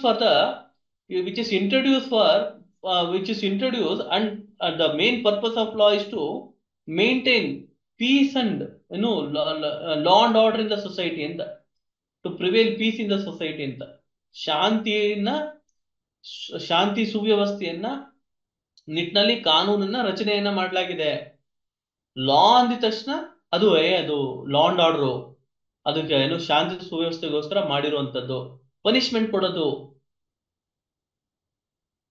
court ಅಂತಂದ್ರೆ ಏನು ಪನಿಷ್ಮೆಂಟ್ ಕೊಡೋದು, ಏನು ತಪ್ಪು ಮಾಡಿದ್ರೆ ಅದಕ್ಕೆ ಶಿಕ್ಷೆಯನ್ನ ಕೊಡುವಂಥದ್ದು. ಈ ಮುಂಚೆ ಲಾಯರ್ಗಳು, ಈ ಮುಂಚೆ ಪೊಲೀಸರು ಅಂದಾಗ ಭಯ ಬೀಳುವಂಥದ್ದು. ಹೆದರ್ಕೊಳ್ಳುವಂಥದ್ದು ನಾವು ನೋಡ್ತಾ ಇದ್ವಿ. ಸೊ ಇಲ್ಲಿ ನಾವು ಇದನ್ನ ನಾವು ಎಕ್ಸ್ಪ್ಯಾಂಡ್ ಮಾಡ್ಬೇಕಾಗ್ತದೆ. ತುಂಬಾ ಸೂಕ್ಷ್ಮೆಯಲ್ಲಿ ನಾವು ನೋಡಿದಾಗ ನೋಡಿ, law is the purpose of law is not only to maintain law and order in the society, but also for the welfare of the state ಅಂತ. ಕಲ್ಯಾಣ ರಾಜ್ಯವನ್ನ ಮಾಡಬೇಕು. ನಾನು ಹೇಳಿದ್ನಲ್ಲ, ಈ ವರ್ಗಗಳು ಹೇಳಿದ್ನಲ್ಲ, ಇಷ್ಟೊಂದು ನಮ್ಮಲ್ಲಿ ವೆರೈಟೀಸ್ ಇದ್ದಾರೆ ಜನರು ಅಂತ ಹೇಳಿದ್ನಲ್ಲ, ಈ ಎಲ್ಲಾ ವರ್ಗದ ಜನರು ಸಹ ಸುಖದಿಂದ ಇರಬೇಕು, ಸೌಖ್ಯದಿಂದ ಇರಬೇಕು, ಎಲ್ರಿಗೂ ಉನ್ನತಿಯನ್ನ ಪಡ್ಕೋಬೇಕು, ಅವರು ಓವರ್ ಆಲ್ ಡೆವಲಪ್ಮೆಂಟ್ ಅವ್ರಿಗೂ ಆಗ್ಬೇಕು ಅನ್ನೋ ನಿಟ್ಟಿನಲ್ಲಿ ಕಾನೂನುಗಳನ್ನ ರಚನೆ ಮಾಡಲಾಯ್ತು. ಈ ನಿಟ್ಟಿನಲ್ಲಿ ಈ ಲೇಬರ್ ಕ್ಲಾಸ್ ಜನ ಇದಾರಲ್ಲ, ಈ ಕಾರ್ಮಿಕ ವರ್ಗದ ಜನರು ಇದಾರಲ್ಲ, ಅವ್ರಿಗೆ ಅನುಕೂಲ ಆಗ್ಲಿ ಅಂತೇಳಿ ಲೇಬರ್ ಕಾನೂನುಗಳನ್ನ ಸೃಷ್ಟಿ ಮಾಡಲಾಯ್ತು. ಫ್ಯಾಕ್ಟ್ರಿಯಲ್ಲಿ ಕೆಲಸ ಮಾಡ್ತಿದ್ದಂತವನು ಕೈಯನ್ನ ಕಳ್ಕೊಂಡ್ಬಿಡ್ತಾನೆ. ಆ ನಿಟ್ಟಿನಲ್ಲಿ ಅವನಿಗೆ ಕಾಂಪನ್ಸೇಷನ್ ಅನ್ನ ಕೊಡ್ಬೇಕು. ಈ ನಿಟ್ಟಿನಲ್ಲಿ ಹೊಸ ಕಾಯ್ದೆಯನ್ನ ಮಾಡಿದ್ರು, ವರ್ಕ್ಮನ್ ಕಾಂಪನ್ಸೇಷನ್ ಆಕ್ಟ್ ಅಂತ ಮಾಡಿದ್ರು. ಆ ನಿಟ್ಟಿನಲ್ಲಿ ಒಂದು ಇಂಡಸ್ಟ್ರಿಯಲ್ ಡಿಸ್ಪ್ಯೂಟ್ ಆಯ್ತು, ಇಂಡಸ್ಟ್ರಿಯಲ್ ಡಿಸ್ಪ್ಯೂಟ್ ಆಕ್ಟ್ ಅಂತ ಆಯ್ತು. ಆ ನಿಟ್ಟಿನಲ್ಲಿ ಒಂದು ನ್ಯಾಯಾಲಯಗಳನ್ನ, ಸಪರೇಟ್ ನ್ಯಾಯಾಲಯಗಳನ್ನ ತೆರೆದಲಾಯ್ತು. ಲೇಬರ್ ಕೋರ್ಟ್ಸ್, ಲೇಬರ್ ಟ್ರಿಬ್ಯುನಲ್ಸ್ ಅನ್ನೋದನ್ನ ಸೃಷ್ಟಿ ಮಾಡಲಾಯಿತು. ಸಿವಿಲ್ ಪ್ರಕರಣಕ್ಕೆ ಸಿವಿಲ್ ಕೋರ್ಟ್ಗಳನ್ನ ರಚನೆ ಮಾಡಲಾಯಿತು. ಕ್ರಿಮಿನಲ್ ಪ್ರಕರಣದಲ್ಲಿ ಕ್ರಿಮಿನಲ್ ಕೋರ್ಟ್ಗಳನ್ನ ರಚನೆ ಮಾಡಲಾಯಿತು. ಸೊ ಹಾಗೇನೆ ಮಹಿಳಾ ಕೋರ್ಟ್ಗಳಂತ ರಚನೆಯನ್ನ ಮಾಡಲಾಗಿದೆ. ಈ ಮಹಿಳಾ ಏನು ಸಂಬಂಧ ಪಟ್ಟಿರುವಂತ ಯಾವ್ಯಾವೆಲ್ಲ ಕಾನೂನುಗಳಿದಾವೆ, ಯಾವ್ಯಾವೆಲ್ಲ ಕಾಯ್ದೆಗಳಿದಾವೆ, ಅವ್ರ ಏನು ಸಮಸ್ಯೆಗಳಿದಾವೆ, ಅಥವಾ ಒಂದು ಹೆಣ್ಮಗಳನ್ನ ಈಗ ತಾನೇ ಒಂದು ಮದುವೆಯನ್ನ ಮಾಡಿಕೊಟ್ಟು ಕಳಿಸ್ತೀವಿ. ಆ ಸಂದರ್ಭದಲ್ಲಿ ಆಕೆಯನ್ನ ತುಚ್ಛವಾಗಿ ನೋಡುವಂಥದ್ದು. ನೋಡಿ, ಪ್ರಾಣಿ ಸಂಕುಲದಲ್ಲೂ ಸಹ ಯಾವುದೇ ಒಂದು ಹೊಸ ಪ್ರಾಣಿ ಇನ್ನೊಂದು ಪಂಗಡದ ಪ್ರಾಣಿಗಳ ಗುಂಪಿಗೆ ಬಂದಂತ ಸಂದರ್ಭದಲ್ಲಿ ಅದನ್ನ ಸೇರಿಸ್ಕೊಳ್ಳೋದಿಲ್ಲ. ಅಲ್ಲಿ ಒಂದು ಡಿಸ್ಕ್ರಿಮಿನೇಷನ್ ಆಗ್ತದೆ. ಅದೇ ರೀತಿಯಲ್ಲಿ ಒಂದು ಹೆಣ್ಮಗಳು, ಬೇರೆ ಕುಟುಂಬದಲ್ಲಿ ಬೆಳೆದಿರುವಂತ ಹೆಣ್ಮಗಳು ಒಂದು ಹೊಸ ಕುಟುಂಬಕ್ಕೆ ಬಂದಂತ ಸಂದರ್ಭದಲ್ಲಿ ಹೊಂದಾಣಿಕೆ ಕಷ್ಟ ಆಗ್ತದೆ. ಆ ಸಂದರ್ಭದಲ್ಲಿ ಅವಳಿಗೆ ಹಿಂಸೆಯನ್ನ ಕೊಟ್ಬಿಡ್ಬೋದು. ಸೊ ಈ ನಿಟ್ಟಿನಲ್ಲಿ ಆ ಹಿಂಸೆಯನ್ನ ತಡೆಗಟ್ಟಲಿಕ್ಕೋಸ್ಕರ ಒಂದು ಕಾಯ್ದೆಯನ್ನ ಮಾಡಿದ್ರು. ಯಾವುದು ಸರ್ ಅಂತಂದ್ರೆ domestic violence act, protection of womens from the domestic violence. ಕೌಟುಂಬಿಕ ದೌರ್ಜನ್ಯವನ್ನ ತಡಿಬೇಕು ಅಂತ ಹೇಳಿ, ಆಕೆಗೆ ರಕ್ಷಣೆಯನ್ನ ಕೊಡಬೇಕು ಅನ್ನೋ ನಿಟ್ಟಿನಲ್ಲಿ ಡೊಮೆಸ್ಟಿಕ್ ವೈಲೆನ್ಸ್ ಕಾನೂನನ್ನ ರಚನೆಯನ್ನ ಮಾಡಲಾಯಿತು. ಡೌರಿ ವಿಚಾರದಲ್ಲಿ ಡೌರಿ ವಿಚಾರದಲ್ಲಿ ಹಿಂಸೆಯನ್ನ ಕೊಡುವಂತ ಸಂದರ್ಭ, ಆ ಸಂದರ್ಭದಲ್ಲಿ ಆಕೆಗೆ ಒಂದು ರಕ್ಷಣೆಯನ್ನ ಕೊಡಬೇಕು, ಡೌರಿ ಪ್ರಾಹಿಬಿಷನ್ ಆಕ್ಟ್ ಅನ್ನ ಕೊಡಲಾಯಿತು. ಮಕ್ಕಳನ್ನ ಕರ್ಕೊಂಡು ಬಂದು ಮದುವೆಯನ್ನ ಮಾಡೋದು, ಚೈಲ್ಡ್ ಮ್ಯಾರೇಜ್ ರಿಸ್ಟ್ರೇಂಟ್ ಆಕ್ಟ್ ಅಂತ ಬಂತು. ಕೆಲಸ ಮಾಡುವಂತ ಸಂದರ್ಭದಲ್ಲಿ ಎಲ್ಲೆಲ್ಲಿ ಅವರು ಕೆಲಸ ಮಾಡ್ತಾರೆ, ಗಾರ್ಮೆಂಟ್ ಅಲ್ಲಿ ಇರ್ಬೋದು ಅಥವಾ ಒಂದು ಸಾಫ್ಟ್ವೇರ್ ಕಂಪ್ನಿಲಿ ಇರ್ಬೋದು, ಆ ಮಹಿಳೆಯರಿಗೆ ಒಂದು ಲೈಂಗಿಕವಾಗಿ ಶೋಷಣೆಯನ್ನು ಮಾಡೋ ಸಂದರ್ಭದಲ್ಲಿ prevention of sexual harassment at work place ಅಂತ ಹೇಳಿ ಒಂದು ಪೋಸ್ಟ್ ಕಾಯ್ದೆ ಅಂತ ಬಂತು. ಮಕ್ಕಳ ಮೇಲೆ ಲೈಂಗಿಕ ಶೋಷಣೆಯನ್ನ ಮಾಡೋ ನಿಟ್ಟಿನಲ್ಲಿ ಪೋಕ್ಸೋ ಕಾಯ್ದೆಯನ್ನ ಮಾಡಲಾಯಿತು. ಆ ನಿಟ್ಟಿನಲ್ಲಿ ಸ್ಪೆಷಲ್ ಕೋರ್ಟ್ಸ್ ಅನ್ನ ಇಂಟ್ರೊಡ್ಯೂಸ್ ಮಾಡಲಾಯಿತು, ಚೈಲ್ಡ್ ಫ್ರೆಂಡ್ಲಿ ಕೋರ್ಟ್ಸ್ ಅಂತ ಇಂಟ್ರೊಡ್ಯೂಸ್ ಅನ್ನ ಮಾಡಿದ್ರು. ಮಹಿಳೆಯರಿಗೆ ಸಂಬಂಧಪಟ್ಟಂಗೆ ಸಂವಿಧಾನದಲ್ಲಿ ಆರ್ಟಿಕಲ್ 14, ಆರ್ಟಿಕಲ್ 15 ಅಲ್ಲಿ ಯಾವುದೇ ರೀತಿಯಾದ ತಾರತಮ್ಯ ಮಾಡಬಾರ್ದು ಅಂತ ಹೇಳ್ತು. ಸಂವಿಧಾನದ ಅಡಿಯಲ್ಲಿ ನೀವು ಪಂಚಾಯತಿಲಿ ನೀವು ಕೇವಲ ಮನೆಗೆ ಮಾತ್ರ ಮೀಸಲಾಗಿರ್ಬಾರ್ದು, ನೀವು ಸಮಾಜದಲ್ಲೂ ಮುಖ್ಯವಾಹಿನಿಗೆ ಬಂದು ಅಲ್ಲೂ ಸಹ ನೀವು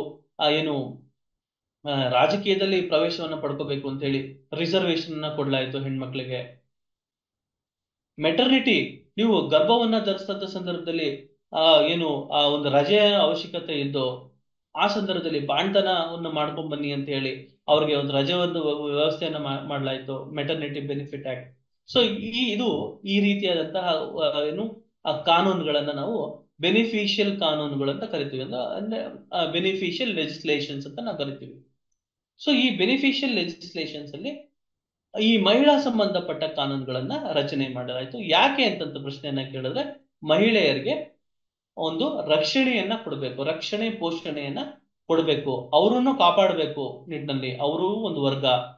ಹಾಗಾದ್ರೆ ಪುರುಷ ಮತ್ತು ಮಹಿಳಾ ನಡುವೆ ಏನು ಸಪರೇಟ್ ಕಾನೂನುಗಳನ್ನ ಮಾಡಿದ್ರ, ಅವ್ರಿಗೂ ಮತ್ತು ಇವ್ರ ಮಧ್ಯದಲ್ಲಿ ಡಿಫ್ರೆನ್ಸಸ್ ಇದೆಯಾ, ಎಲ್ರಿಗೂ ಒಂದೇ ಕಾನೂನು ಅಲ್ವಾ ಅಂತ ಪ್ರಶ್ನೆಯನ್ನ ಕೇಳಿದ್ರೆ ಹೌದು, ಎಲ್ರಿಗೂ ಒಂದೇ ಕಾನೂನೇ.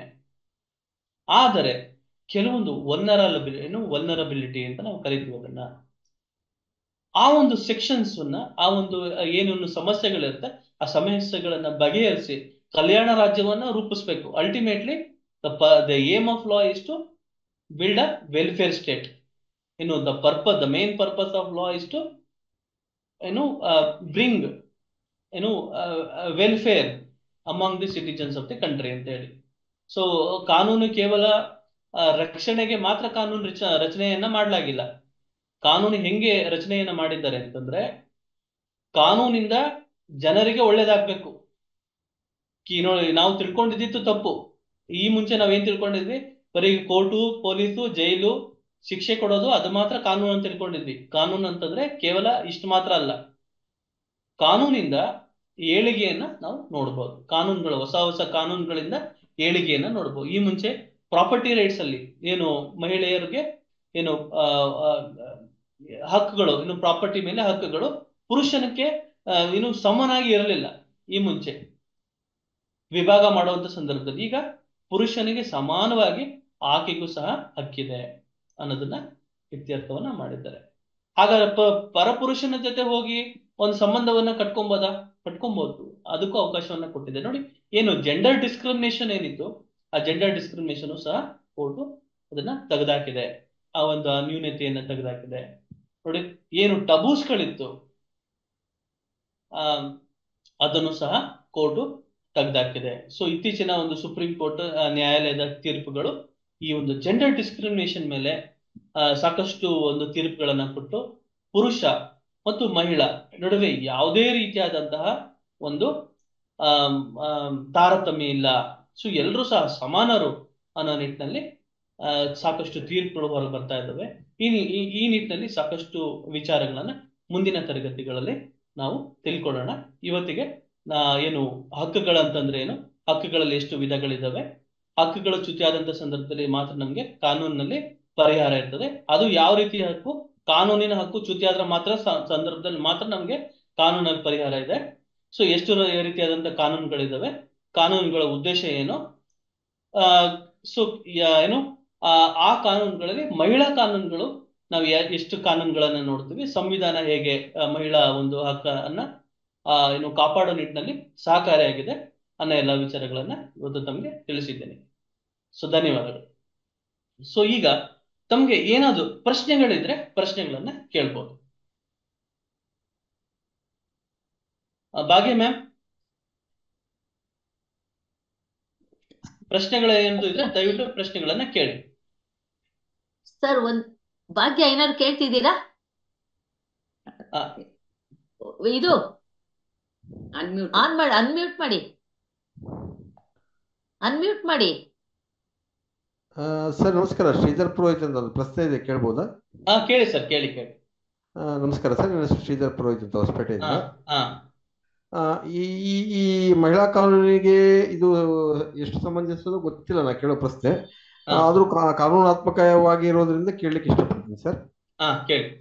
ಪ್ರಶ್ನೆ ಏನಂದ್ರೆ, ಈ PF ಡಿಪಾರ್ಟ್ಮೆಂಟ್, BPFO ಅವರಿಗೆ ನಮ್ಮ ಅಕೌಂಟ್ ನಲ್ಲಿರೋ ದುಡ್ಡನ್ನ ನಮ್ಮ ಕನ್ಸೆಂಟ್ ಇಲ್ಲದೆ ಡ್ರಾ ಮಾಡ್ಲಿಕ್ಕೆ ಬರುತ್ತಾ? PFO ಪೆನ್ಷನ್ ಅಲ್ಲ ಸರ್, ಈ provident fund, EPFO. Okay, provident fund ಅಲ್ಲ. ಈಗ ನೋಡಿ, ಸರ್ಕಾರದ ವ್ಯವಸ್ಥೆಗಳಲ್ಲಿ ಪ್ರತಿಯೊಂದು ಇಲಾಖೆಗಳಲ್ಲಿ ಅದರದೇ ಆದಂತಹ ಕಾನೂನುಗಳನ್ನ ರಚನೆಯನ್ನ ಮಾಡಿರ್ತಾರೆ. ಏನು ಬೈಲಾಸ್ ಇರ್ಬೋದು ಅಥವಾ ರೂಲ್ಸ್ ಗಳಿರ್ಬೋದು. ಸೊ ಈ ನಿಟ್ಟಿನಲ್ಲಿ ಆ ರೂಲ್ಸ್ ಗಳನ್ನ ನಾವು ಚೆಕ್ ಮಾಡ್ಬೇಕಾಗ್ತದೆ. ಆ ರೂಲ್ಸ್ ಪರ್ಮಿಟ್ ಮಾಡುತ್ತಾ? ಮಹಿಳೆ ಗಂಡ ಮತ್ತು ಹೆಂಡತಿ ನಡುವೆ ಡಿಸ್ಪ್ಯೂಟ್ ಇತ್ತು. ಈ ಗಂಡ ಹೆಂಡತಿ ಮಧ್ಯೆ ಡಿಸ್ಪ್ಯೂಟ್ ಇದ್ದಂತ ಸಂದರ್ಭದಲ್ಲಿ ಆ ಗಂಡನ ಅನುಮತಿ ಇಲ್ಲದೆ ಹೆಂಡತಿಗೆ ಕೊಡುವಂತ ಒಂದು ಪ್ರಾವಿಷನ್ ಆ ಒಂದು ಇಲಾಖೆಯ ಒಂದು ಕಾನೂನಿನ ಅಡಿಯಲ್ಲಿ ಅದು ಮೆನ್ಷನ್ ಆಗಿದೆಯಾ ಅದನ್ನ ಚೆಕ್ ಮಾಡ್ಬೇಕಾಗುತ್ತೆ ಸರ್. ಅದನ್ನ ಚೆಕ್ ಮಾಡಿದ್ರೆ ನಾವು ಹೇಳ್ಬೋದು. ಒಂದ್ ವೇಳೆ ಚೆಕ್ ಮಾಡಿ ಅದರಲ್ಲಿ ಇಲ್ಲ ಅಂತ ಇದ್ದಂತ ಸಂದರ್ಭದಲ್ಲಿ ಆಕೆಯನ್ನ ನಾವು ತಡಿಬಹುದು. ಸರ್, ನಾನು ನಿಮಗೆ ಕರೆಕ್ಟ್ ಆಗಿ ಕೇಸ್ ಎಕ್ಸ್ಪ್ಲೈನ್ ಮಾಡಲಿಲ್ಲ, ಆದ ಕಾರಣದಿಂದ ತಾವು ಸರಿಯಾಗಿ ಉತ್ತರ ಕೊಡ್ಲಿಕ್ಕೆ ಆಗಲಿಲ್ಲ ಅನ್ಸುತ್ತೆ. ಕೇಸ್ ಏನು ಅಂತಂದ್ರೆ ಸರ್, ಒಂದು ಕಂಪನಿ ಹೆಸರು ಹೇಳಲ್ಲ ಸದ್ಯಕ್ಕೆ. ಆ ಅಲ್ಲ, ಕಂಪನಿ ಒಂದ್ ಕೆಲಸ ಮಾಡಿ ಈಗ ವಿಷಯಕ್ಕೆ ಸಂಬಂಧಿಸಿ ಇವತ್ತೇನು ನಾವು ಡಿಸ್ಕಸ್ ಮಾಡಿದ್ವಿ ಅದಕ್ಕೆ ಸಂಬಂಧಪಟ್ಟಂತ ಮಾತ್ರ ಕೇಳಿ. ಯಾಕಂದ್ರೆ ವೈಯಕ್ತಿಕವಾಗಿರುವಂತದ್ದು ಅದು ಅದನ್ನ ಅಷ್ಟು ಕೇಳೋದಂಥದ್ದು ಅದು ಸಮಂಜಸ ಅಲ್ಲ ಅಂತ ನಾನು ಭಾವಿಸ್ತೇನೆ. ಅದನ್ನ ನೀವು ನನಗೆ ಕರೆಯನ್ನ ಮಾಡಿ ದಯವಿಟ್ಟು ಕೇಳಿ. ಧನ್ಯವಾದಗಳು ಸರ್. ಓಕೆ, ಧನ್ಯವಾದಗಳು ಸರ್.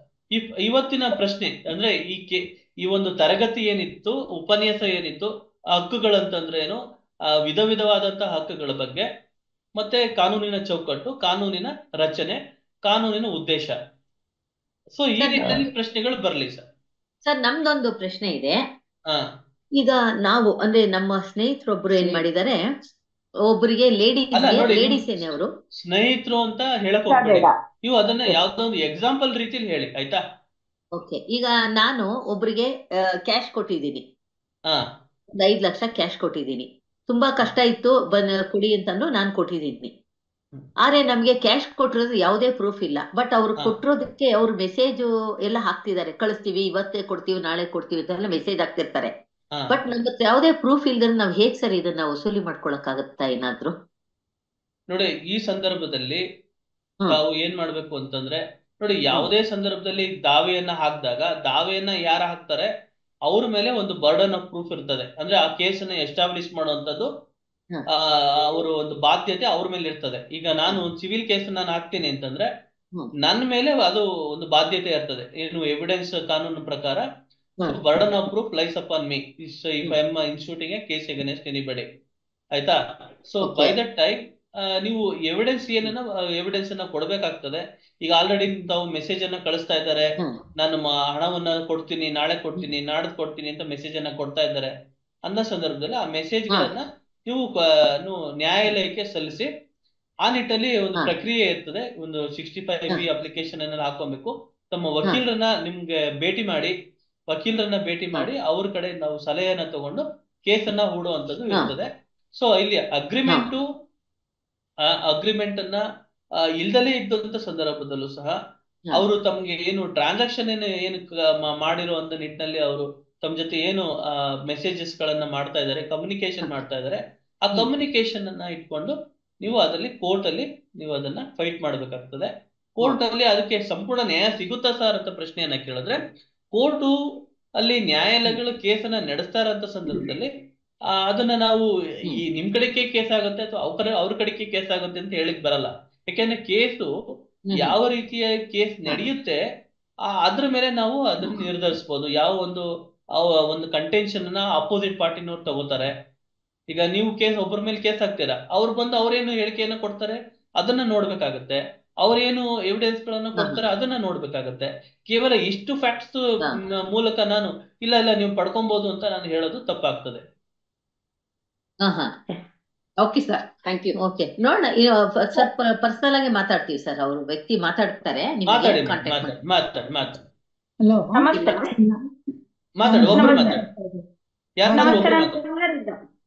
ಸರ್ ನಾನು ಕೋಲಾರಿಂದ ಸರ್, ರಾಧಮಣಿ ಅಂತನಾ? ಹೌದು ಸರ್, ಕೋಲಾರಿಂದ. ನಾನು ಮಾತಾಡ್ತಿರೋದು ಶಾರದಾ ಮೇಡಮ್ ಅವ್ರಿಗೆ, ಲಯನ್ಸ್ ಇಂಟರ್ನ್ಯಾಷನಲ್ ಕ್ಲಬ್ ಅವ್ರಿಗೆ ಕೇಳ್ತಾ ಇರ್ತೀನಿ ಸರ್. ಅವರು ನಾವು ವುಮೆನ್ ಎಂಪವರ್ಮೆಂಟ್ ಅಂತ ಹೇಳ್ತಿದ್ರು.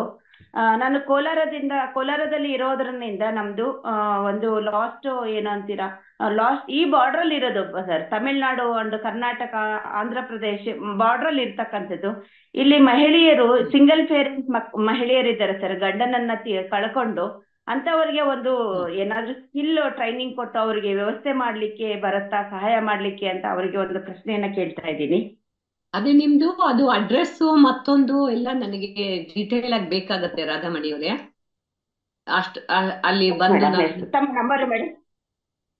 ನಂಬರ್ ನಾವು ಗ್ರೂಪ್ ನಲ್ಲಿ ಹಾಕ್ತೀವಿ ಮೇಡಮ್, ಗ್ರೂಪ್ ನಲ್ಲಿ ಹಾಕ್ತಿವಿ. ಅದರಿಂದ ಸಾಕಷ್ಟು ಜನಕ್ಕೆ ಅನುಕೂಲ ಆಗ್ತದೆ. ಆ ಗ್ರೂಪ್ ನಲ್ಲಿ ಹಾಕ್ತಿವಿ, ಅವ್ರಿಗೆ ನೀವು ಪರ್ಸನಲ್ ಆಗಿ ಭೇಟಿ ಮಾಡಬಹುದು. ಅವ್ರಿಗೆ ಕರೆ ಮಾತಾಡಿ ಸರ್.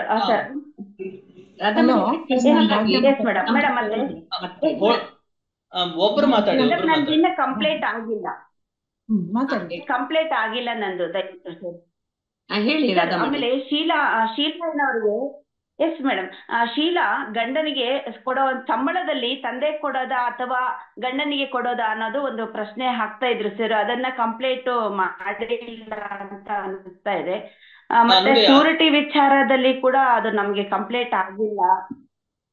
ಓಕೆ, ನಾನು ಎಸ್ ಅದನ್ನ ಸರ್, ಪ್ಲೀಸ್ ಸರ್. ತಮ್ಮ ಇಂಟ್ರೆಸ್ಟ್ ನ ಟ್ರಿಗರ್ ಮಾಡೋದಕ್ಕೋಸ್ಕರ ಅದಕ್ಕೆ ನಾನು ಕಂಪ್ಲೀಟ್ ಮಾಡ್ಲಿಲ್ಲ. ಅದನ್ನ ತಾವು ಯೋಚನೆಯನ್ನ ಮಾಡ್ಲಿ, ಕಾನೂನು ಎಷ್ಟು ಮುಖ್ಯ ಅಂತ ಯೋಚನೆ ಮಾಡ್ಲಿ ಅಂತ ಹೇಳಿ ಅದನ್ನ ಕಂಪ್ಲೀಟ್ ಮಾಡ್ಲಿಲ್ಲ. ನೋಡಿ, ಈ ಸಂದರ್ಭದಲ್ಲಿ ಏನು ಹೆಂಡತಿ ದುಡಿತಾ ಇರುವಂತ ಸಂದರ್ಭದಲ್ಲಿ ಹೆಂಡತಿಯ ಹಣದ ಮೇಲೆ ಯಾವುದೇ ರೀತಿಯಾದಂತ ಅಧಿಕಾರವನ್ನ ಗಂಡ ಚಲಾಯಿಸೋ ಹಾಗಿಲ್ಲ. ಮತ್ತೆ ಅದಕ್ಕೆ ಅವ್ರ ಮೇಲೆ ಅದರ ಮೇಲೆ ಯಾವುದೇ ರೀತಿಯಾದಂತ ಬಾಧ್ಯತೆ ಅಥವಾ ಹಕ್ಕು ಗಂಡನಿಗೆ ಇರೋದಿಲ್ಲ. ಅದು ಒಂದನೇದಾಯ್ತು.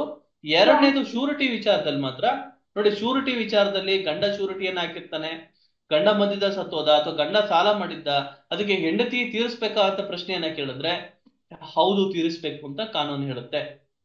ಸೊ ಈ ಸಂದರ್ಭದಲ್ಲಿ ಗಂಡ ಹೆಂಡತಿ ನಡುವೆ ಯಾವ್ದಾದ್ರು ಒಂದು ಅಗ್ರಿಮೆಂಟ್ ಆಗಿದ್ದು ಆ ಅಗ್ರಿಮೆಂಟ್ ಅಲ್ಲಿ ಏನು ಕ್ಲಿಯರ್ ಆಗಿ ಉಲ್ಲೇಖ ಆಗಿದ್ದು, ನೋಡಪ್ಪ ನೀನ್ ಮಾಡ್ಕೊಳ್ಳುವಂತಹ ವ್ಯವಹಾರಗಳಲ್ಲಿ ನನ್ನನ್ನ ನೀನು ತರಬಾರದು ಅಂತ ಹೇಳಿ ಪರಸ್ಪರ ಒಂದು ಒಪ್ಪಂದ ಮಾಡ್ಕೊಂಡಿದ್ದಂತ ಸಂದರ್ಭದಲ್ಲಿ ಆಕೆ ಆ ಒಂದು ಒಪ್ಪಂದದ ಪತ್ರವನ್ನ ತೋರಿಸಿ ತನ್ನನ್ನ ತಾನು ಏನು ಕಾಪಾಡ್ಕೋಬಹುದು. ಈ ನಿಟ್ಟಿನಲ್ಲಿ ನಾವು ಎಷ್ಟೋ ಸಂದರ್ಭದಲ್ಲಿ ನಾವು ನೋಡ್ತೀವಿ, ಈ ರೀತಿಯಾದಂತ ಸಂದರ್ಭದಲ್ಲಿ ಹೆಂಡತಿ ಬಂದು ಗಂಡನ ಜೊತೆ ಒಂದು ಡಿವೋರ್ಸ್ ಅನ್ನ ತಗೊಳ್ಳುವಂಥದ್ದು, ಡಿವೋರ್ಸ್ ಅನ್ನ ತಗೊಂಡು ಇವ್ರಿಗೂ ನಮಗೂ ಯಾವುದೇ ರೀತಿಯಾದಂತ ಸಂಬಂಧ ಇಲ್ಲ, ಹಾಗಾಗಿ ನಾವು ಇದಕ್ಕೆ ಬಾಧ್ಯತೆಯನ್ನ ನಾವು ತಗೊಳ್ಳೋದಿಲ್ಲ, ನಾವು ಗಂಡ ಮಾಡ್ಕೊಂಡಿರೋ ಸಾಲ ನಾವೇ ಕಟ್ಟಬೇಕು ಅನ್ನೋ ನಿಟ್ಟಿನಲ್ಲಿ ಸಹ ನಾವು ನೋಡಿರ್ತೀವಿ. ಈಗ ಅದನ್ನ ನಾವು ಡಾಕ್ಟ್ರಿನ್ ಆಫ್ ಪೈಸ್ ಆಬ್ಲಿಗೇಷನ್ ಅಂತ ಹೇಳಿ ಇವನ್ ಮನಿ ರಿಕವರಿ ಕೇಸ್ಗಳಲ್ಲಿ ಇರ್ಬೋದು, ಇವನ್ ಮನಿ ರಿಕವರಿ ಕೇಸ್ಗಳಲ್ಲಿ ತಂದೆ ಮಾಡಿದಂತ ಸಂದರ್ಭದಲ್ಲಿ, ತಂದೆ ಮೇಲೆ ಕೇಸ್ ಹಾಕಿದಂತ ಸಂದರ್ಭದಲ್ಲಿ, ತಂದೆ ಸತ್ತೋದ್ಮೇಲೆ ತನ್ನ ಲೀಗಲ್ ಹೇರ್ಸ್ ಯಾರು ಇರ್ತಾರೆ ಅವ್ರನ್ನ ಏನು ಆ ಪ್ರಕರಣದಲ್ಲಿ ಸೇರಿಸಿ ಅವ್ರ ಮೇಲೆ ಪ್ರಕರಣವನ್ನ ದಾಖಲಿಸಿ ಅವ್ರ ಕಡೆಯಿಂದ ವಸೂಲಿ ಮಾಡುವಂತದ್ದು ಸಹ ನಾವು ನೋಡಿದ್ದೇವೆ. ಸರ್, ಇಲ್ಲಿ ಗಂಡ ಒಂದ್ ವೇಳೆ ಸಾಲ ಮಾಡಂತ ಸಂದರ್ಭದಲ್ಲಿ ಹೆಂಡತಿದು ಶ್ಯೂರಿಟಿನಲ್ಲಿ ಹಾಕ್ಸ್ಕೊಂಡಿದ್ರೆ ಮಾತ್ರ ಕಟ್ಲಿಕ್ಕೆ ಬರುತ್ತೆ. ಗಂಡ ಯಾರಿಗೋ ಸಾಲ ಮಾಡಿ ಹೆಂಡತಿ ಮಕ್ಕಳಿಗೆ ಹಾಕಿರೋದಿಲ್ಲ, ಅವರು ಏನೋ ಒಂದು ಇದಕ್ಕೆ ಮಾಡ್ಕೊಂಡಿರ್ತಾರೆ. ಎಕ್ಸಾಂಪಲ್ ನಮ್ಮ ಮುಂದೆ ಬರುವಂತದ್ದು ಇಂಥದ್ದೇ ಸರ್ ಪ್ರಕರಣಗಳು. ಆಗ ನಮಗೆ ಗೊಂದಲ ಆಗುತ್ತೆ ಅವ್ರಿಗೆ ಏನ್ ಹೇಳ್ಬೇಕು ಅಂತ. ಅವಾಗ ಈಕೆಗೆ ಸಾಲ ತೀರಿಸ್ಲಿಕ್ಕೆ ಹೆಂಗ್ ಸರ್ ಬರುತ್ತೆ? ಆಗ್ಲೇ ತಾವೊಂದ್ ಮಾತು ಹೇಳ್ತಿದ್ರಿ, ಯಾವ ಹೆಂಡತಿಗಾಗ್ಲಿ ಮಕ್ಕಳಿಗಾಗ್ಲಿ ಗೊತ್ತಿಲ್ದಿರೇನೆ ಅವ್ರು ಸಾಲ ಮಾಡಿರ್ತಾರೆ. ಆ ಸಂದರ್ಭದಲ್ಲಿ ಮತ್ತೆ ಸಾಲ ತೀರ್ಸಿ ಅಂತ ಹೆಂಡತಿ ಮಕ್ಳ ಹತ್ರ ಬಂದಾಗ ಅವ್ರು ಏನ್ ಮಾಡ್ಬೇಕು ಅನ್ನೋದು ಸರ್?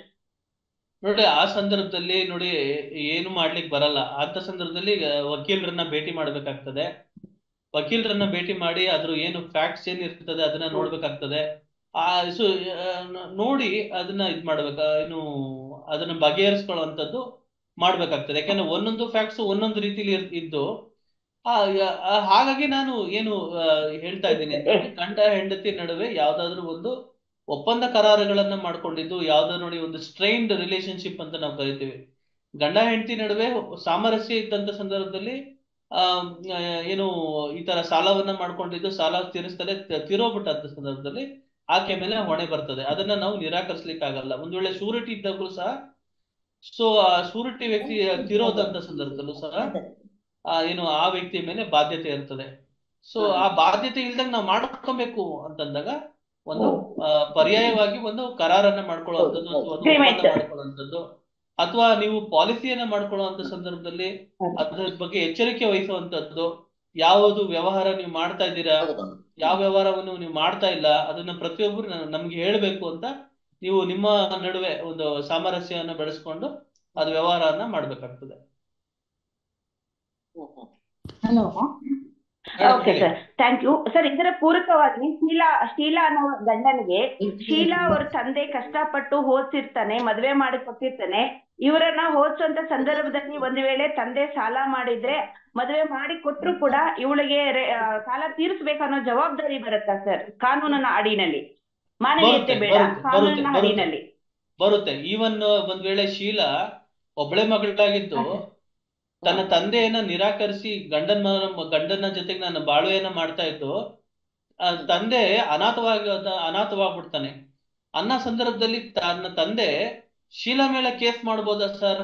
ಒಂದು ಜೀವನಾಂಶವನ್ನ ಕೇಳ್ಬೋದಾ ಸರ್ ಅಂತ ಪ್ರಶ್ನೆಯನ್ನ ಕೇಳಿದ್ರೆ ಹೌದು, ಜೀವನಾಂಶವನ್ನ ಶೀಲಾಳ ವಿರುದ್ಧ ಕೇಸನ್ನ ಹಾಕಿ ಜೀವನಾಂಶವನ್ನ ಪಡ್ಕೊಬಹುದು. ಇನ್ನೊಂದು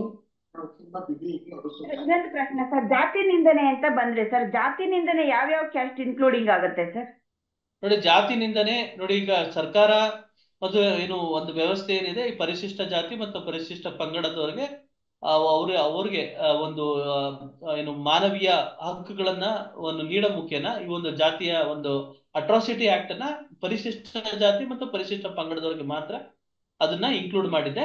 ಬೇರೆ ಅವ್ರನ್ನ ಹೊರತುಪಡಿಸಿ ಬೇರೆಯವ್ರಿಗೆ ಯಾವುದೇ ರೀತಿಯಾದಂತಹ ಕಾನೂನುಗಳಿಲ್ಲ. ಪರಿಶಿಷ್ಟ ಜಾತಿ ಮತ್ತು ಪರಿಶಿಷ್ಟ ಪಂಗಡಗಳೇನಿದಾವೆ ಅವು ಶೋಷಿತ ಏನು ನೂರಾರು ವರ್ಷ, ಸಾವಿರಾರು ವರ್ಷ ಒಂದು ಶೋಷಿತ ಒಂದು ವರ್ಗ ಅಂತ ಹೇಳಿ ಅದನ್ನ ಶೆಡ್ಯೂಲ್ಡ್ ನೋಡಿ, ಶೆಡ್ಯೂಲ್ ಅಂತ ನಾವು ಕರಿತೀವಿ, schedule caste and schedule tribe ಅಂತ ಹೇಳಿ ಅದನ್ನ ಮಾಡಿದ್ದಾರೆ. ಅದರಲ್ಲಿ ಸರ್ಕಾರ ಒಂದು ಲಿಸ್ಟ್ ಅನ್ನ ಕೊಟ್ಟಿದೆ.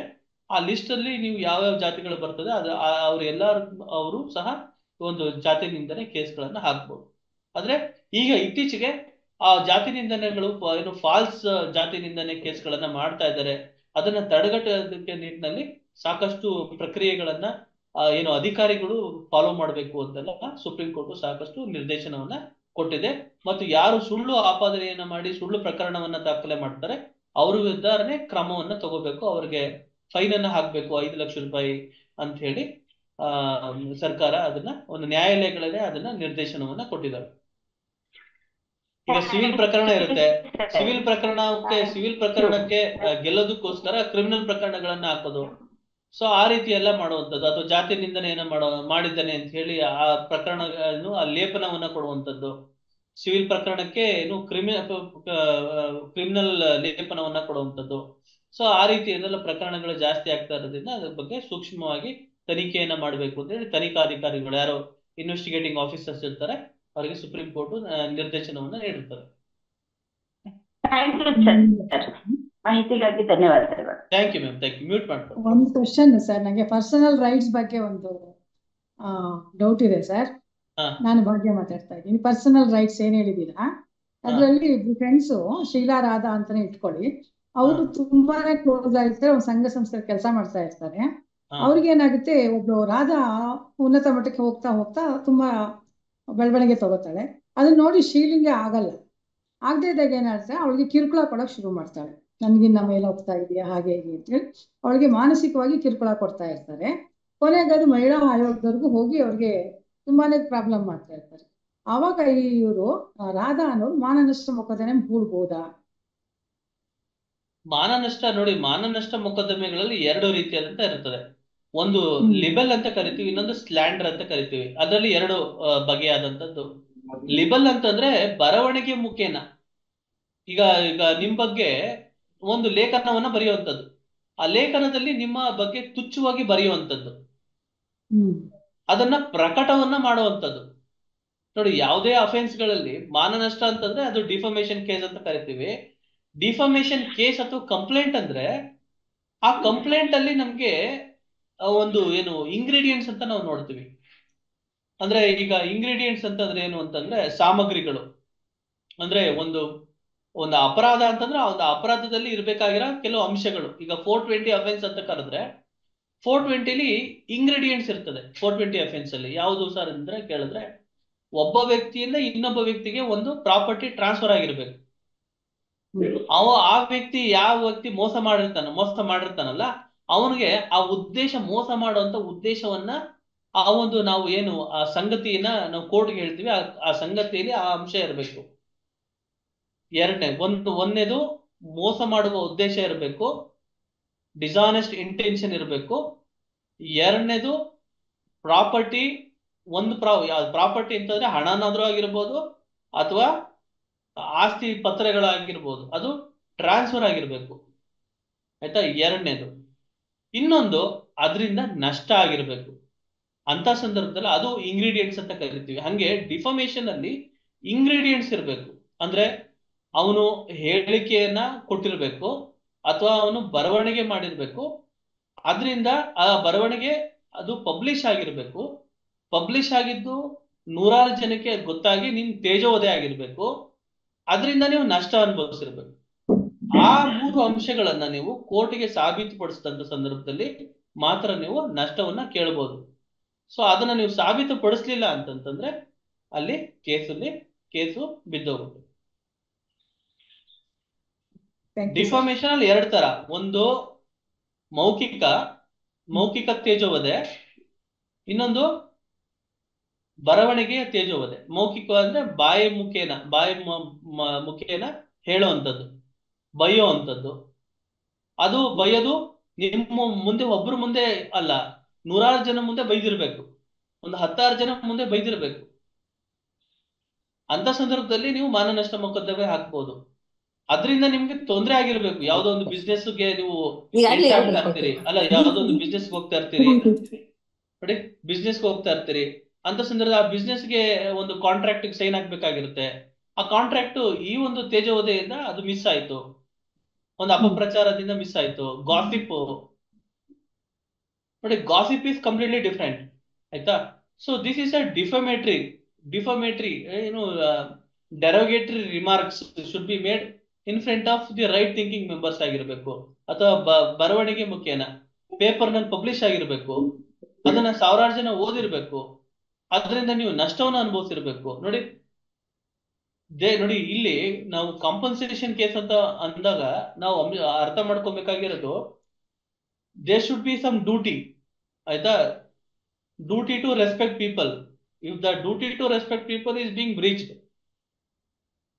There is a breach of duty, ಆಯ್ತಾ? ಡ್ಯೂಟಿ ಇರಬೇಕು, ಬ್ರೀಚ್ ಆಫ್ ಡ್ಯೂಟಿ ಆಗಿರ್ಬೇಕು, ಡ್ಯಾಮೇಜಸ್ ಸಸ್ಟೈನ್ ಮಾಡಿರ್ಬೇಕು. ಈಗ ನಾವು ಮೆಡಿಕಲ್ ನೆಗ್ಲಿಜೆನ್ಸ್ ಕೇಸ್ಗಳಲ್ಲಿ ಡಾಕ್ಟರು ಪೇಷಂಟ್ ಅನ್ನ ಸರಿಯಾಗಿ ಗುಣವನ್ನ ಪಡಿಸ್ಬೇಕು. ಅದು ಆ ಡಾಕ್ಟರಿನ ಕರ್ತವ್ಯ ಆಗಿರ್ತದೆ, ಲೀಗಲ್ ಡ್ಯೂಟಿ ಆಗಿರ್ತದೆ. ಒಂದ್ ವೇಳೆ ಯಾವುದೇ ರೀತಿಯಾದಂತಹ ಒಂದು ಪ್ರಾಪರ್ ಮೆಡಿಕೇಶನ್ ಅನ್ನ ಕೊಡ್ಲಿಲ್ಲ, ಪ್ರಾಪರ್ ಟ್ರೀಟ್ಮೆಂಟ್ ಅನ್ನ ಕೊಡ್ಲಿಲ್ಲ ಅನ್ನೋ ಸಂದರ್ಭದಲ್ಲಿ ಏನಾಯ್ತು, ಬ್ರೀಚ್ ಆಫ್ ಡ್ಯೂಟಿ ಆಯ್ತು. ಯಾವುದೋ ಒಂದು ಮೆಡಿಸಿನ್ ಕೊಟ್ಟರು ಅದು ಅಡ್ವರ್ಸ್ ಆಯ್ತು, ತೊಂದರೆ ಆಯ್ತು. ಯಾವುದೋ ಒಂದು BP ಚೆಕ್ ಮಾಡ್ಲಿಲ್ಲ, ಯಾವುದೋ ಒಂದು ಶುಗರ್ ನ ಕಂಟ್ರೋಲ್ ತಗೊಂಡ್ಬಂದು ಆ ಸರ್ಜರಿ ಮಾಡ್ಲಿಲ್ಲ ಅನ್ನೋ ಸಂದರ್ಭದಲ್ಲಿ ಹೆಚ್ಚು ಕಮ್ಮಿ ಆಯ್ತು, ವ್ಯಕ್ತಿ ಸತ್ತೋದ, ಅಥವಾ ಗ್ಯಾಂಗ್ರೀನ್ ತಿರುಗ್ತು, ಗ್ಯಾಂಗ್ರೀನ್ ಇಂದ ಆಂಪುಟೇಷನ್ ಆಫ್ ಲೆಗ್ ಆಂಪುಟೇಷನ್ ಮಾಡಿದ್ರು, ಕಾಲನ್ನ ಕತ್ತರಿಸುವಂತದ್ದು ಬಂತು, ಕೈಯನ್ನ ಕತ್ತರಿಸುವಂತದ್ದು ಬಂತು, ಪ್ರಾಣನೇ ಹೊರಟೋಯ್ತು. ಆ ಸಂದರ್ಭದಲ್ಲಿ ಮೆಡಿಕಲ್ ನೆಗ್ಲಿಜೆನ್ಸ್ ಅನ್ನ ಕೇಸನ್ನ ಹಾಕಿದಾಗ ಮೆಡಿಕಲ್ ನೆಗ್ಲಿಜೆನ್ಸ್ ಅಲ್ಲಿ ಈ ಅಂಶಗಳನ್ನ ನೋಡ್ತಾರೆ. ಮೆಡಿಕಲ್ ನೆಗ್ಲಿಜೆನ್ಸೇ ಅಂತಲ್ಲ, ಎಲ್ಲಾ ಒಂದು ಕೇಸ್ಗಳನ್ನು ಈ ಅಂಶಗಳನ್ನ ನೋಡ್ತಾರೆ. Is there is a duty, is there is a breach of duty, is there is a damages sustained by the aggrieved party ಅಂತ ನೋಡ್ತಾರೆ. If 3 things concluded with a yes, then damages will be awarded.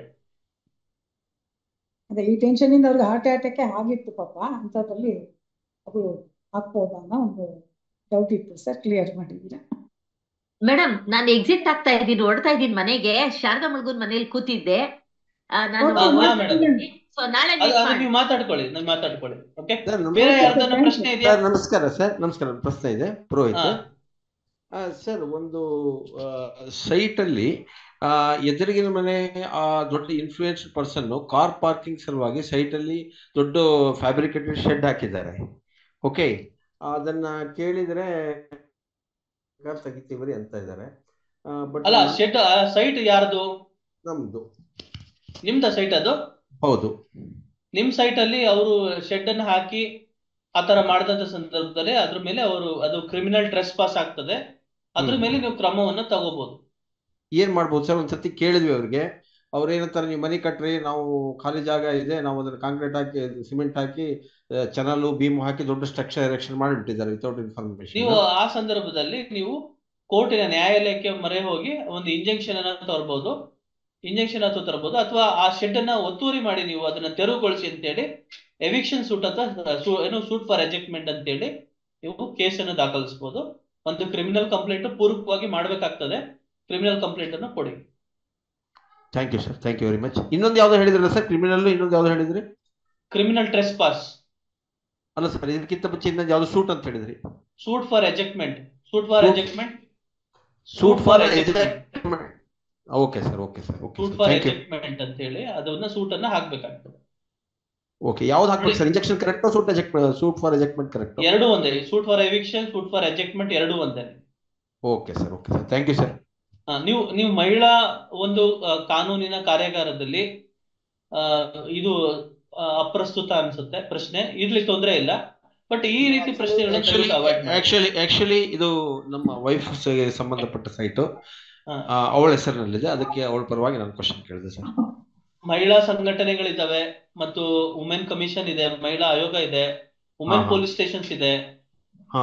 So ತನ್ನ rights ಅನ್ನ exercise ಮಾಡಬಹುದು. ಅದೇ ತನ್ನ right ಅನ್ನ exercise ಮಾಡುವ. ಇಲ್ಲಿ ಲೀಗಲ್ ರೈಟ್ ಅನ್ನೋದು ತುಂಬಾ ಇಂಪಾರ್ಟೆಂಟ್. ಲೀಗಲ್ ರೈಟ್ ಯಾವಾಗ ಆಗುತ್ತೆ? ಆ ಸೈಟು ತಮ್ಮ ಹೆಂಡತಿಯ ಹೆಸರಲ್ಲಿ ರಿಜಿಸ್ಟರ್ ಆಗಿದ್ದು, ಆ ಸೈಟಿನಲ್ಲಿ ಬೇರೆಯವರು ಯಾರಾದ್ರೂ ಅನಧಿಕೃತವಾಗಿ ಕಟ್ಟಡವನ್ನ ಅಥವಾ ಶೆಡ್ ಅನ್ನ ಹಾಕದಂತ ಸಂದರ್ಭದಲ್ಲಿ, ಅವರ ಹಕ್ಕಿಗೆ ಚ್ಯುತಿಯನ್ನ ಮಾಡಿದಂತ ಸಂದರ್ಭದಲ್ಲಿ ಅವರಿಗೆ ಹಕ್ಕು ಬರ್ತದೆ. ಆ ಸೈಟ್ ಅವ್ರ ಹೆಸರಲ್ಲಿ ಇರಬೇಕು, ಸೈಟಿನ ಓನರ್ ಆಗಿರ್ಬೇಕು. ಅವ್ರ ಹೆಸರಲ್ಲೇ ಇದೆ ಸರ್. ಅದೇನೆ, ಅವ್ರು ಓನರ್ ಆಗಿರ್ಬೇಕು. ಅದು ಲೀಗಲ್ ರೈಟ್. ನನ್ನ ಹತ್ರ ನಾನು ಈಗ ಸೈಟ್ ಯಾರೋ ನಾನು ನೋಡ್ಕೊಳಕ್ ಬಿಟ್ಟಿರ್ತಾರೆ, ಅದೇ ಸೈಟ್ ನಂದಲ್ಲ, ನೋಡ್ಕೊಳಕ್ ಬಿಟ್ಟಿರ್ತಾರೆ, ನಾನು ಅದ್ರ ಮೇಲೆ ಹಕ್ಕನ್ನ ಚಲಾಯಿಸಕ್ ಬರಲ್ಲ. ಆಯ್ತಾ? ಯಾಕೆಂದ್ರೆ ಅದು ನಾನು ಓನರ್ ಅಲ್ಲ. ಸೊ ಅಂತ ಸಂದರ್ಭದಲ್ಲಿ ಯಾರೋ ಒಬ್ಬ ಗಾಡಿ ನಿಲ್ಸ್ತಾ ಅಂದ್ರೆ ನಾನ್ ಗಲಾಟೆ ಮಾಡಿದ್ರೆ, ನೀನ್ ಓನರ್ ಏನಪ್ಪಾ ಅಂತ ನನ್ ಕೇಳ್ತಾರೆ. ಇಲ್ಲ ರೀ, ನಾನು ಓನರ್ ಅಲ್ಲ, ನಾನು ನೋಡ್ಕೊಳಕ್ ಬಿಟ್ಟಿರೋದು ಅಷ್ಟೇನೆ. ನೀನ್ ಅಗ್ರಿಮೆಂಟ್ ಮಾಡ್ಕೊಂಡಿದ್ದೀನಿ, ಆಗ ರಿಜಿಸ್ಟರ್ ಆಗಿದ್ಯಾ ಅಂತ ಕೇಳ್ತಾರೆ. ರಿಜಿಸ್ಟರ್ ಆಗಿಲ್ಲ ಅಂದ್ರೆ ನೀನು you do not have a ownership right ಅಂತ. ಓನರ್ಶಿಪ್ ಅಂಡ್ ಪೊಸಿಷನ್ ರೈಟ್ಸ್ ಅಂತ ನಾವು ಮುಂದಿನ ತರಗತಿಗಳಲ್ಲಿ ಅದನ್ನ ಹೇಳ್ಕೊಡ್ತೀನಿ ಏನು ಅಂತ. ಸರಿ, ಥ್ಯಾಂಕ್ ಯು ಸರ್. ಸರ್ ಹೇಳಿ. Doctor Rajesh sir. Doctor Rajesh, ನಮಸ್ತೆ ಸರ್. ತಾವು MBBS doctor, PhD doctor? PhD ಸರ್, PhD in biochemistry. Right sir. ತುಂಬಾ ಚೆನ್ನಾಗಿ ಮೂಡ್ ಬರ್ತಾ ಇದೆ ಸರ್. ಆದ್ರೆ ಇದರಲ್ಲಿ ನಮ್ಮದೊಂದು ರಿಕ್ವೆಸ್ಟ್ ಏನಂತಂದ್ರೆ sir, posh prevention of sexual harassment in working place ನಲ್ಲಿ ಕೆಲವು ಸಂದರ್ಭಗಳಲ್ಲಿ ಏನಾಗುತ್ತೆ ಅಂದ್ರೆ, the law will be misused by the women. Okay. Certain cases, I am not saying in general, but in certain cases wear the law can be misused. In that regard ತಾವು ಇದ್ರ ಬಗ್ಗೆ ಒಂದ್ ಸ್ವಲ್ಪ ಹೈಲೈಟ್ ಮಾಡಿ ಮುಂದಿನ ಮುಂದಿನ ತರಗತಿಗಳಲ್ಲಿ abuse of law by the women ಅಂತಾನೆ ಹೇಳಿ ಒಂದು ತರಗತಿ ಇರುತ್ತೆ, ಒಂದು ಸೆಷನ್ ಮಾಡ್ತಾ ಇದೀವಿ.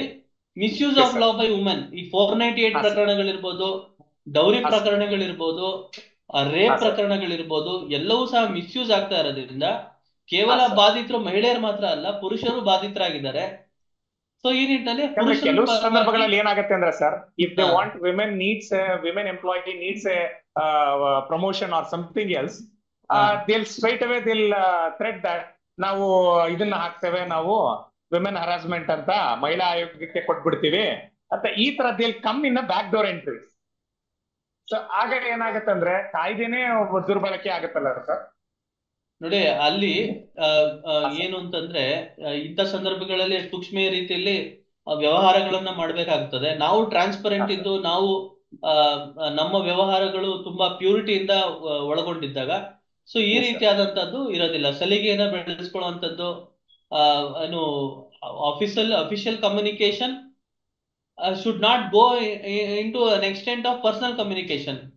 ತೀರಾ ಸಲಿಗೆಯನ್ನ ಬೆಳೆಸ್ಕೊಂಡಂತ ಸಂದರ್ಭದಲ್ಲಿ ಈ ರೀತಿ ಪ್ರಕರಣಗಳು ಆಗ್ತದೆ. ಹಾಗಾಗಿ ವ್ಯಾವಹಾರಿಕವಾಗಿ ಎಷ್ಟು ಒಂದು ಲಿಮಿಟೇಷನ್ಸ್ ನಲ್ಲಿ ವ್ಯವಹಾರವನ್ನ ಮಾಡಬೇಕು, ಆ ನಿಟ್ಟನ್ನು ಮಾಡಿದಾಗ ಈ ತರ ಒಂದು ಸಂದರ್ಭಗಳನ್ನ ಆದಷ್ಟು ಅವಾಯ್ಡ್ ಅನ್ನ ಮಾಡಕ್ಕಾಗತ್ತೆ.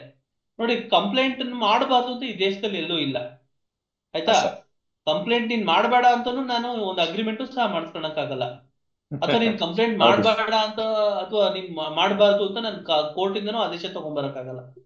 ಕಂಪ್ಲೇಂಟ್ ಮಾಡಬಹುದು, ಆದ್ರೆ ಕೇಸು ಸ್ಟ್ಯಾಂಡ್ ಆಗ್ಬೇಕಾಗ್ತದೆ. ಕೇಸ್ ನಲ್ಲಿ ಪ್ರೂವ್ ಅನ್ನ ಮಾಡ್ಬೇಕಾಗ್ತದೆ. ಒಂದ್ ವೇಳೆ ಪ್ರೂವ್ ಅನ್ನ ಮಾಡ್ಲಿಲ್ಲ, ಅಲ್ಲಿ ವಿಫಲರಾದಾಗ ನೀವು ಅವ್ರ ಮೇಲೆ ಮಾನನಷ್ಟ ಮೊಕದ್ದಮೆನೂ ಸಹ ಹಾಕ್ಬೋದು ಅಥವಾ ಕಾಂಪನ್ಸೇಷನ್ ಕೇಸನ್ನು ಸಹ ಹಾಕ್ಬೋದು. Okay sir, thank you sir. ಆ ರೀತಿಯಾದಂತ ನಿಮ್ಗೆ ಒಂದು ಪರಿಹಾರ ಸಿಗ್ತದೆ.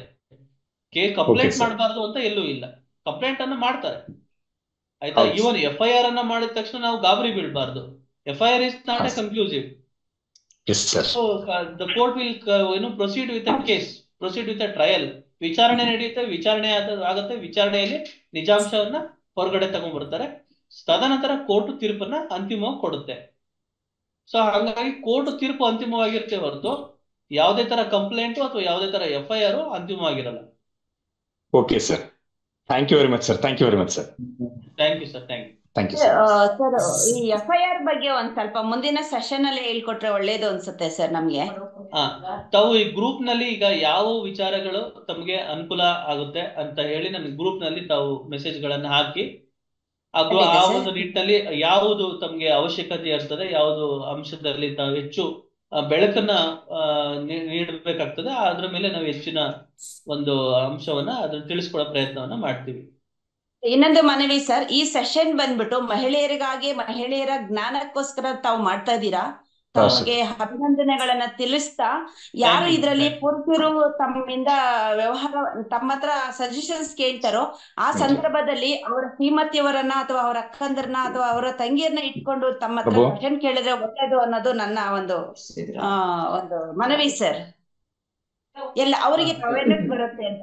ಹೌದು ಹೌದು, ಅಲ್ಲ ಇದು ಸಾಮಾಜಿಕ ಒಂದು ಕಾರ್ಯಕ್ರಮ ಆಗಿರೋದ್ರಿಂದ ಸಾಮಾಜಿಕ ಬದ್ಧತೆಯಿಂದ ತಾವು ಏನು ಬದ್ಧತೆಯನ್ನ ಇಟ್ಕೊಂಡು ತಮ್ಮ ಪರಿವಾರದವರಿಗೆ ಅಥವಾ ತಮ್ಮ ಗುರುತು ಪರಿಚಯ ಇರುವಂತಹ ಹೆಣ್ಣು ಮಕ್ಕಳಿಗೆ ಈ ಒಂದು ಕಾರ್ಯಕ್ರಮದ ವಿಷಯಗಳನ್ನ ತಾವು ತಿಳಿಸುವಂತ ಒಂದು ಜವಾಬ್ದಾರಿಯನ್ನ ತಾವು ಹೊತ್ಕೊಂಡು ಈ ವಿಚಾರವನ್ನ ಅವ್ರ ಕಡೆಯಿಂದನೇ ಕೇಳಿಸುವಂಥದ್ದು ಅಥವಾ ಅವ್ರಿಗೆ ಈ ಒಂದು ತರಗತಿಗಳನ್ನ ಅಟೆಂಡ್ ಮಾಡಿ ಅಂತ ಹೇಳುವಂಥದ್ದು ಹೇಳೋದ್ರಿಂದ ಅದು ತುಂಬಾ ಅನುಕೂಲ ಆಗ್ತದೆ ಅಂತ ನಾನು ಭಾವಿಸ್ತೀನಿ.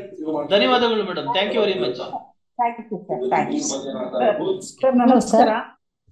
ನಮಸ್ತೆ, ಮಾತಾಡಿ ಸರ್. ನನ್ನ ಹೆಸರು ಕೀರ್ತಿ ಅಂತ, ಬೆಂಗಳೂರಿಂದ. ಸರ್, ನನ್ನ ಕ್ವಶನ್ ಬಂದ್ಬಿಟ್ಟು ವರ್ಕಿಂಗ್ ವುಮೆನ್ಸ್ ಪರವಾಗಿ. ನೀವ್ ಹೇಳಿದ್ರಿ ಮೆಟರ್ನಿಟಿ ಲೀವ್ ಬಗ್ಗೆ ಹೇಳುವಾಗ ಅವ್ರ ಹಕ್ಕು ಅದು ಕೊಟ್ಟೆ ಕೊಡ್ತಾರೆ. ಆದ್ರೆ ಮಗು ಅವ್ರ ಮೆಟರ್ನಿಟಿ ಲೀವ್ ಇಂದ ಬಂದ್ಬಿಡ್ತಾರೆ ಆಫೀಸ್ಗೆ, ಅದಾದ್ಮೇಲೆ ಕೆಲವೊಂದು ಪ್ರಾಬ್ಲಮ್ಸ್ ಕ್ರಿಯೇಟ್ ಆಗುತ್ತೆ. ರಜೆಗಳಿರುತ್ತೆ ಅವ್ರ ಅಕೌಂಟ್ ಅಲ್ಲಿ, ಆದ್ರೂನು ರಜೆ ಸ್ಯಾಂಕ್ಷನ್ ಮಾಡಕ್ಕೆ ಹಿಂದೇಟ್ ಆಗ್ತಾರೆ. ಕೇಳಿದ್ರೆ ಪ್ರೈವೇಟ್ ಸೆಕ್ಟರ್ ಆಗಿರ್ಬೋದು, ಗೌರ್ಮೆಂಟ್ ಸೆಕ್ಟರ್ ಆಗಿರ್ಬೋದು, ತುಂಬಾ ನಿಮ್ಮ ನೀಡ್ ಇದೆ ಅಥವಾ ಪಬ್ಲಿಕ್ ಸರ್ವಿಸ್ ಅಂತ ರೂಲ್ಸ್ ಎಲ್ಲ ಮಧ್ಯೆ ಹಾಕ್ಬಿಡ್ತಾರೆ. ಆ ಸಂದರ್ಭದಲ್ಲಿ ಹೆಂಗೆ ಆ ಸಂದರ್ಭದಲ್ಲಿ ನಿಮ್ಗೆ ತಿಳಿದಿರುವಂತ ವಕೀಲರನ್ನ ತಾವು ಭೇಟಿ ಮಾಡಿ ವಕೀಲರ ಕಡೆಯಿಂದ ನೋಟಿಸ್ ಕೊಡಿಸುವಂತದ್ದು, ಅಥವಾ ಒಂದು ನೀವು ಏನು ಮಹಿಳಾ ಆಯೋಗ ಇದೆ ಅಥವಾ ನಿಮ್ಮ ಮಹಿಳಾ ಅಧಿಕಾರಿಗಳನ್ನ ಕೇಳುವಂತದ್ದು ಮಾಡ್ಬೇಕಾಗ್ತದೆ. ಅಥವಾ ಸಂಘ ಸಂಸ್ಥೆಗಳಾಗಿರುವಂತ ಲಯನ್ಸ್ ಇಂಟರ್ನ್ಯಾಷನಲ್ ಇರುವಂತದ್ದು ಅಥವಾ ರೋಟರಿ ಇರುವಂತದ್ದು, ಆ ತರ ಸಂಘ ಸಂಸ್ಥೆಗಳು, ಮಹಿಳಾ ಸಂಘ ಸಂಸ್ಥೆಗಳಿಗೆ ತಾವು ಭೇಟಿ ಕೊಟ್ಟು ಅಲ್ಲಿಂದ ತಾವು ಅವ್ರ ಕಡೆಯಿಂದ ಒಂದು ನೋಟಿಸ್ ಅನ್ನ ಕೊಡ್ಸೋದ್ರೆ ಈ ರೀತಿಯಾದ ಸಮಸ್ಯೆಗಳು ಉದ್ಭವಿಸೋದು ಸ್ವಲ್ಪ ಕಡಿಮೆ ಆಗ್ತದೆ ಅಂತ ನನ್ನ ಭಾವನೆ. ಸರ್, ಹಂಗಿದ್ದಾಗ ಟಾರ್ಗೆಟ್ ಮಾಡ್ಬಿಡ್ತಾರೆ. ಪ್ರೈವೇಟ್ ಅಲ್ಲಂತೂ ತೆಗ್ದಾಕೋ ಕೆಲವೊಂದು ಆಕ್ಷನ್ಸ್ ಅವ್ರ ಮೇಲೆ ಜರುಗಿಸ್ ಮಾಡ್ಬಿಡ್ತಾರೆ. ಅಂದ್ರೆ ಅವ್ರು ಮಾಡದಿರೋ ತಪ್ಪನ್ನೆಲ್ಲ ಅವ್ರ ಮೇಲೆ ಹಾಕ್ಬಿಟ್ಟು ಅವ್ರನ್ನ ವೆಕೇಟ್ ಮಾಡೋ ತರನೇ ಮಾಡ್ಬಿಡ್ತಾರೆ ಸರ್. ಅಲ್ಲ, ಅಂತ ಸಂದರ್ಭದಲ್ಲಿ ನಾವೇನು ಅದಕ್ಕೆ ಯಾವುದೇ ತರ ಉತ್ತರ ಇಲ್ಲ. ಅದನ್ನ ಧಿಕ್ಕರಿಸ್ಬೇಕಾಗ್ತದೆ. ಇಲ್ಲ ಅಂತಂದ್ರೆ ನೀವು ನಿಮ್ಮ ಮಹಿಳಾ ಏನು ಉದ್ಯೋಗದಲ್ಲಿ ಇರೋಂತ ಸಹಪಾಠಿಗಳು ಯಾರಿರ್ತಾರೆ,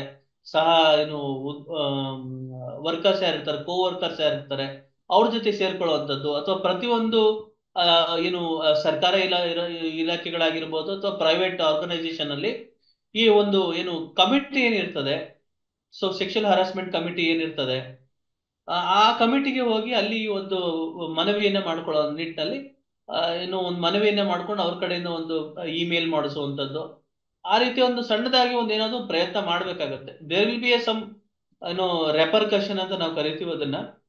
ಆ ರೆಪರ್ಕಷನ್ ಇದ್ದೇ ಇರ್ತದೆ, ಒಂದು ಎಫೆಕ್ಟ್ ಆಗೇ ಆಗ್ತದೆ. ಸೊ ಅದಕ್ಕೆ ನೀವು ಸಿದ್ಧರಾಗಿರ್ಬೇಕು, ಮಾನಸಿಕವಾಗಿ ಸಿದ್ಧರಾಗಿರ್ಬೇಕು, ಧೈರ್ಯವಾಗಿರ್ಬೇಕು. ಧೈರ್ಯ ನೋಡಿ, ಇಲ್ಲಿ ಕಾನೂನಲ್ಲಿ ಸಂಪೂರ್ಣವಾಗಿ ಪರಿಹಾರ ಸಿಗೋದಿಲ್ಲ. ನ್ಯಾಯಾಲಯಗಳು ಎಷ್ಟೋ ಸಂದರ್ಭದಲ್ಲಿ ಹೇಳ್ತವೆ, ನ್ಯಾಯಾಲಯಗಳಿಂದ ಈ ದೇಶ ಉದ್ಧಾರ ಆಗಕ್ ಸಾಧ್ಯ ಇಲ್ಲ. ಅಥವಾ ಸರ್ಕಾರನು ಎಷ್ಟೋ ಸಲ ಹೇಳುತ್ತೆ, ಸರ್ಕಾರದಿಂದನೂ ಸಹ ಕಂಪ್ಲೀಟ್ ನಾವು ಸಾಮಾಜಿಕವಾಗಿ ನಾವು ಎಲ್ಲಾನು ಸಹಾಯ ಮಾಡ್ಲಿಕ್ಕೆ ಆಗೋದಿಲ್ಲ. ಸೊ ಇದು ಸಾಮಾಜಿಕ ಒಂದು ಸಮಸ್ಯೆ ಅಂತ ಸಂದರ್ಭದಲ್ಲಿ ಜನರೇ ಒಂದು ಪರಿಹಾರವನ್ನ ಹುಡ್ಕೊಬೇಕಾಗ್ತದೆ. ಈಗ ವೈಯಕ್ತಿಕ ಏನು ಸಮಸ್ಯೆಗಳಲ್ಲಿ ಸರ್ಕಾರ ಏನು ಮಾಡ್ಲಿಕ್ಕಾಗಲ್ಲ, ನ್ಯಾಯಾಲಯಗಳು ಏನು ಮಾಡ್ಲಿಕ್ಕಾಗಲ್ಲ. ಸೊ ಈ ರೀತಿ ಆರ್ಗನೈಸೇಷನ್ ಅಲ್ಲಿ ನಾವು ಥ್ರೆಟ್ ಇತ್ತು ಅಂತಂದಾಗ ಸೊ ನೀವು ಒಂದು ರಿಕ್ವಿಸಿಷನ್ ಕೊಡ್ಬೋದು. ಇಲ್ಲ ಸಂಘ ಸಂಸ್ಥೆಗಳಲ್ಲಿ ವಿಚಾರಿಸಿದಂತ ಸಂದರ್ಭದಲ್ಲಿ ಅವರು ನಿಮ್ಮ ಇಂಥ ಎಂಪ್ಲಾಯಿಗೆ ಅಂತ ಹೇಳೋದಿಲ್ಲ, ಸೊ ಇಂಥ ಎಂಪ್ಲಾಯಿಗಳಿಗೆ ನೀವು ತೊಂದರೆ ಕೊಡಬಾರ್ದು ಅಂತ ಹೇಳಿ ಇನ್ಸ್ಟ್ರಕ್ಷನ್ ಅನ್ನ ಕೊಡ್ತಾರೆ. ಇನ್ಸ್ಟ್ರಕ್ಷನ್ಸ್ ಕೊಟ್ಟು ನಿಮ್ಮ ಒಂದು ಹೆಸರನ್ನ ರಿವೀಲ್ ಮಾಡೋ ರೀತಿಯಲ್ಲಿ ತಾವು ಕೇಳಿಕೊಂಡು ಮೂಗರ್ಜಿಯನ್ನ ಕೊಡುವಂತದ್ದು ಮಾಡ್ಬೇಕಾಗುತ್ತೆ. Hello sir. Okay sir, thank you sir. Hello. Madam ಮಾತಾಡಿ. ನನ್ನ ಹೆಸರು ಶೈಲಾ ಅಂತ ಬೆಳಗಾವಿಂದ ಸರ್. ಹಾ ಈಗ ಒಬ್ಬ ಮಳೆ ಇರ್ತಾಳೆ, ಅವಳ ಗಂಡ ತೀರ್ಕೊಂಡಿದ್ದಾರೆ ಸರ್. ಹಾ ಅವ್ರದ್ದು ಪ್ರಾಪರ್ಟಿ ಎಲ್ಲ ಮಕ್ಕಳಿಲ್ಲ. ಪ್ರಾಪರ್ಟಿ ಈಗ ಬ್ಯಾಂಕ್ನಲ್ಲಿ ದುಡ್ಡು ಇಡ್ಬೇಕಾದ್ರೆ ನಾಮಿನೇಷನ್ ಕೇಳ್ತಾರೆ ಅವ್ರಿಗೆ. ಹಾ ಅವರು ನಾಮಿನೇಷನ್ ಮಾಡ್ಲಿಕ್ಕೆ ಮಕ್ಕಳಿಲ್ಲ, ಅವ್ರಿಗೆ ಬೇರೆಯವ್ರ ಹೆಸರಲ್ಲೇ ಮಾಡ್ಲಿಕ್ಕೆ ಇಷ್ಟ ಇಲ್ಲ. ಅಂತ ಮಹಿಳೆಯರು ಏನ್ ಮಾಡ್ಬೇಕು ಸರ್? ಕಾನೂನು ಪ್ರಕಾರ ಏನಾದ್ರೂ ಅವ್ರಿಗೆ ಸಹಾಯ ಆಗ್ಬೋದಾ? ನಿಮ್ ಪ್ರಶ್ನೆ ಮತ್ತೊಮ್ಮೆ ಹೇಳಿ. ಈಗ ಒಬ್ಬ ಮಹಿಳೆ ಇರ್ತಾಳೆ, ಅವ್ರ ಗಂಡ ತೀರ್ಕೊಂಡಿದ್ದಾರೆ, ಅವ್ರದ್ದು ಹಾ ಪ್ರಾಪರ್ಟಿ ಇದೆ, ಅವ್ರದ್ದು ಹಾ ಪೆನ್ಷನ್ ಬರ್ತಾ ಇದೆ ಮತ್ತು ಅದು ಡೆತ್ ಅಮೌಂಟ್ ಅವ್ರಿಗೆ ಬಂದಿರ್ತದೆ. ಹಾ ಅದು ಅಮೌಂಟ್ ಬ್ಯಾಂಕ್ನಲ್ಲಿ ಇಡ್ಬೇಕಾದ್ರೆ ನಾಮಿನೇಷನ್ ಕೇಳ್ತಾರೆ. ಹೌದು. ಅದೇ ಅವರಿಗೆ ಮಕ್ಕಳ ಇಲ್ಲ ಮತ್ತು ಅವ್ರು ಬೇರೆಯವ್ರ ಹೆಸರಲ್ಲೇ ನಾಮಿನೇಷನ್ ಮಾಡೋ ಇಷ್ಟ ಇಲ್ಲ ಅವ್ರಿಗೆ. ಓಕೆ, ಅದಕ್ಕೆ ಅಂತ ಅವರು ಅಂತ ಸಂದರ್ಭದಲ್ಲಿ ನೋಡಿ, ಮಹಿಳೆಯರು ಏನ್ ಮಾಡ್ತಾರೆ? ಅಂತ ಸಂದರ್ಭದಲ್ಲಿ ನಾಮಿನೇಷನ್ ಮಾಡದಲ್ಲೇ ಇದ್ದ ಸಂದರ್ಭದಲ್ಲಿ ಅದು ಸರ್ಕಾರಕ್ಕೆ ಹೋಗುತ್ತೆ. ಆಯ್ತಾ? ನಾಮಿನೇಟ್ ಮಾಡ್ದಲೇ ಇದ್ದ ಸಂದರ್ಭದಲ್ಲಿ ಸರ್ಕಾರಕ್ಕೆ ಹೋಗುತ್ತೆ. ಅದು ನಾಮಿನೇಟ್ ಮಾಡ್ಬೇಕಾಗತ್ತೆ. ಇಲ್ಲ ಸಂಘ ಸಂಸ್ಥೆಗಳು, ರಿಜಿಸ್ಟರ್ಡ್ NGOs ಇರ್ತವೆ, ಜೆನೈನ್ NGOಗಳು ಇರ್ತವೆ, ಮತ್ತು ಇಲ್ಲ ಅಂತಂದ್ರೆ ಡಿಸಬಿಲಿಟಿ ಆರ್ಗನೈಸೇಷನ್ಸ್ ಇರುತ್ತೆ, ಅನಾಥಾಶ್ರಮಗಳು ಇರ್ತವೆ, ವೃದ್ಧಾಶ್ರಮಗಳು ಇರ್ತವೆ. ಅಲ್ಲಿ ತಾವು ನಾಮಿನಿಯನ್ನ ಮಾಡಬಹುದು. ಓಕೆ ಸೊ ಇದು ನನ್ನ ಸಜೆಷನ್, ಇದು ನನ್ನ ವೈಯಕ್ತಿಕ ಸಜೆಷನ್. ಒಂದ್ ವೇಳೆ ನಾಮಿನೇಷನ್ ಮಾಡ್ತಾರೆ ಇದ್ರೆ ಅದು it will goes to government. Okay okay, so ಇಲ್ಲಿಗೆ ಸಾಕಷ್ಟು ವಿಚಾರಗಳನ್ನ ನಾನು ತಿಳಿಸಿದ್ದೇನೆ ಅಂತ ಭಾವಿಸ್ತಾ ಈ ಒಂದು ಇವತ್ತಿನ ಒಂದು ಮೊದಲನೆಯ ಒಂದು ಸೆಷನ್ ಯಶಸ್ವಿ ಆಯ್ತು ಅಂತ ಭಾವಿಸ್ತಾ ಇವತ್ತಿನ ಒಂದು ಉಪನ್ಯಾಸವನ್ನ ಇಲ್ಲಿಗೆ ನಾನು ನಿಲ್ಲಿಸ್ತಾ ಇದ್ದೀನಿ. ನಾಳೆ ಮತ್ತೊಂದು ಹೊಸ ಒಂದು ವಿಷಯದ ಬಗ್ಗೆ ತಮ್ಮ ಚರ್ಚೆಯನ್ನ ಮಾಡ್ತೀನಿ ಅಂತ ಹೇಳ್ತಾ ಇವತ್ತಿನ ತರಗತಿಯನ್ನು ಮುಗಿಸ್ತಾ ಇದ್ದೀನಿ. ಎಲ್ಲರಿಗೂ ಧನ್ಯವಾದಗಳು.